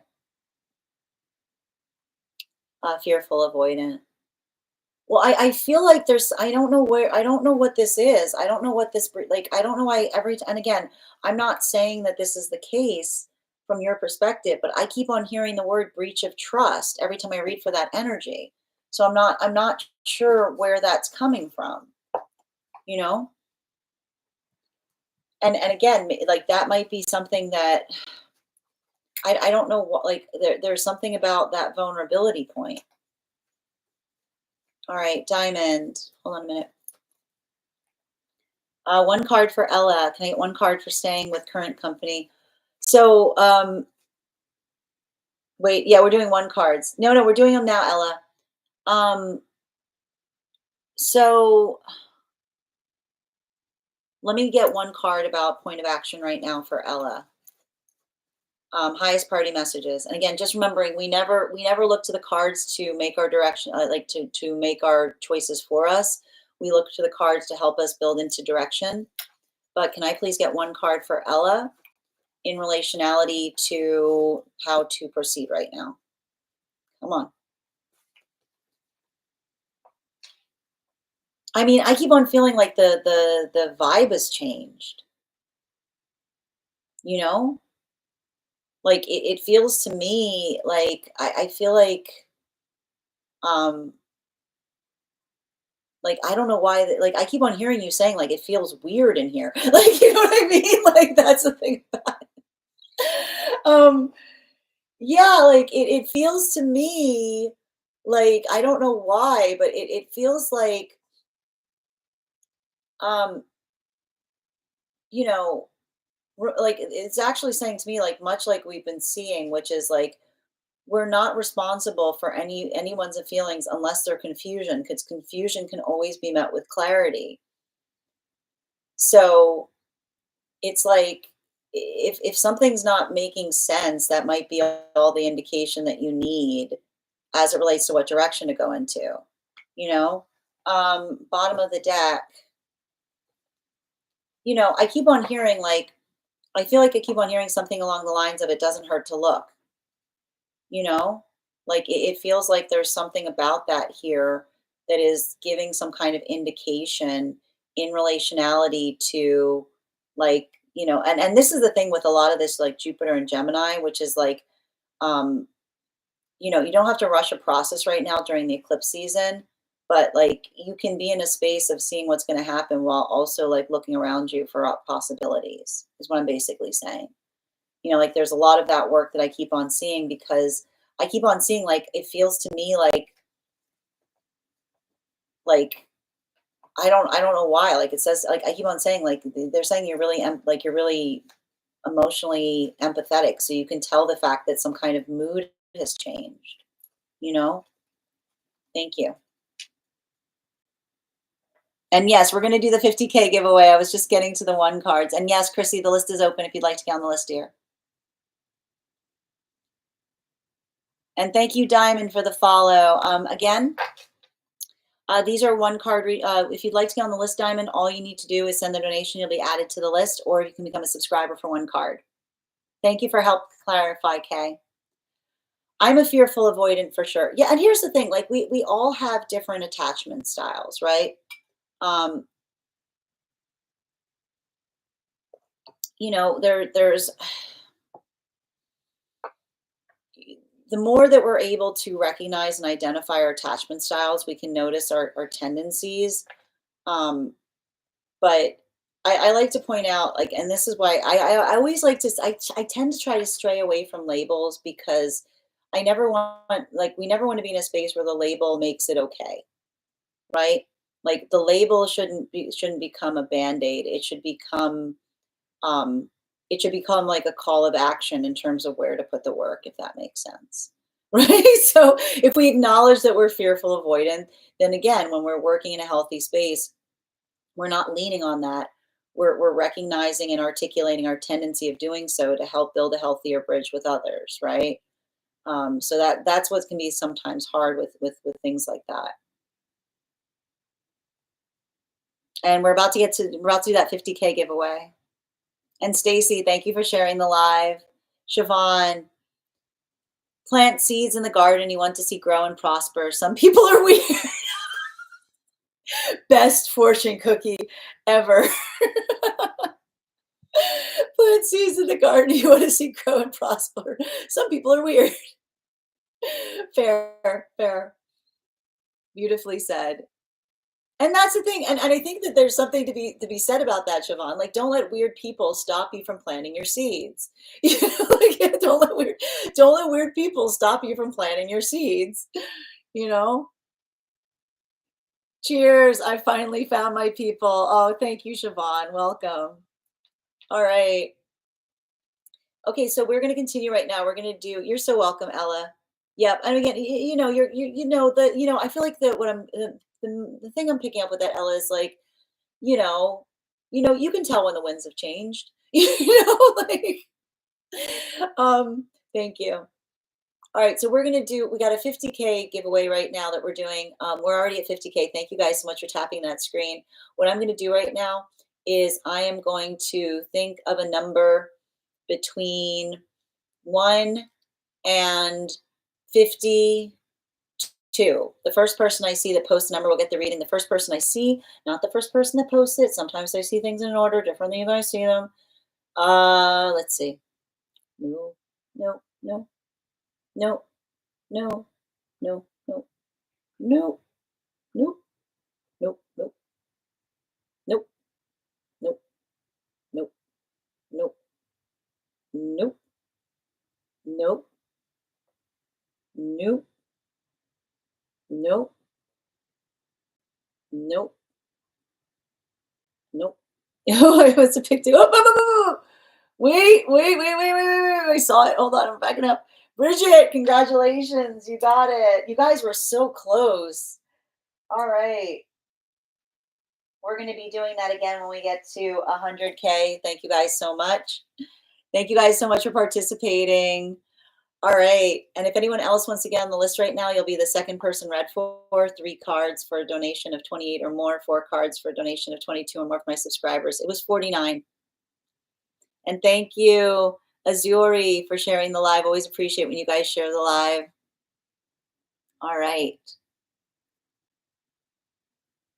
And Bridget, can you, to get a reading SBM, all you do is send the donation payment.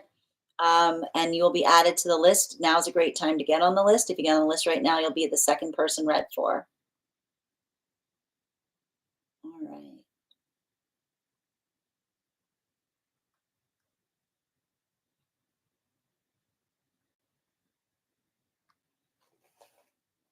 You can absolutely email me your dream. Yes, definitely. All right, we're going to be doing a dream reading right now for Bridget. And so for those who are joining us, we also do dream interpretation readings here. So sometimes because of the length of dreams, we'll either ask if you're a subscriber, you can put it in the Discord and I'll go to the Discord to read it.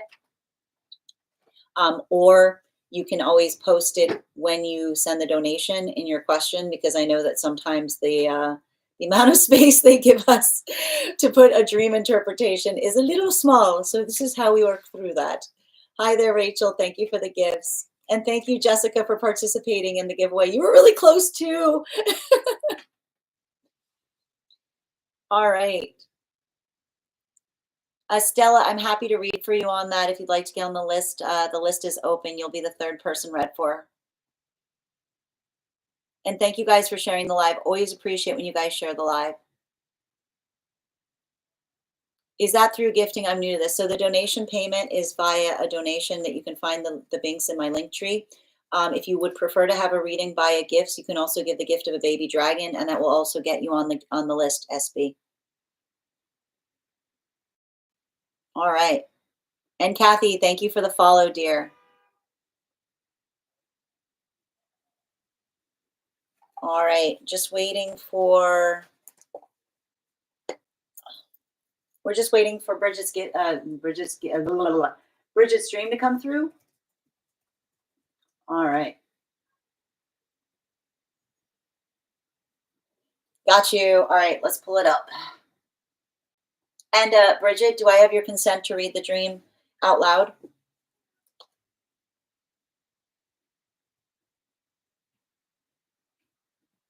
And Anna, thank you for becoming a subscriber to Tarot Church. Always appreciate it.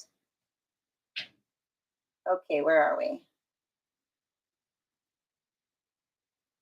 You said you sent it over. You sent it over my email.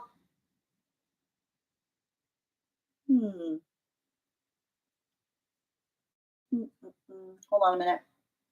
Oh, I think I know what's up. I know. I'll spit.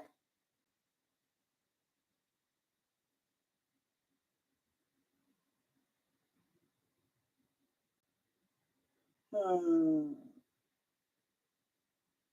not seeing it. Hold on a minute.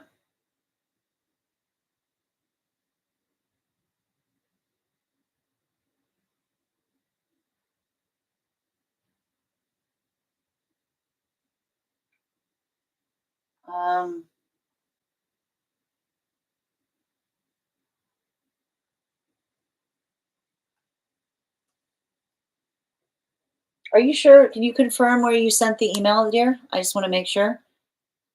Maybe it's in my spam. Oh, I got it. Never mind. I got it. Okay, it's here. We got it. We're fine. Okay. Okay. Thank you for the follow, SPM. Mercury is in Gatorade. Expect delays. Exactly. I forgot that Mercury is in Gatorade. All right. Okay. All right. And I have consent to read the dream. All right. There's 2 parts. All right. All right. Part 1. I'm in a car with my mom, and she is driving through a small, lush neighborhood full of green trees and beautiful flowers, and they all seem to surround us as we go. The sun is about to set, and we start to see fireflies. We decide to pull over at the end of the dead end block to wait for the sun to go down to really see the fireflies. Part 2, I'm in a house. I'm pregnant, very pregnant. Okay. I'm taking the sheets off of a bed. There's a woman, mother-in-law energy. I'm asking if there is anything else I can do. She says, no, thank you. You've helped just by taking the sheets off. Okay. My cousin is coming. She is also pregnant with her 4th and having a hard time getting hold of her doctor. I asked my mother-in-law again if she needs help, and I suggest I can make the bed. She says, sure, thank you, and hands me royal blue satin sheets. There's also a brush involved. Everyone keeps talking about using a brush, like a dry brush. Okay, it feels important. Also, only women in the dream. Okay, cool. All right, got it. Yeah, it's like a heavy feminine energy dream. Yep. All right. Absolutely. Okay, thank you for that dream. Can I get 4 cards, please? 4 cards to help clarify what that dream. Thank you. That's the first dream, first part. Can I have the other 2, please? Highest priority messages from Spirit, please. Yeah.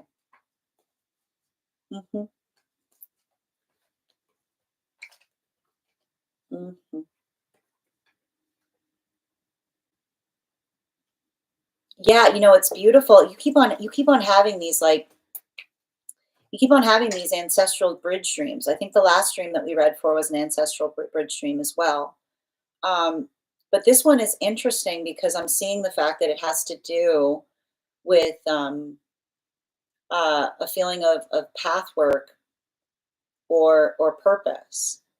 And you know, there's something really important that, and I want to kind of talk about this, and this is kind of the work that we do when we're doing, like, the dream interpretation readings that we utilize when we're doing, like, when you purchase the dream reading package with me. So we often have to start looking at the context of the previous dream with this one. So to give you guys a bit of a clarity point, um, the last dream that we read for Bridget had a lot to do with the fact that there was some energy from the past, or on the other side, that was giving Bridget a pomegranate, and it was effectively the conversation that was happening there was an ancestral reading articulating to her that she had accomplished a milestone on her life path, that something that she had been doing or trying to do was at its point of conclusion. And so, what's really beautiful about a lot of this dream coming into this one is it's talking about a lot of that work that you're setting your intention on right now. And what's interesting about it is, um, there's a lot of stillness in this dream to articulate and amplify a focus and prioritization point of finding peace, right? Um, Now it's really beautiful because when you're talking about that amplification of driving in the car and pulling over, right, to take that pause point, it's almost amplifying the ability to, I keep on seeing, like, sit in presence of spirit, right? Being able to appreciate, be able to acknowledge, being able to kind of share a moment, right? And it's interesting because the last dream we spoke about, there was a lot of volatility in it, right? A lot of the dream that we saw, like the last dream you had, Bridget, had to do with navigating with a lot of, like, I believe they were like very upset children, right? And so it's interesting because this is almost like a warrior message that's coming through across like the channel between the two dreams, because this is that moment or that opportunity that we see, that when we've had to deal with a lot of conflict, being able to find that satisfaction in those beautiful moments.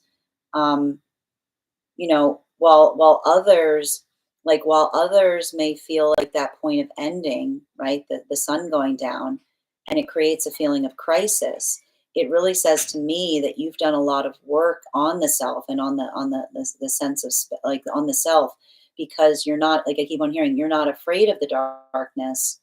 You're eager to see the fireflies, because what they're basically saying is, you know, you aren't, like I keep on seeing, like, it's the fact that, like, you're not trying to rush into that sunset. You're not, like, trying to chase it. It's actually a beautiful message about the fact that the light can be found anywhere, so long as you have the eyes to see it, right?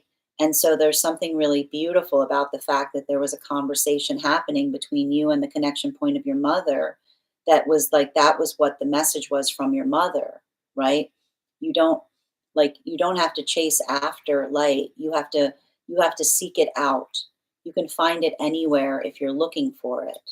Now, as it relates to the second dream, you were becoming that light, right? Because you're in a space where you are already feeling the burden of kind of trying to give birth. You're already feeling inconvenienced. But even in that moment, you didn't pause to extend that hand, right? It's the identification point that even when we're carrying our own burden, We don't need to be the center of attention. We can still be in that space of helping others with it, right? Like there's a lot of this feeling. I almost feel like something about this dream is articulating some need or desire or call to service to a certain extent, because a lot of it feels like like I feel like the second dream was almost an amplification of you becoming the firefly energy, right? Working through that context of seeing someone in a moment where it's something that's hard. Sometimes those little gifts we give to each other remind us that we're loved. So even in that moment that you are helping someone kind of take down the sheets of a bed, right? There's a lot of work in this dream that articulates or amplifies upon legacy, because it's talking about the fact that you're almost like in the space that you're mindful of others, you create a legacy of peace as you continue forward, right? It's not that moment, like you don't need to seek out something to do, but rather to open one's eyes forward and say, how can I be of service? Right? So I see to a certain extent that there's a lot of that energy here that is speaking towards, and again, especially in comparison to the last stream we saw, like this is an ongoing conversation, because basically you'll remember in that last stream you were feeling like you had to battle children, you had to do all of that work, particularly around masculine energy. And then we saw that moment that your father basically handed you the pomegranate and said, your time of having to do that, you don't have to, like, I'm sorry, like, you don't have to do that anymore. And this is almost like the conversation with the feminine energy that comes forward, that basically articulates and says, like, a lot of that work that you're doing here may be that moment of, like, not only seeking peace for yourself, but trying to ask yourself how you can bring that sense of peace to those around you.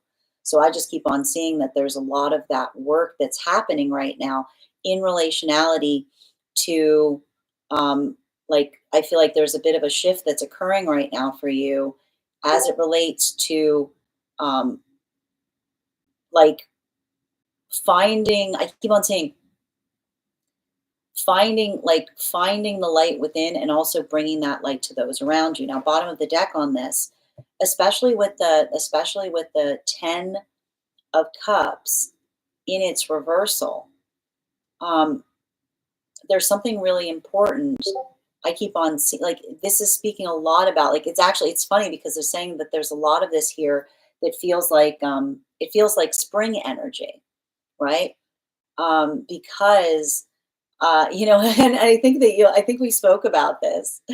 Um, like there's something really important to notate about the fact that you're identifying that, um, there were sheets, right? That the sheets. Hold on, I think you did. You said that they were royal blue sheets, right? And so a lot of that royal blue sheets, like, you have to like blue is often the space of the unconscious, and it also speaks a lot towards peace, right? So there's something really valuable in the identification point that you'll remember that we saw in the recent dream. There was the red pomegranate, right? So that was talking a lot about the shadow work journey, right? We saw a lot of that. And it's interesting too, because we can almost see like the conversation that we see here between, like, the journey of Persephone with the pomegranate moving into the sheets. So now you're almost into that Demeter energy to a certain extent. And what is Demeter? Demeter is Mother Nature. So you've got the Earth Mother energy. So you've got a lot of that pregnancy there as well. So it's really beautiful, because it says to me that there's something about that transition point in your journey that you yourself are navigating, which has to do with, like, going through the difficulties or the hurdles of the self. And rather, I keep on seeing, rather than becoming bitter, you become abundant, right? Rather than becoming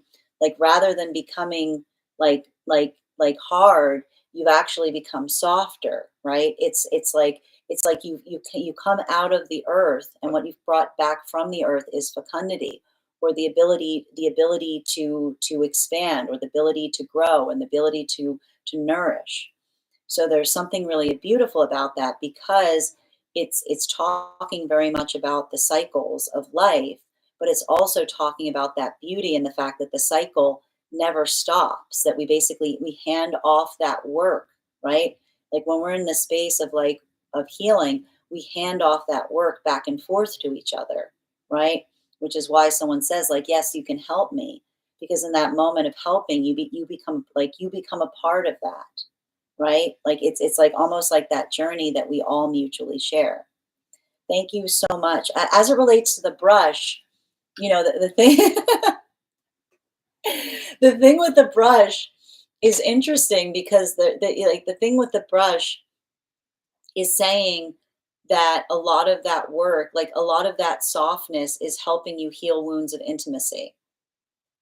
Because the thing about this is, and here's the thing with a hard brush, like a hard brush, it's like like if you're speaking specifically towards those like hard brushes that we use upon the body, you'll understand that sometimes we use hard brushes to help us with trauma, right?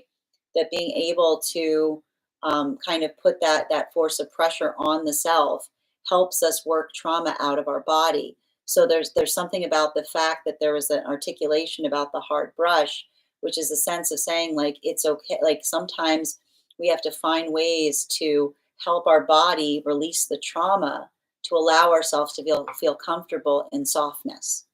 So thank you so much for having that reading with me, Bridget. What a beautiful dream. And if this message connected to you as well, it's very common for those who need these messages to be here to experience them. We are doing personal readings right now. If you would like to get on the list is open. It is 3 cards for a donation of 28 or more. 4 cards for a donation of 22 or more for my subscribers. Links in my bio. Please keep in mind there are 2 things I do not read across these apps. Those are pregnancy and medical. Happy to give insight on anything in a private reading, and you can book a private reading on my site. I'm going to take a minute to read over some of the comments that came through as I was reading. Also, we're at 59.1K likes. When we get to 100K, I will be gifting a reading back to the collective, so make sure you're tapping that screen. All right. And if there's any subscribers who have not had a card pulled today, would like a card pulled, you can also put your question in the comments and I'll be happy to pull a card for you. If you'd like to become a subscriber, just hit the subscribe button and you'll become a subscriber. Also, if you are joining us on the place where we keep the videos, your membership will also entitle you to a reading as well. Thank you for that beautiful gift, Bridget. All right, let me just take a minute to read over some of the comments that came through as I was reading.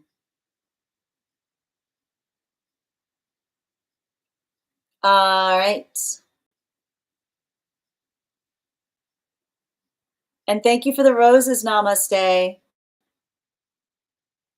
I'm locked in. Yes, it's a beautiful dream. Absolutely beautiful, especially in correlation with the other dream that we saw next to it, adjacent to it.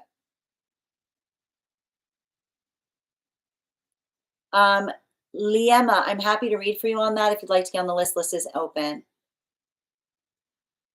Yes. So weird after the no, it's not weird at all. It feels like a beautiful counterpoint to that dream. It's like point counterpoint. Like one was a dream about like navigating the underworld, and then this is a dream about like navigating the space of the conscious. It's empress, it very much empress energy. I agree. Like all like no, again, like we've got a lot of that, like a lot of that birth energy with the bed, with the sheets. Yes. Thank you. You are connected. Oh, yep, exactly. No, it is. It's a beautiful connection there. Yeah, it feels like a lot of that. It feels like a lot of that. It's interesting too. I think it's really interesting that you kept on describing it as mother-in-law energy, right? Because there's something really important about the fact that it's mother-in-law energy because it's not the natural mother, but it's the fact that and I want to point this out, mother-in-law. Like when we move in accordance with ourselves, we find the energy that's in accordance with us, right? It's a space that we kind of build into that path work that that we prioritize the same things, right? So there's something kind of beautiful about that because I think that there's something very intriguing about the fact that you were identifying an unknown person as a mother-in-law energy, which is a found mother, right? Yes, chaos with the male energy. Exactly. I've really been in the flow state this past year. I can see that, Bridget. Beautiful dream. Thank you for the compliment, Mary. Coco, your subscription is ending soon if you'd like to renew. You're so welcome, Uppity. Thank you as well. So much has happened in the fog of 1 month. I don't even remember it as a month. It's been a while. This is a wild month, right, Coco? It's a wild month. It's eclipse season, grand rising a month ago. Oh, my friend unalive themselves. I'm sending you so much support on that journey, Coco. That's absolutely awful. And I'm holding you in so much light. I'm holding your friend in so much light. Yes, it feels like we're all one in the dream too, like a flow. No, and I feel like a lot of it's saying to me, like the last two dreams, Bridget, it feels like the amplification of understanding the changes that have happened in relationality to your connection to masculine and feminine energy. Bearing in mind this is not based on gender, but what one feels most aligned to. You're so welcome, dear. And thank you for those. I love that fish. Can I get one card for Denise, please? Highest priority messages, please. I don't know why this message keeps on coming up right now. You should not feel like you have to get into the conversation of having to explain to another person how to treat you. We do that. We do that for children because they don't. Remember, we do that for children because they don't know better. Don't get like yeah, what are you doing? What are you doing? What are you doing? Yeah. I keep on hearing there's like a message coming through right now. Like the path work changes if you're fully grown. The path work changes if you're fully grown, right? Like that's why I keep on hearing like you've got some of the feminine energy around you. That's why the message changes between like you didn't know better to who raised you because it's like because it's like understanding the difference between they're saying like understanding the difference between what is taught versus what is chosen is what I keep hearing, you know? And again, I feel the same way right now. Thank you guys for supporting each other in the live. And Coco, again, this is a safe space for you. I hope that you find here what you need, and I hope that you're continuing to move forward in that healing journey.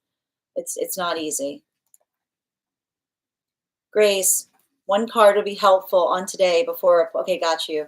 Can I get one card, please, for Grace? Highest priority messages from Spirit, please.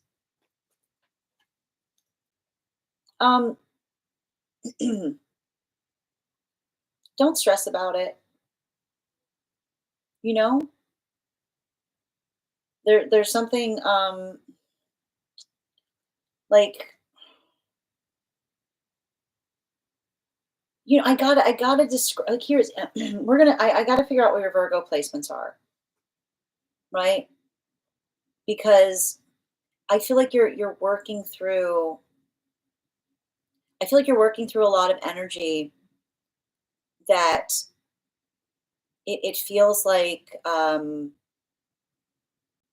I feel like you're working through some kind of energy that feels like it's close but no cigar, but also understanding that um, there's something like that is the feel like that is the energetic feeling of something that is elusive. Like something like some things are not to be grasped. Some things always feel like that. It's what I keep seeing. Like some energy is elusive by the quality of that is the qualifier of the energetic frequency is what I'm getting. Yeah, it's not. Sometimes that can't be corrected. That's just the vibe. I feel like there's something about that that's going to come up in your reading today. Thank you so much, dear. All right, that's going to be like, yeah. It's like, I keep on hearing the guides are like screaming. It's ephemeral for a reason. Thank you. All right. Thank you. You're so welcome. Thank you, Coco, for subscribing. Yes, you can absolutely have one card, Coco. Can I get one card, please, for Coco? Highest party messages from Spirit, please. Oh, it doesn't want to come out. Come on. Come on.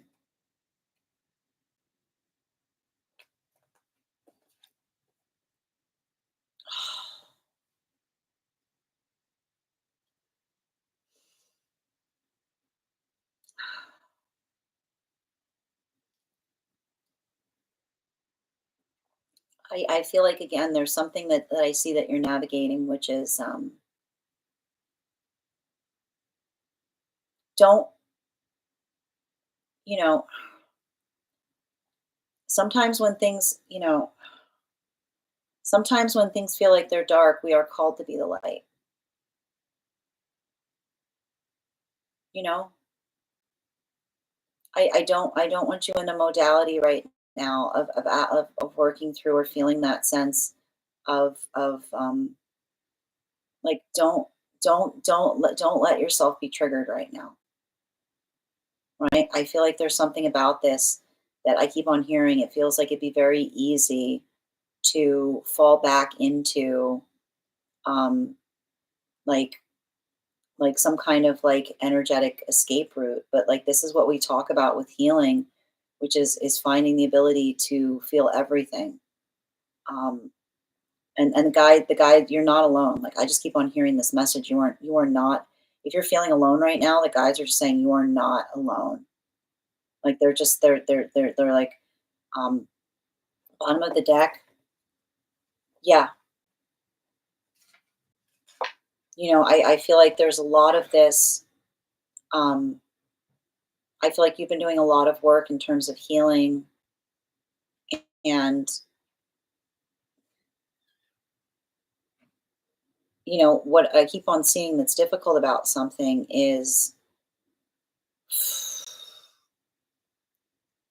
you know and here's the thing, the guides are also saying prioritizing your rest is not an indulgence right now. I know you've got that tendency of like not wanting to keep, like, of trying to keep yourself busy, but it's okay. Like, it's okay. Like, it's okay to give yourself some space to rest. Um, however, I keep on hearing, however you choose to carry something is okay, but um, like, I keep on seeing like your own ability to navigate through that is exceptional. And they're saying that, that compassion that you give to others also extends to the self as well. So they're saying, don't forget that. I keep on hearing you don't. I keep on hearing they know that you're tireless, but remember, you don't have to be. All right. I'm healing by writing music.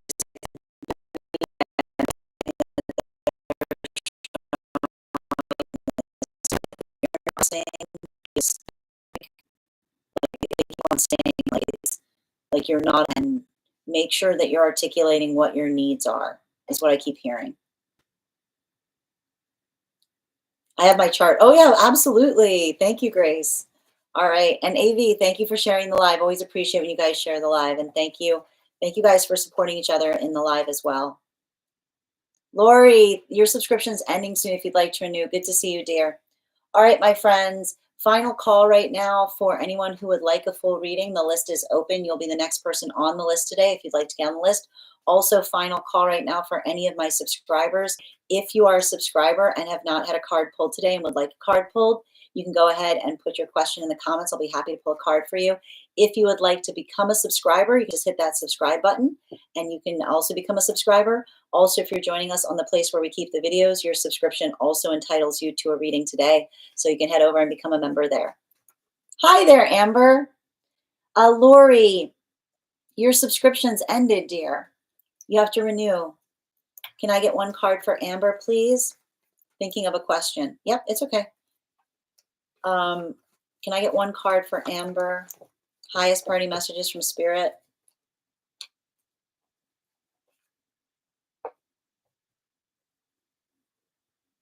Feels good is good. Don't do what feels indulgent right now. Don't do like, remember, like, like right, like feels good is good is the like it's like I keep on hearing like find something that like works on like both like moves you in the direction of something that, like if you don't want to do something, add something you like to it. Like give yourself a little treat. I mean, I know it sounds really simple, but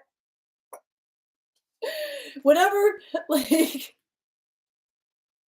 if it works, it works. Right? Like here's the thing. Like, don't do something that like can like I feel like there's something about like working through don't go back to something energetically confusing um because it feels good is what I'm getting from you. Like like feels good is good. Just because it feels good doesn't mean it's good. If it's confusing, it's not good, is what I keep seeing, right? I keep on getting the message. Our feelings we are not responsible for each other's feelings unless those feelings are confusion, because we can always bring clarity to a situation, you know? And thank you for sharing thank you, Amber, for having that reading with me. And thank you for being a subscriber. And Daffodil, thank you so much for sharing the live. Always appreciate when you guys share the live. All right, the next person on the list right now, Crystal, can you let me know if you'd like a general reading or if you have a specific question you'd like me to answer? And if anyone else would like to get on the list right now, you'll be the second person read for. Also, my friends, we're at 63.3K likes. When we get to 100K, I will be gifting a reading back to the collective. Make sure that you're tapping that screen. We'll get to 100K in no time. And I'm going to take a minute to read over some of the comments that came through as I was reading. All right. You're so welcome, Amber. And like, here's the thing, like, there's something about navigating sentimentality right now, Amber, which is again the difference like between what feels like it's energetically productive, you know? Okay. All right, and we're going to continue forward and do these readings, but I'm going to take a minute before we do this reading. I'll be back in just a moment. If anyone else would like to get on the list right now, you'll be the second person read for. And when we get to 100K likes, I will be gifting a reading back to the collective. So make sure you're tapping that screen. I'll be back in just a moment.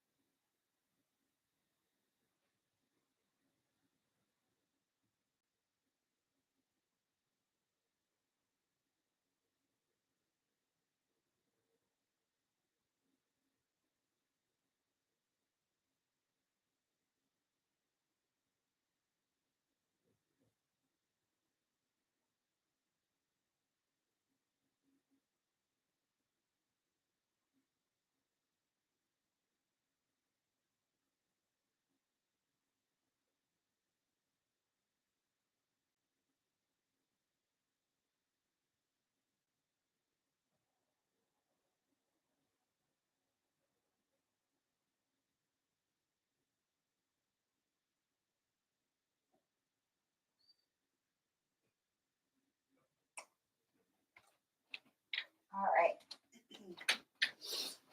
Where were we?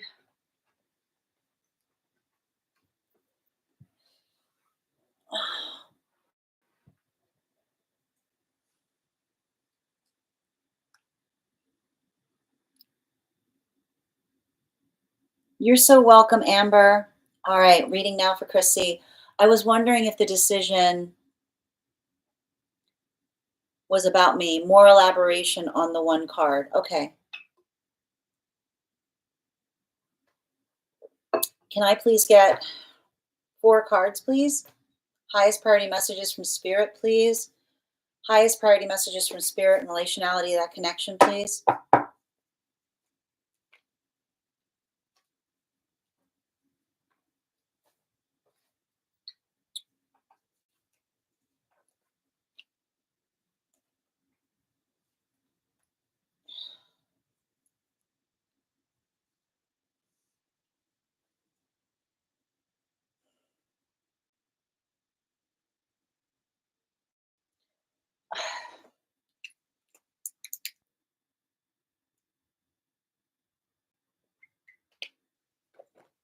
So,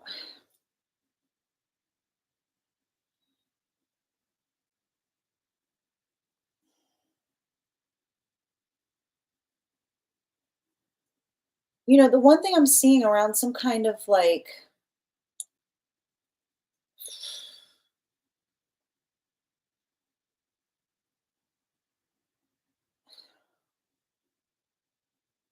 you know,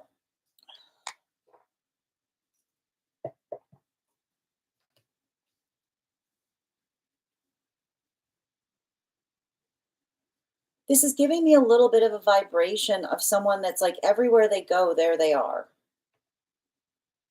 No,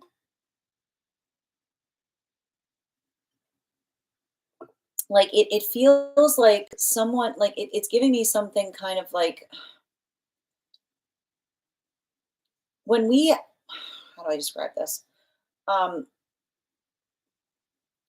when we are in the mentality or the modality of feeling like we are a loner, then we feel like it's us against the world, right? It's like the energy of someone who feels like it's them against the world, right? And so it does feel to me like there's something about this person where it's like, you know, they're like they disassociate.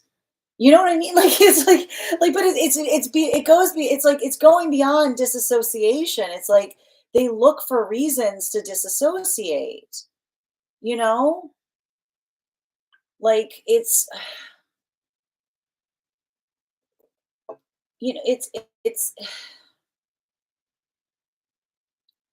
I just keep on seeing a situation where it's like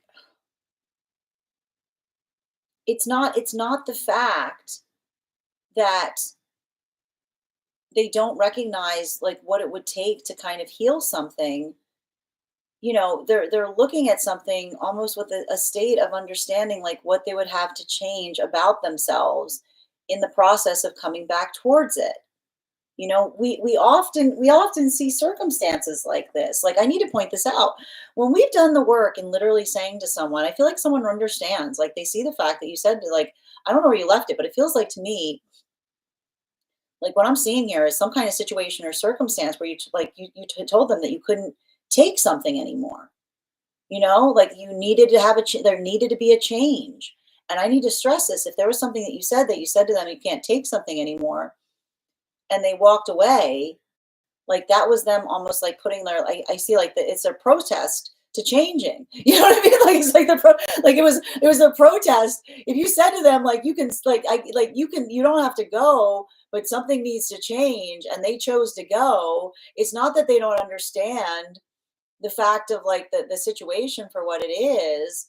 It's that I feel like they keep on looking at the fact they keep on looking at what it would take to have to get there, right? And so I keep on seeing this, like there's like a little bit, like I feel like there's a little bit of energetic listlessness that you're experiencing as it relates to another person, because like, and this is why it feels like listless, because I can see someone that like it's like they see very clearly what it would take to be able to come back to you, and they're going, but that would take work. And I see them going like it would take work. Like it's like, you know, it's giving me some Eeyore energy, right? It's giving me like, oh, why bother? Like it's giving me a lot of Eeyore energy, you know? And it's like, and that's the thing with Eeyore, which is like, you know, like Eeyore likes to feel Eeyore likes to feel like Eeyore like Eeyore do you notice with Eeyore, it's like Eeyore always feels like they're not included. But everybody, did you notice all the other animals in Winnie the Pooh are doing everything they can to try to make Eeyore feel included? Like it's like all the other animals are doing everything they can to try to make Eeyore feel included. But Eeyore's always like, you know what I mean? Like it's like, so figures. It's when you're in that modality, you know, it's like why it's like everything is why bother, right? It's giving me like the thing is it's not that someone doesn't care about you. It's just like they're like deep in Eeyore energy. you know? Like, like, it's like a lot of that, like, like it's a lot of that, like stops before they start kind of thing, So like, I feel like that's like that, like that's the thing about it. It's like I feel like they keep on, like it's like they're making decisions, but like I see someone that's like working through or making those decisions, um, like it's not about, it's like the thing is like, what are they looking for in relationality to decision? Are they looking for the decisions that feel like they require work, or are they looking for the spaces that feel like the path of least resistance? You know, bottom of the deck on this reading, me, you know what I mean? Like, I see someone like making decisions in some way, but it does feel very amplified in some kind of way, shape, or form, in some kind of like, like energetic, like again, it's like some kind of path of least resistance. It's like it's a lot of this, like, it's like they need to like I see someone like trying to like make themselves care about things, you know? Like this is there's something beyond this that's happening. Like not even it's like not just in connection to you, but it feels like in connection to all of their connections, right? It's like they're like, it's like someone like, I almost feel like it's like somebody who's like always feeling a little checked out of things. Um, I would also be conscientious. Sometimes somebody like this, like they like they're not, like they lean towards things that like, allow them to disassociate, because it says to me like, like they need to get back into the space of like feeling things again. Thank you so much for having that reading with me, Chrissy. And if this message connected to you as well, it's very common for those who need these messages to be here to experience them. We are doing personal readings right now. If you would like to get on the list is open. It is 3 cards for a donation of 28 or more, 4 cards for a donation of 22 or more for my subscribers, links in my bio. Please keep in mind there are 2 things I do not read across these apps: pregnancy and medical. Happy to give insight on anything in a private reading, and you can book a private reading on my site. And now we are doing 1 card readings for subscribers. If there's a subscriber who has not had a card pulled, go ahead and put your question in the comments. I'll be happy to pull a card for you. And I'm just going to take a minute to read over some of the comments that came through as I was giving that reading. Also, when we get to 100K, if we get to 100K, I'll be gifting a reading back to the collective. So make sure you're tapping that screen. All right. And thank you, AV, for sharing the live. Always appreciate when you guys share the live. And thank you as well, Daffodil, for sharing the live. Thank you. I wish I could help bring him out of that. I mean, when you see, like, here's the thing, they like the all, I keep on hearing the only thing standing in the way of them is them. They need to choose that. They need to choose that for themselves, right? They need to build into that, like, and that's the thing. Like, you can't, I keep on hearing, you can't drag someone out of Eeyore energy. You know what I mean? You can't drag someone, you can't drag someone out of Eeyore energy, you know? They've gotta they're gonna like, and it's like they're gonna feel left out until they start choosing to feel let in. Like it's like you can't, and then you can't, like, and here's the thing, like, you can't keep choosing to feel like, to be like, to do that, and then, like, it's like it just keeps on saying to me like there's a pathway. Like, it's like you can't, like, I see someone being like, I feel left out, and being like, the path's right here, dude. Like, it's right here. It's like right there, you know? Like, I feel like that's what's hard about it. Like, the guides are saying to me, like, if you've made it clear to someone, if you've shown them, like, they're saying, if anything, you've made it harder for someone because you've helped them recognize that it is a choice. Like, I see you being like that's the thing that's hard about it, is like they say to me, like, you've made it clear to them that the fact that they're in that space is a choice. Like, 'cause you're like, you know? Thank you so much for having that reading with me here. And again, final call right now for one card readings for subscribers. If you are a subscriber and have not had a card pulled, you can go ahead and put your question in the comments. If you would like to become a subscriber, you can hit my name at the bottom of the screen, hit the subscribe button at the bottom of the screen, and you'll become a subscriber. For any of you who missed the Daily Collective, it will be up later today over on the place where we keep the videos. It'll also be up on the place where we keep the photos.